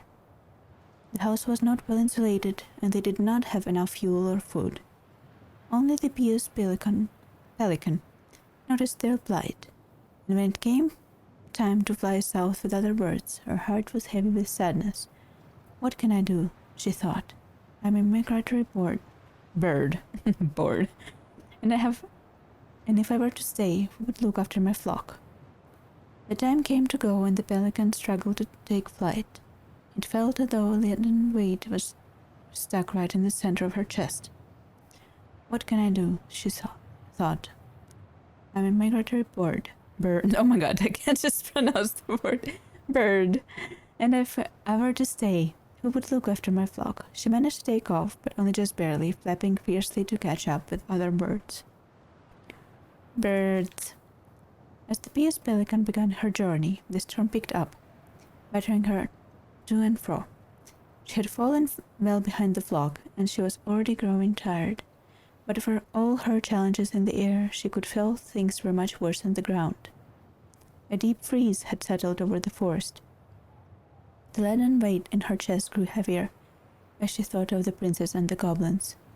What can I do? She thought. They gonna make me read this again and again. It's annoying. I'm a migratory bird. If I were to stay, who would look after my flock? The storm intensified, and the pelican was a total whiteout. She knew she should have despaired, but all she could feel was the weight, which had gone grown and grown until she thought she might drop out of the sky. She had felt called to the princess and the goblins, but she had ignored it. I should have stayed, she thought. It was the real thing to do. Right thing to do. And now I'm lost, with no way to make it right. Suddenly she was plucked from the sky and deposited in the hall of the Ice King. Pelican, he said, you are flying in circles around my mountain. I was lost, she said, weighted down by the weight of guilt in my heart. The Ice King stared at her sagely. It is guilt, or is it something else? Open your beak. He reached down inside her, pulling a glowing stone.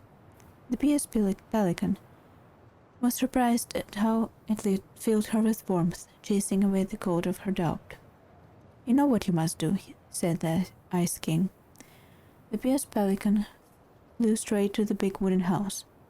Snow had already blown in through the many cracks, and ice crept across the floorboards.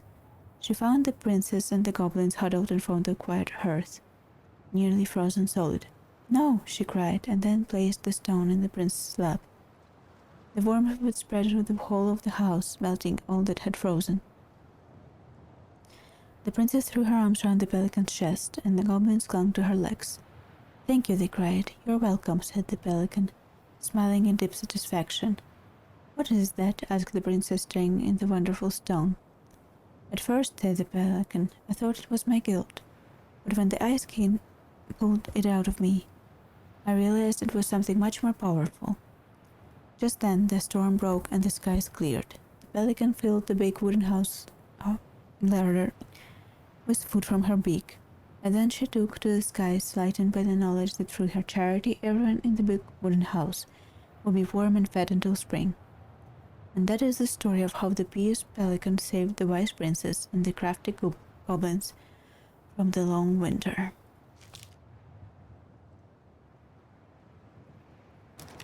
You look pretty spooked. I've never been a big fan of cemeteries. Fierce. Especially after. Shiz. You know. I promise after this we can chill at the house. Cool? Can you promise me I can actually inspect all the rooms again? As I wanted to? Or will you interrupt me again?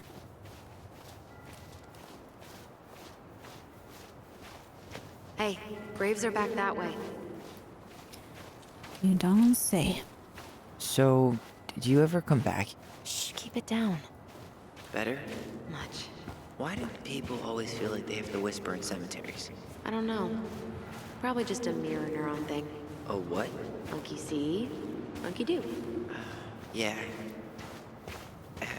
Anyway, have you been back here at all? Since the funeral? No. I've never had a reason to. Thankfully.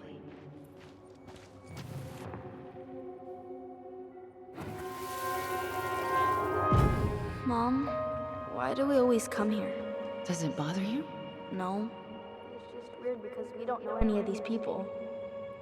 I mean, except Eddie's mom. It never hurts to say hello. Because they're very lonely. That's right. And sometimes, even if you can't see them, they stay with you. In here. Always here. Mom? Always. She loved us. A lot, but sometimes it was like loving us hurt her. Do you think she was just really scared of losing us? Maybe. Yeah. But I don't know. I mean, most parents are scared of losing their kids.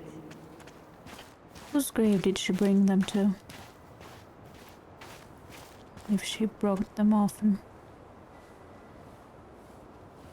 to the national outlawing of native religions and ways of life, much of our knowledge of the old ways of linked spiritual practice has been lost.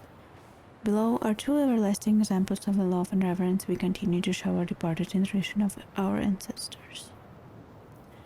Celebrating life. The 40-day party is observed 40 days after the passing to pay respects to the departed. Some believe this is more recent tradition. Family members organize a shared meal where a fire dish, one plate of food, is burned to nourish and comfort the spirit of the departed. 1 year or more from the passing. A coup? Something. Potluck is held the first morn, then celebrate the life of the departed. It is hosted by the clan of the deceased. This is to honor the departed clan member through a traditional ceremony, show appreciation, and pay debts to the opposite moiety who supported the clan during the time of mourning. Mourning those who have journeyed to the other side. As love transcends all boundaries, the passing of clan member is an event felt throughout the community. The people come together to mourn a loved one and leave their opposite clan members' spirits. When an eagle is being mourned, the ravens show love and strength upon mourning eagle clans. Likewise, when a raven is being mourned, the eagles are there for their ravens. After the service, it is customary for members of the opposite bless you, to comfort the grieving family by bringing out their clan-owned regalia, symbolically catch tears before they hit the ground and comfort grieving clan members with support.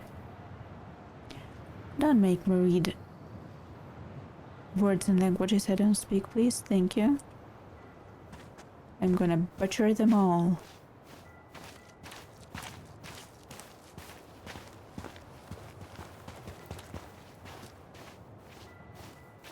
I wish I didn't, but... Building a house right next to the cemetery. Hard to think of a worse idea than that. Well, look at Michael. Some people actually go to cemeteries willingly. People with functional families, I guess. Yeah, you let me know if you ever meet one of those. I wouldn't say it's right next to, but it's right across from. More like it. Well, here's the crooked tree, but no Tessa. Let's check around for her parents' grave, just to make sure this is the right spot. Guess again. Door Phillips.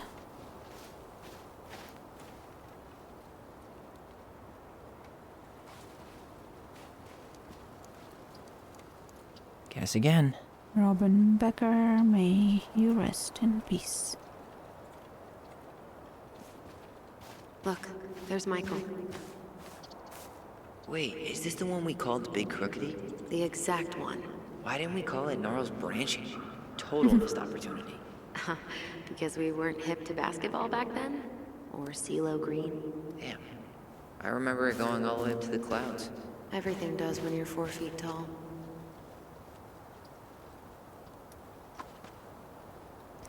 This looks like a grave well visited. Guess again. We'll skip it for now.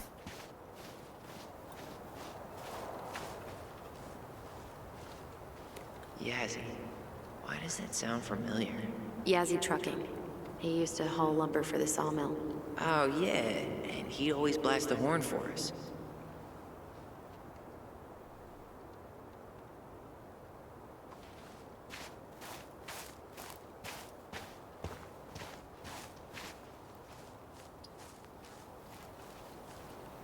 Guess again.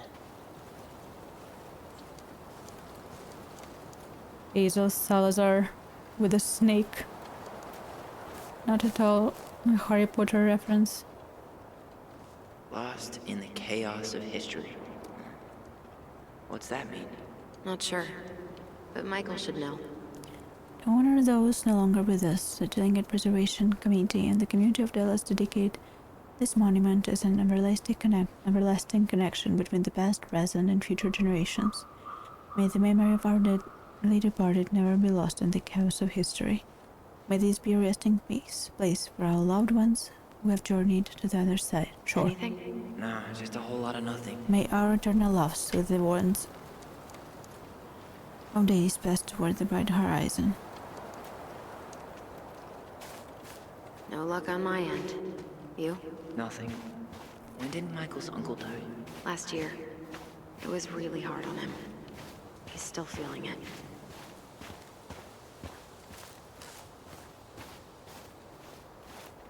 Jump the log? Nope. Long time no see. Do you want some company? Come on over. Make yourself comfortable.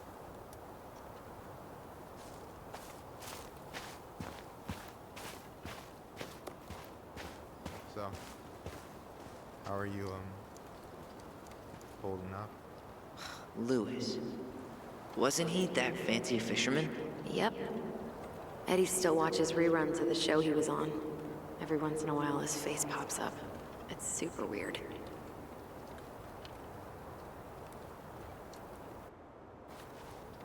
So, how are you, Ben. Short and simple. I like it. Come on, there's only a handful left. Yeah, and I'm pretty sure I know which one it is. I just wanna check everything out. So, how are you, holding up? Everything's such a mess. I thought we'd almost be done packing by— Wait up. Michael said it would be close to the crooked tree. I hear you. So, how are you, holding up? Everything's such a mess. Is this a bad time? With you? Never. Don't mind You're me. so I'm not really flirty. here. Hey, I get to see your ugly mug almost every day. You're old news, lady. You can wound me. call an deeply. Identical So, twin of can a I help you person guys you're out somehow? flirting with ugly. That's really not how it works. So what was your uncle like? Oh boy. Where do I start? You know that one grumpy grandpa in all the sitcoms? The one that types like a T-Rex and never leaves his recliner? Yeah. Just how does one type like a T-Rex? You know, almost kissing the keyboard. Like, makes you look like you got tiny baby arms, like a T-Rex. Never change, Michael. Anyway, as grumpy as he was, they didn't make him any sweeter than him. He's the kind of guy who accepted you for where you were at, even when he didn't approve. Not many of those out there.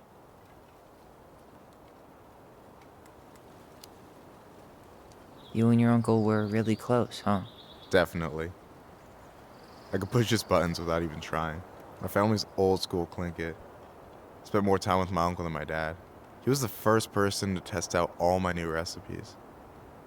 Even before Allison. Don't talk Guess about I food should right thank now. Uncle William for saving me from a muffin top. If you need a new taste tester, sign me up. As if you had a choice. I plan to hit you both up for feedback my whole way through school. Nice. I'm in. As long as there's nothing as adventurous as that Tlingit-style salmon with pepper and saffron. Pff, no, I'm promising that. Fortune favors the bold, goes double for food. Stop talking about food. I'm so hungry.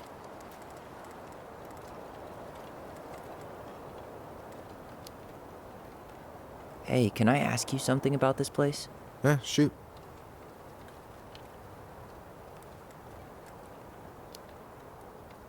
What's the story behind the Tlingit Memorial?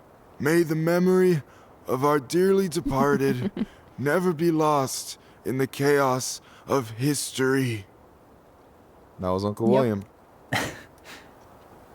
Lost in the chaos of history? Well, let's say you wanted room for a school or a road and didn't give a shit about ethics. Easy, you just dug up our ancestors. That shit happened a lot. God, assholes. Yeah, and I mean, it still happens, but not as much. We have the elders to thank for that.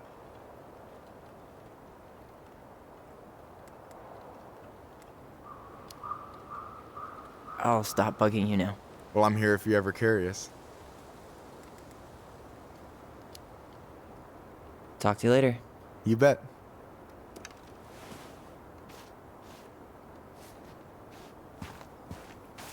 Let's go look at the fancy grave.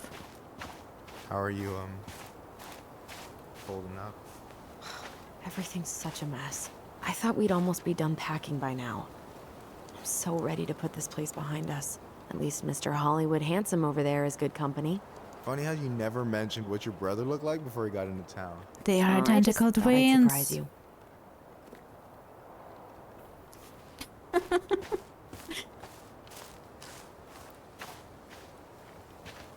Allison, you coming? I'll be right there. Well, I better make sure he doesn't get lost. De Leon. That's the one. Don't tell me we missed her.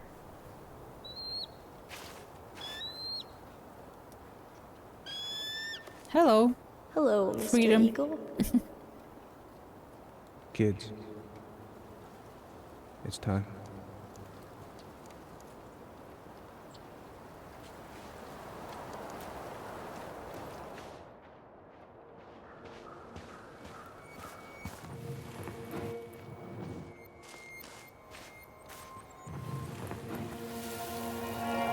Do we really have to go, Eddie?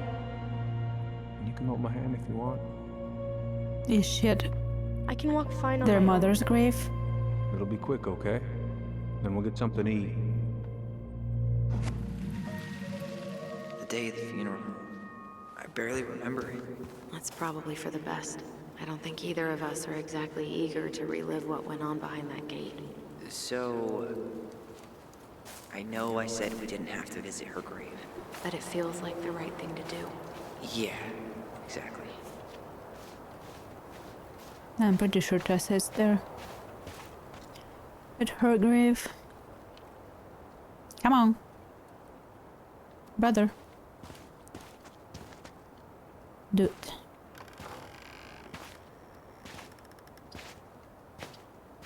Do you remember where she is?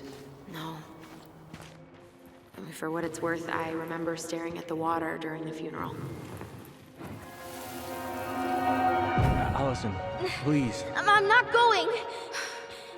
Well, Allison, come only back! A few steps in, and I'm already starting to regret this. Yeah. Any hope that this would be easier than last time? Totally gone. At least this time no one's sending me away. I'm holding you to that. Afterwards, hi. you and I had a moment I over didn't there see by you the there. totem, right? I wonder if we could see that. Doesn't hurt to check.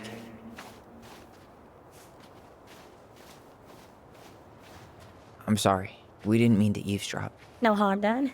Hey, you're that nice gal from the Becky store, Allison, right? Yes. And you're... I keep calling her Becky. It starts with a K, right?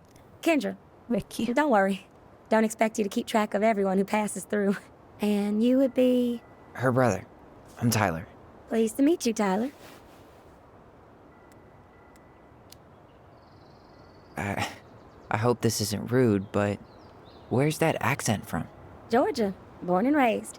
Georgia. Landed in Delos about 2 years ago. From Georgia to the middle of nowhere, Alaska. There's gotta be a story there. Well, I wasn't planning to stay for more than a few months. We came up for the fishing season, just like we'd done twice before. My husband, Meech, he always tried to convince me to stay on longer, but I wasn't having it. But then... Well, we lost him. Fishing accident. Oh, God.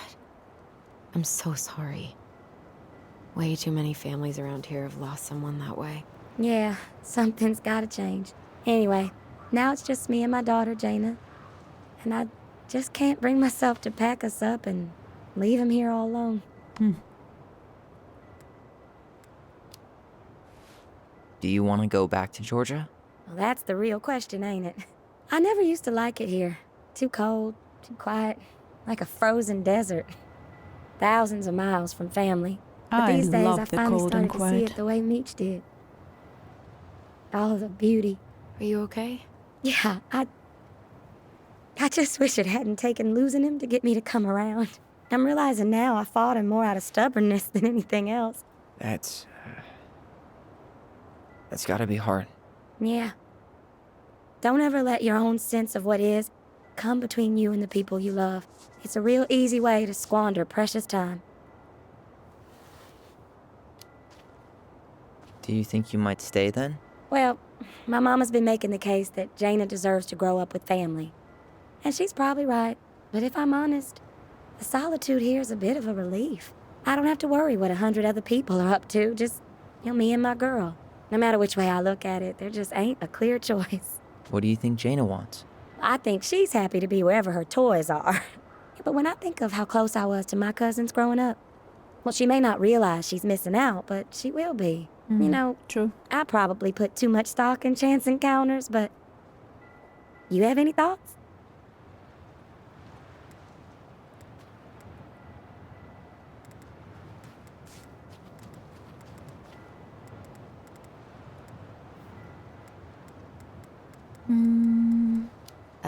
Tyler? Sorry, I zoned out. Sorry, but I am so not capable of making that call. Yeah, sorry. It was a strange question. It sounds like you've only got good options. I don't think you need to worry about making a wrong choice. True. I really appreciate that. Well, we should get moving. I hope everything works out for you and your daughter. See you around, Kendra. You two have a good day.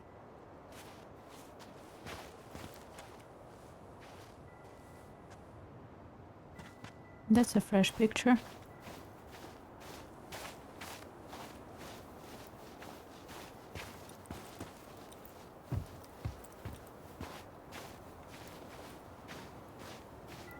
Ty. This is it. Right? Then we need to go the other way. Yeah. God, I think I need a second. I'm gonna have a look around, okay? No, I want to see your grave before we go. I want to see the I'm gonna have a totem look around, before. Okay? No, I Bro, want to see your grave before we go. let me go back. I want to see your grave before we go. Damn. I'm gonna have a look around, okay? I I'll be thought right back. Yeah, all good. I thought the left was the main way to go, so I went here. Now they're not letting me go back. No, I want Crap. to see your grave before we go. Craptastic.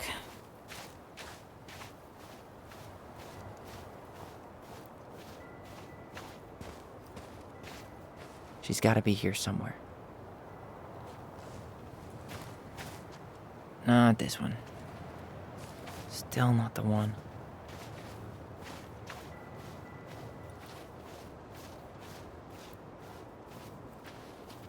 This might take a while.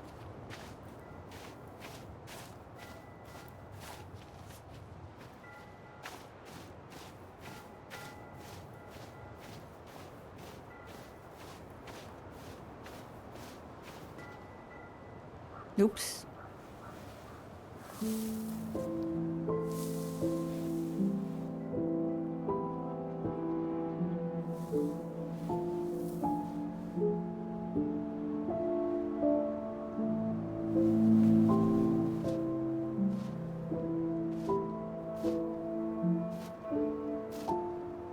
Allison.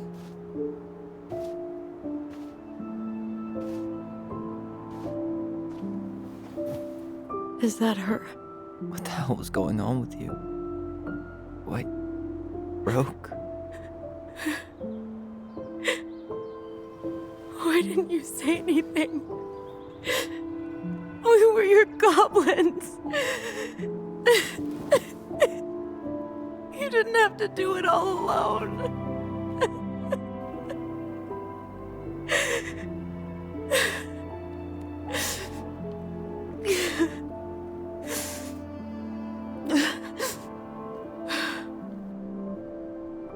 Tessa?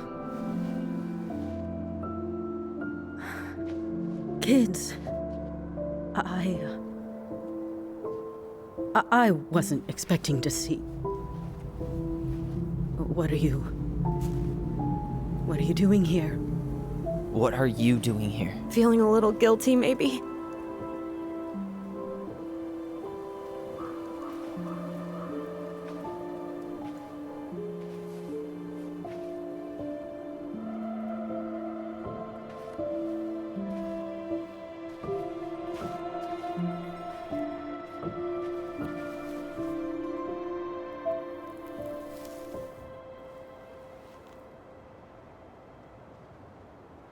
When we pass on, our graves are all anyone has to remember us by. So? Letting hers just fall apart would be cruel. I'm not a cruel person. Are you? Cruel enough to call social services on our mother. I wanted to protect you. Marianne was getting worse all the time. I was afraid that if things kept going the way they were, then one day... We were going to end up dead? No, I won't do this again. I refuse to be held responsible for her choices. Marianne was fine until you reported her. Fine. She was getting by on handouts for years. There are only so many times you can show up high to a generous offer of employment. Assuming you show up at all. In the end, she isolated herself from everyone. She was alone and out of options. She had us until you threatened to have us taken away. I couldn't let her drag you down with her. She had you stealing for God's sake. Your mother never wanted to be a part of this community. She always thought she was better than the rest of us. A spoiled little girl playing fairy princess in the woods. If she just settled down with someone instead of running around with married men, well, just ask Sam Kansky how much better that would have been for everyone. Wait, what? Oh God. What happened between them? I wasn't thinking. Please, just forget I said anything. Tessa! All I know is whatever went on, Laura left Sam over it. But I shouldn't have said anything about that. I promised I wouldn't. I'm sorry, kids.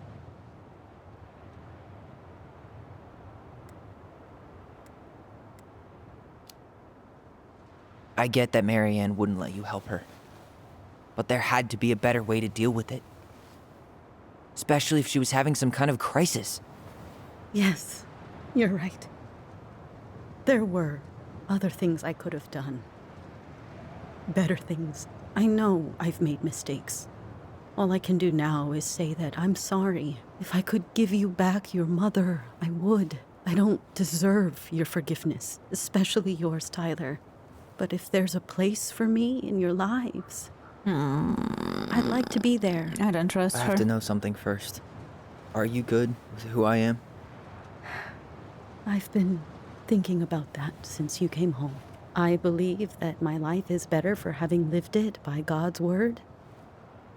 But I also believe we don't always understand what he's saying to us. I prayed for guidance. And seeing you standing here in front of me, such a strong and thoughtful young man, I think I have his answer. That means a lot to me. Okay. Thank you. Tessa, I know the last couple of days have been interesting. heated. I'm up for a fresh start if you are, but it's not really up to me. Tyler?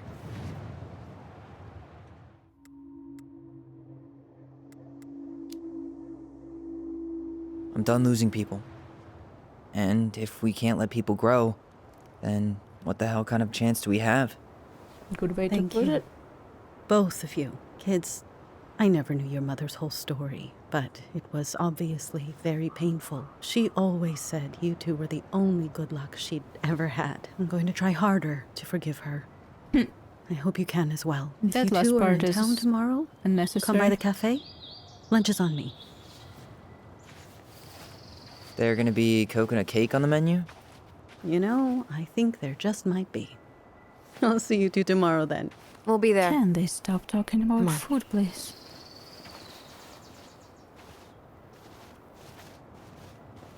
I am...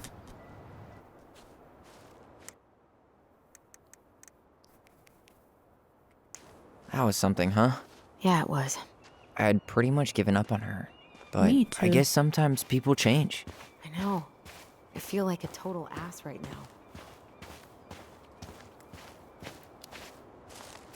You shouldn't. She needed to hear all of that.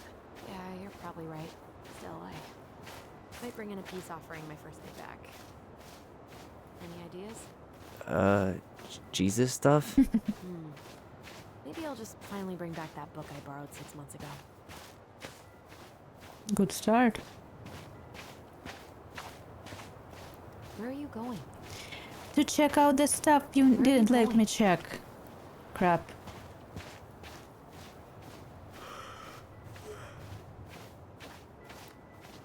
I wonder if I can check the individual chapters from the main menu.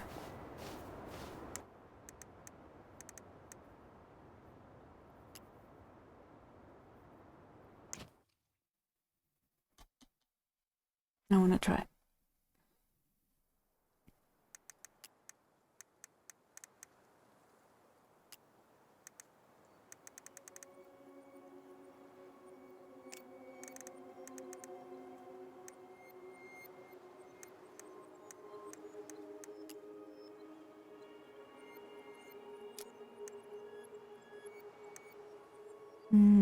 This is too early and this is too late.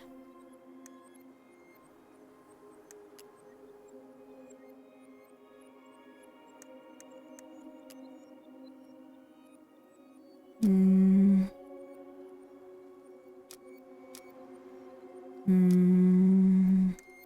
annoyed. I am annoyed. Maybe we'll do it after I finish the whole game. That was something, huh?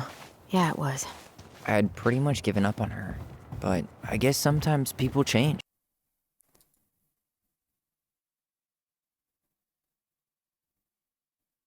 Actually, I think I'm seeing that my stream is not doing good in terms of network and bitrate. Probably time, poor network connection. Probably time to...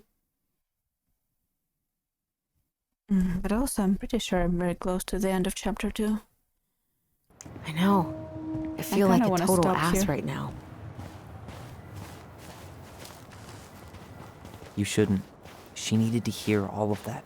Yeah, you're probably right. Let me check. Still, I might bring in a peace offering my first day back. How bad is it?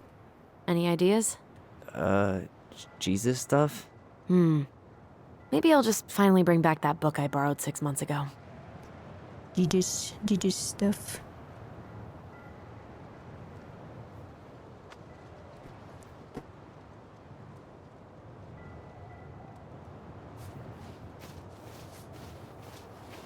As long as we're not dropping a lot of frames.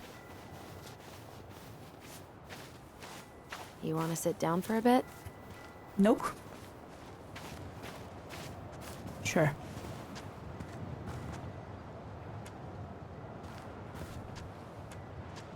Not a bad view, right? Yeah. I get now why they put cemeteries in nice spots. Takes a little bit of the sting off.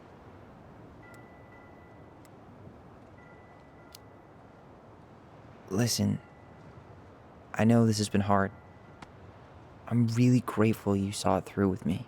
Fireweed was great, but there was no one really there for me like that, you know? You're the only one. Hey, brothers and sisters, right?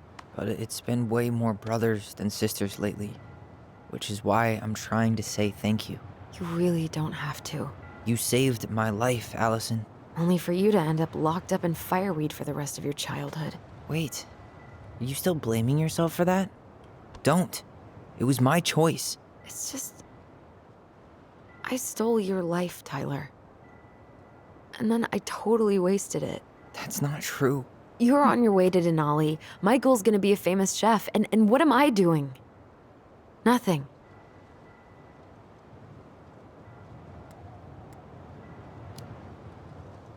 Nothing. You've been working on that accounting degree, and your art's good. Really good. Stop putting yourself down. As soon as we figure this shit out, we're gonna sell the house, and you're gonna go to Juneau. You're gonna kick ass. You make it sound so easy. No. We never had a shot at easy. But we always pull through, right? Yeah. You're right. Hey. Wherever Ranger Tyler ends up next, he better come down from the hills to visit us city folk every now and then. You hear? For sure. And anyway, that's not gonna be for a while. We've got time. Oh yeah, of course. We do. So I guess we know the story now. Huh? Do we? Marianne was done with Delos, and Delos was done with her. I still don't think that's all of the Maybe story. she was too proud, but she Or why worked she so had the hard gun. for so long. And when she reached the end of her rope, no one was there to help her. Not even Tessa or Eddie. And when she heard social services was coming, she Gave up. But Do you really kill think she her was kids? about... Really? No. I don't think that's what she was trying to do. It still feels like there's something missing, right?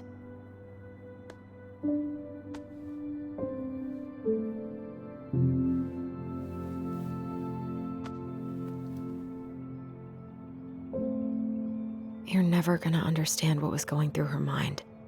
I'll bet even she didn't.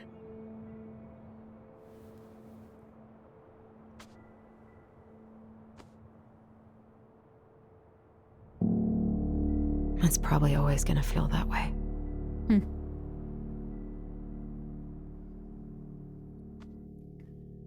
I still don't think she was actually trying to kill him.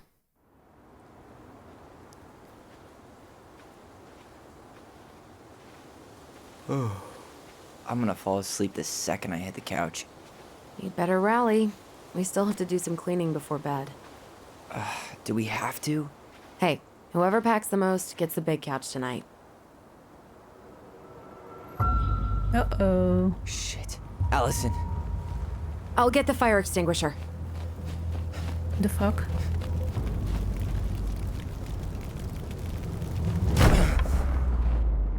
Who the fuck?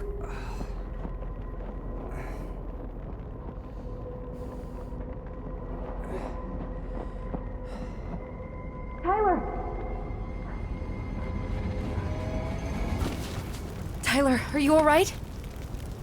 Allison, barn. Stay there. I got it. What are they burning? Who the hell was that and what were they burning?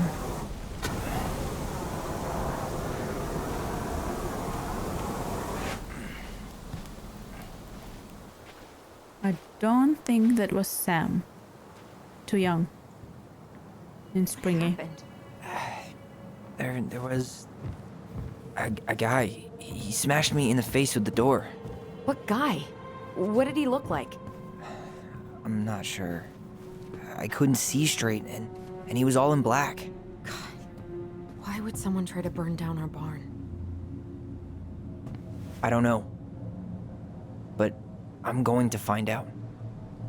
Hey, come check this out. Is that a box under the barn? Yeah, what the hell? I think this is where the fire started. So he was trying to burn whatever's inside? We should check it out. I'm gonna need to remove a few more planks to get to it. Where could we possibly find a tool to do that? Huh. These planks look newer than the rest. That corner used to be all dirt for chickens. She was always saying how she was gonna make this place a real homestead. Little house on the tundra. God. He really... Hey, come check this out. Is that a box under the barn? Yeah, what the heck? So, did Eddie teach you how to put out a fire? Nope. I taught myself. Did he really have to smash everything? He went looking under the rug? This gas can was already here this morning. He didn't bring it with him.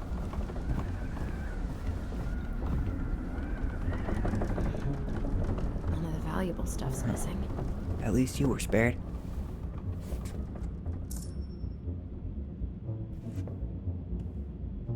Asshole even dumped the drawers. Looking for something. Give me the tool. I guess we know how he made the hole. Let's make the hole bigger.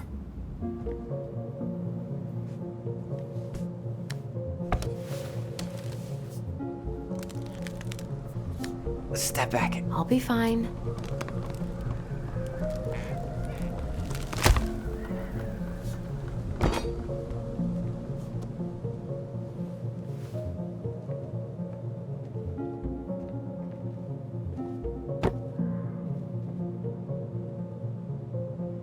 Well, I only know one person who'd bother to decorate a storage box like this. Marianne. Let's open it. What's that there? Some kind of carving. Not sure what it is, though.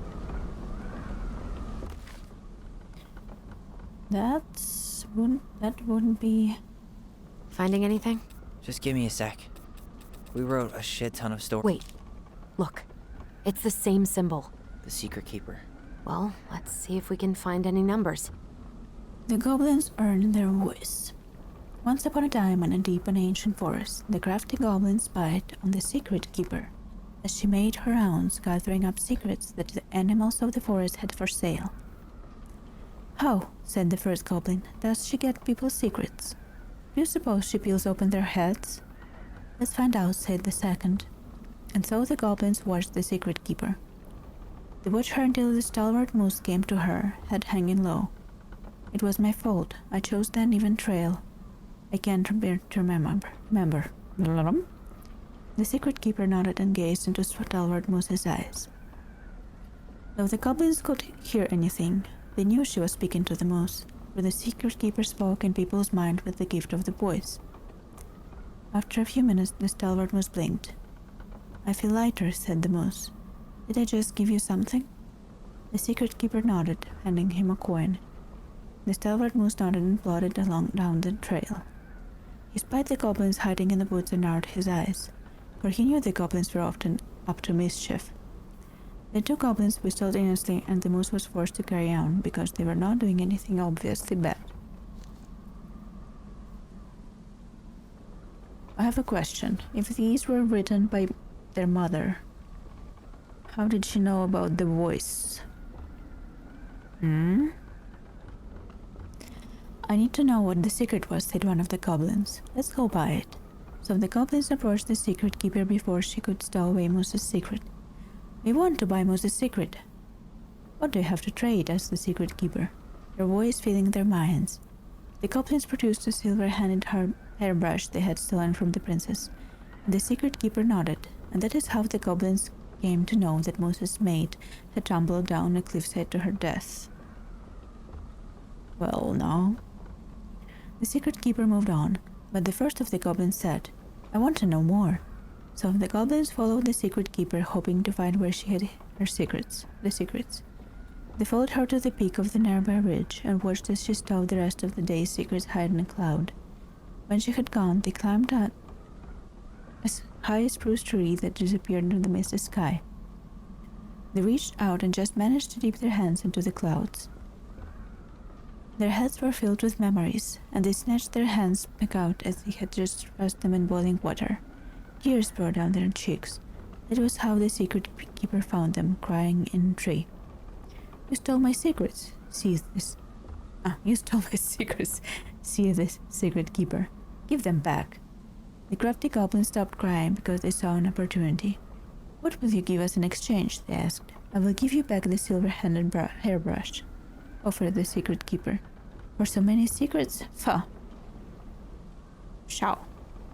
You'll have to offer more than that." "What if," said the Secret Keeper, "I shared the gift of voice?" The crafty goblins grew excited. "That will do." So the Secret Keeper shared the gift of voice with the goblins, and immediately they found that they could hear one another's thoughts and feel each other's feelings. The crafty goblins gave back the secrets they had taken and ran back to the big wooden house.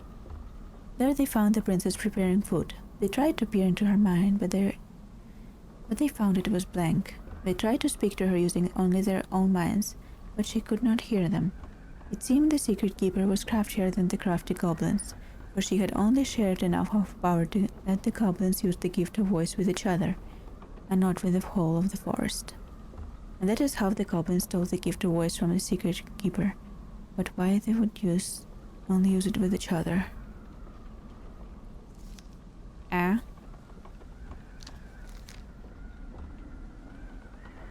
Where am I supposed to find the number here?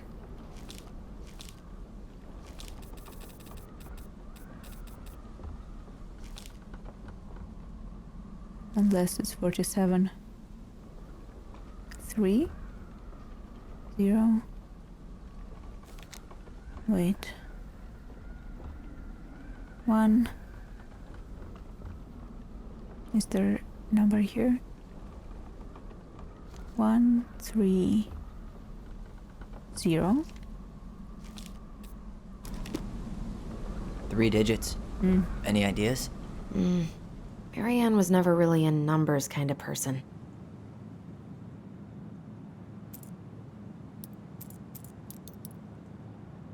That did it. Okay.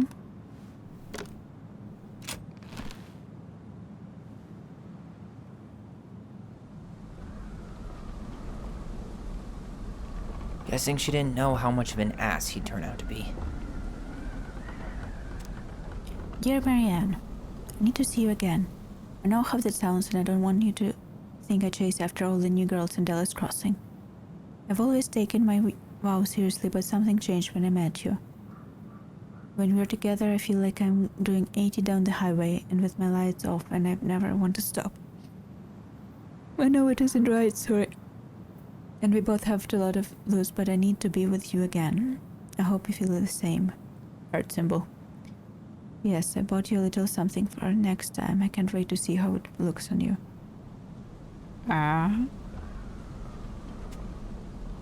What a mess. Fuck.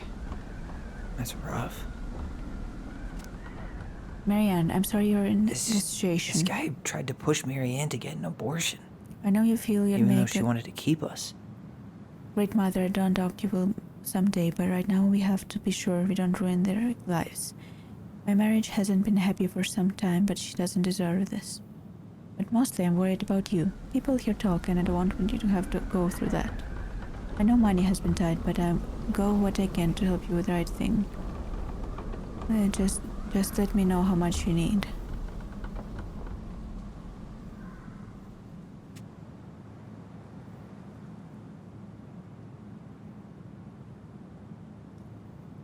Well, my...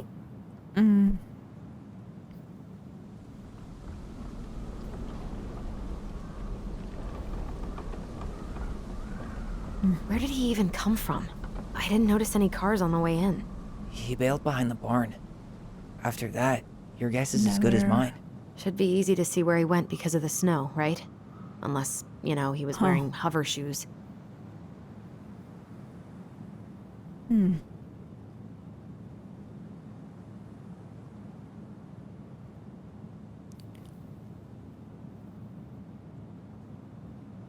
Oh.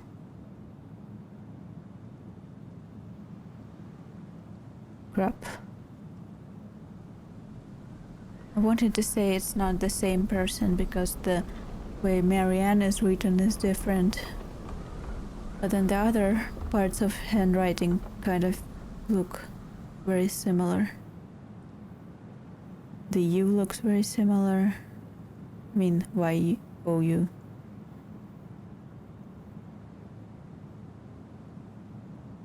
T's look similar. Did he have to throw everything on the ground?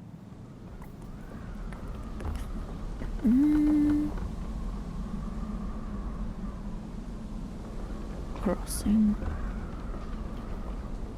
Cars.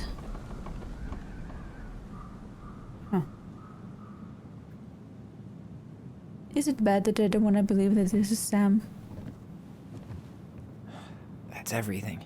What the hell? So, I hope it's not the Sam. Marianne hid The a box Sam. under I hope the it's barn. not Sam. Box full of letters from our deadbeat dad.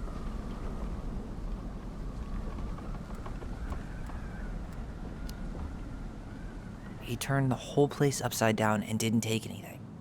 All he wanted was that box. And he was willing to burn down the barn to get rid of what was inside. You know what it all means, right? Yep. That guy had an affair with Marianne, and he just tried to torch the evidence. He must have heard we were clearing out the house. He was worried we'd find it. You know, I can't shake the feeling I've seen him here before. Can we please end this chapter now?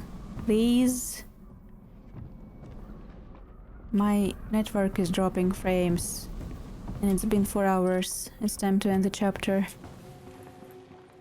I don't want to drop it in the, 5 minutes before the end, but I also really need to stop for today.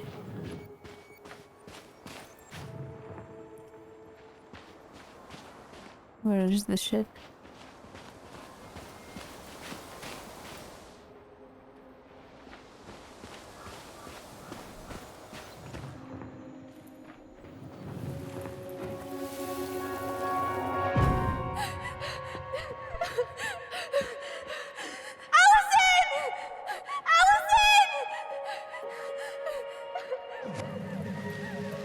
Why are we seeing this?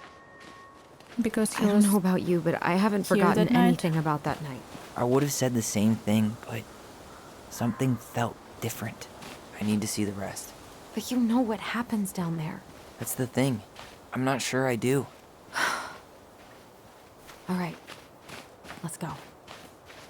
Some kind of work boot. Maybe fishing boots?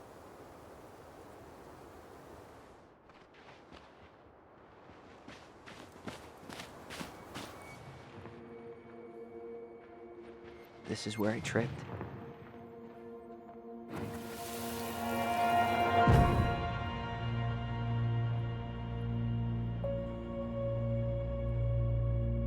The Mad Hunter. Wait, there was someone here that night? In the Yep. woods? No. It was just... I saw... Who the hell Told did I you. actually see? Told you she Damn. wasn't trying to shoot He you. ran straight for it. No stops, no turns. He was on a mission.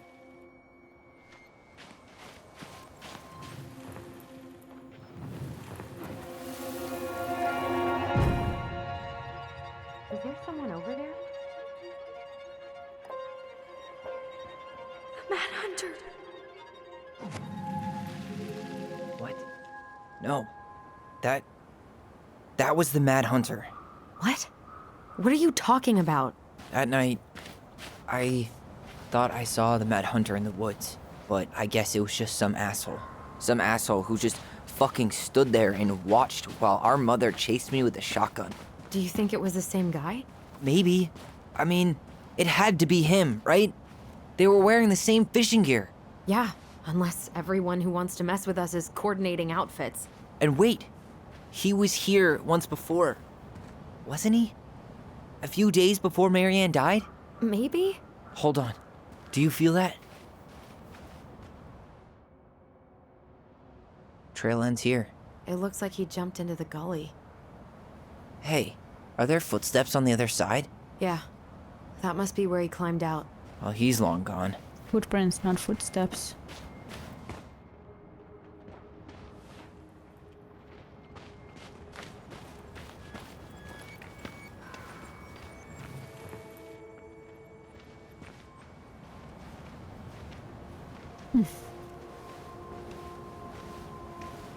Tyler, not there. Our mother fought with someone on the dock about us. We need to know if it was the same guy. But what if it's not that memory? What if it's... I can't go through that again. We have to take that chance. But do we really? I mean, someone just tried to burn our barn down. Yeah, and that means we've got to be close to something. I'm not going on that dock.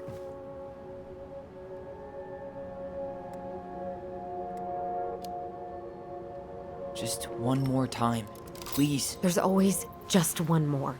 Every time it seems like we're done with this, something new pops up. What if this is the only chance to figure out who our father is? Then we go on living our lives without him, just like we always have. Come on, we need to know the truth. For her. What if I don't want to know the truth, huh? Did you ever consider that? No. You just push and push and... You have to take responsibility for your part in Marianne's death. What? How can you say that to me? I didn't. But I did, right? Earlier, to Eddie. But I swear I didn't just say that to you. So we can't even trust our own voices now? God, I don't know. Allison. I'll do it. Let's go. Okay.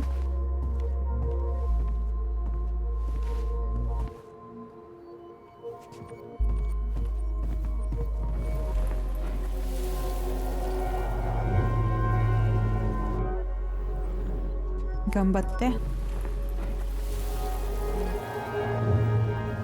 What's up? Why are we struggling?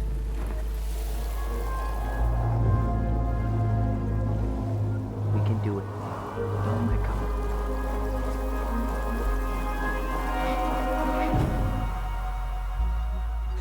Ouch! Watch it! You're stepping on my foot! Can you hear what they're saying? Quiet! We don't want Mom to catch us out of bed.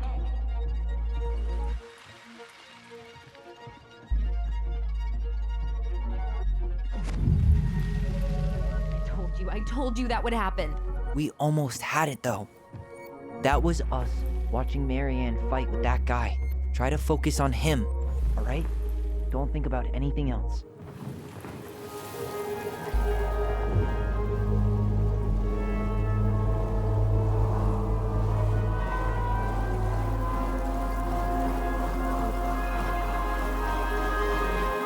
So you're here to make sure I've been keeping my mouth shut? I don't owe you anything. You've been a little all over the place lately. All over the place? I've just been trying to survive. If you want to make sure I don't get desperate, you could help us out. Lend me some money. What happened? No, Why did it not stop? Sam. I can't, Tyler. But we were so damn close.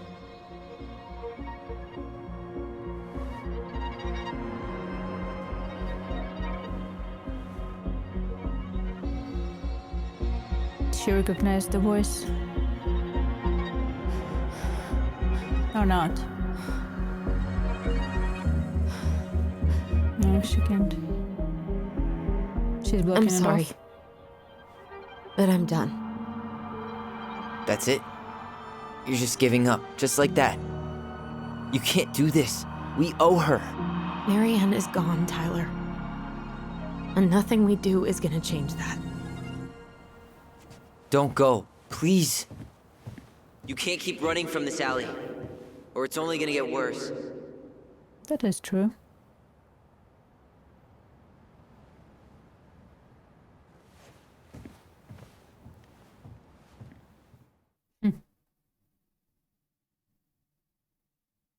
And So you're here to make sure I've been keeping my mouth shut? I don't owe you anything. Ouch! Watch it! You're stepping on my foot! Can you hear what they're saying? Quiet! We don't want Mom to catch us out of bed. To make sure I don't get desperate, you could help us out. Lend me some money. There's no money. I've never asked you for anything, but right now they need you. It's not gonna happen. I've got everything I need to nail your ass in that barn. And just what do you think happens after that? What do you mean? Well, if those kids have a father, you really think there's a court out there that'll let you keep them? No! You have no claim to my children. Get the hell off my property, now! If you ever come back here, I'm going to kill you! also, Allison?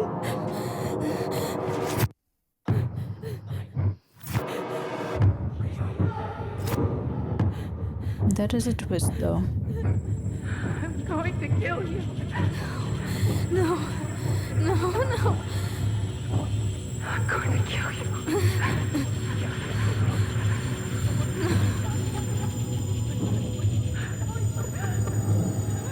I'm going to kill you.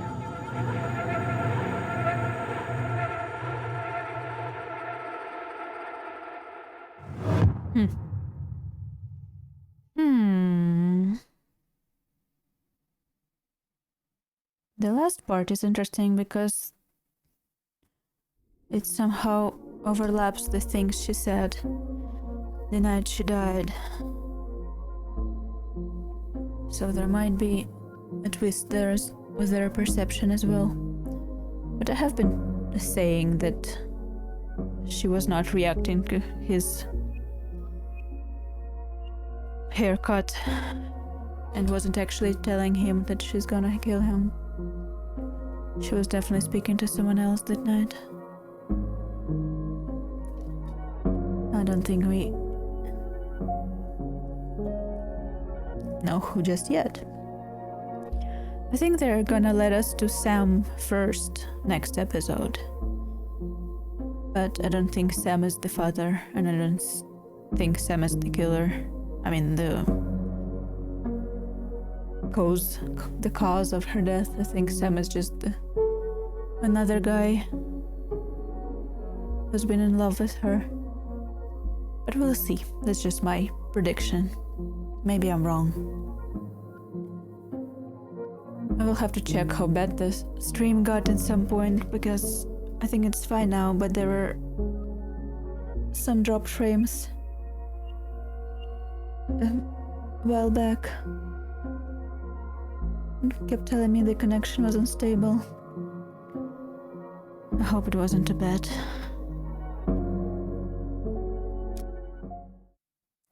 Telford lived when Allison chose his memory in the house. Kind of close to even.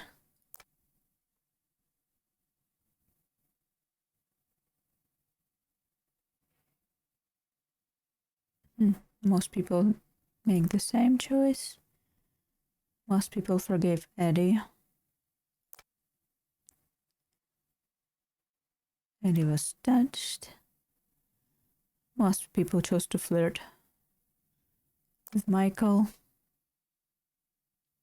Interesting. I thought more people would be against Tessa, though.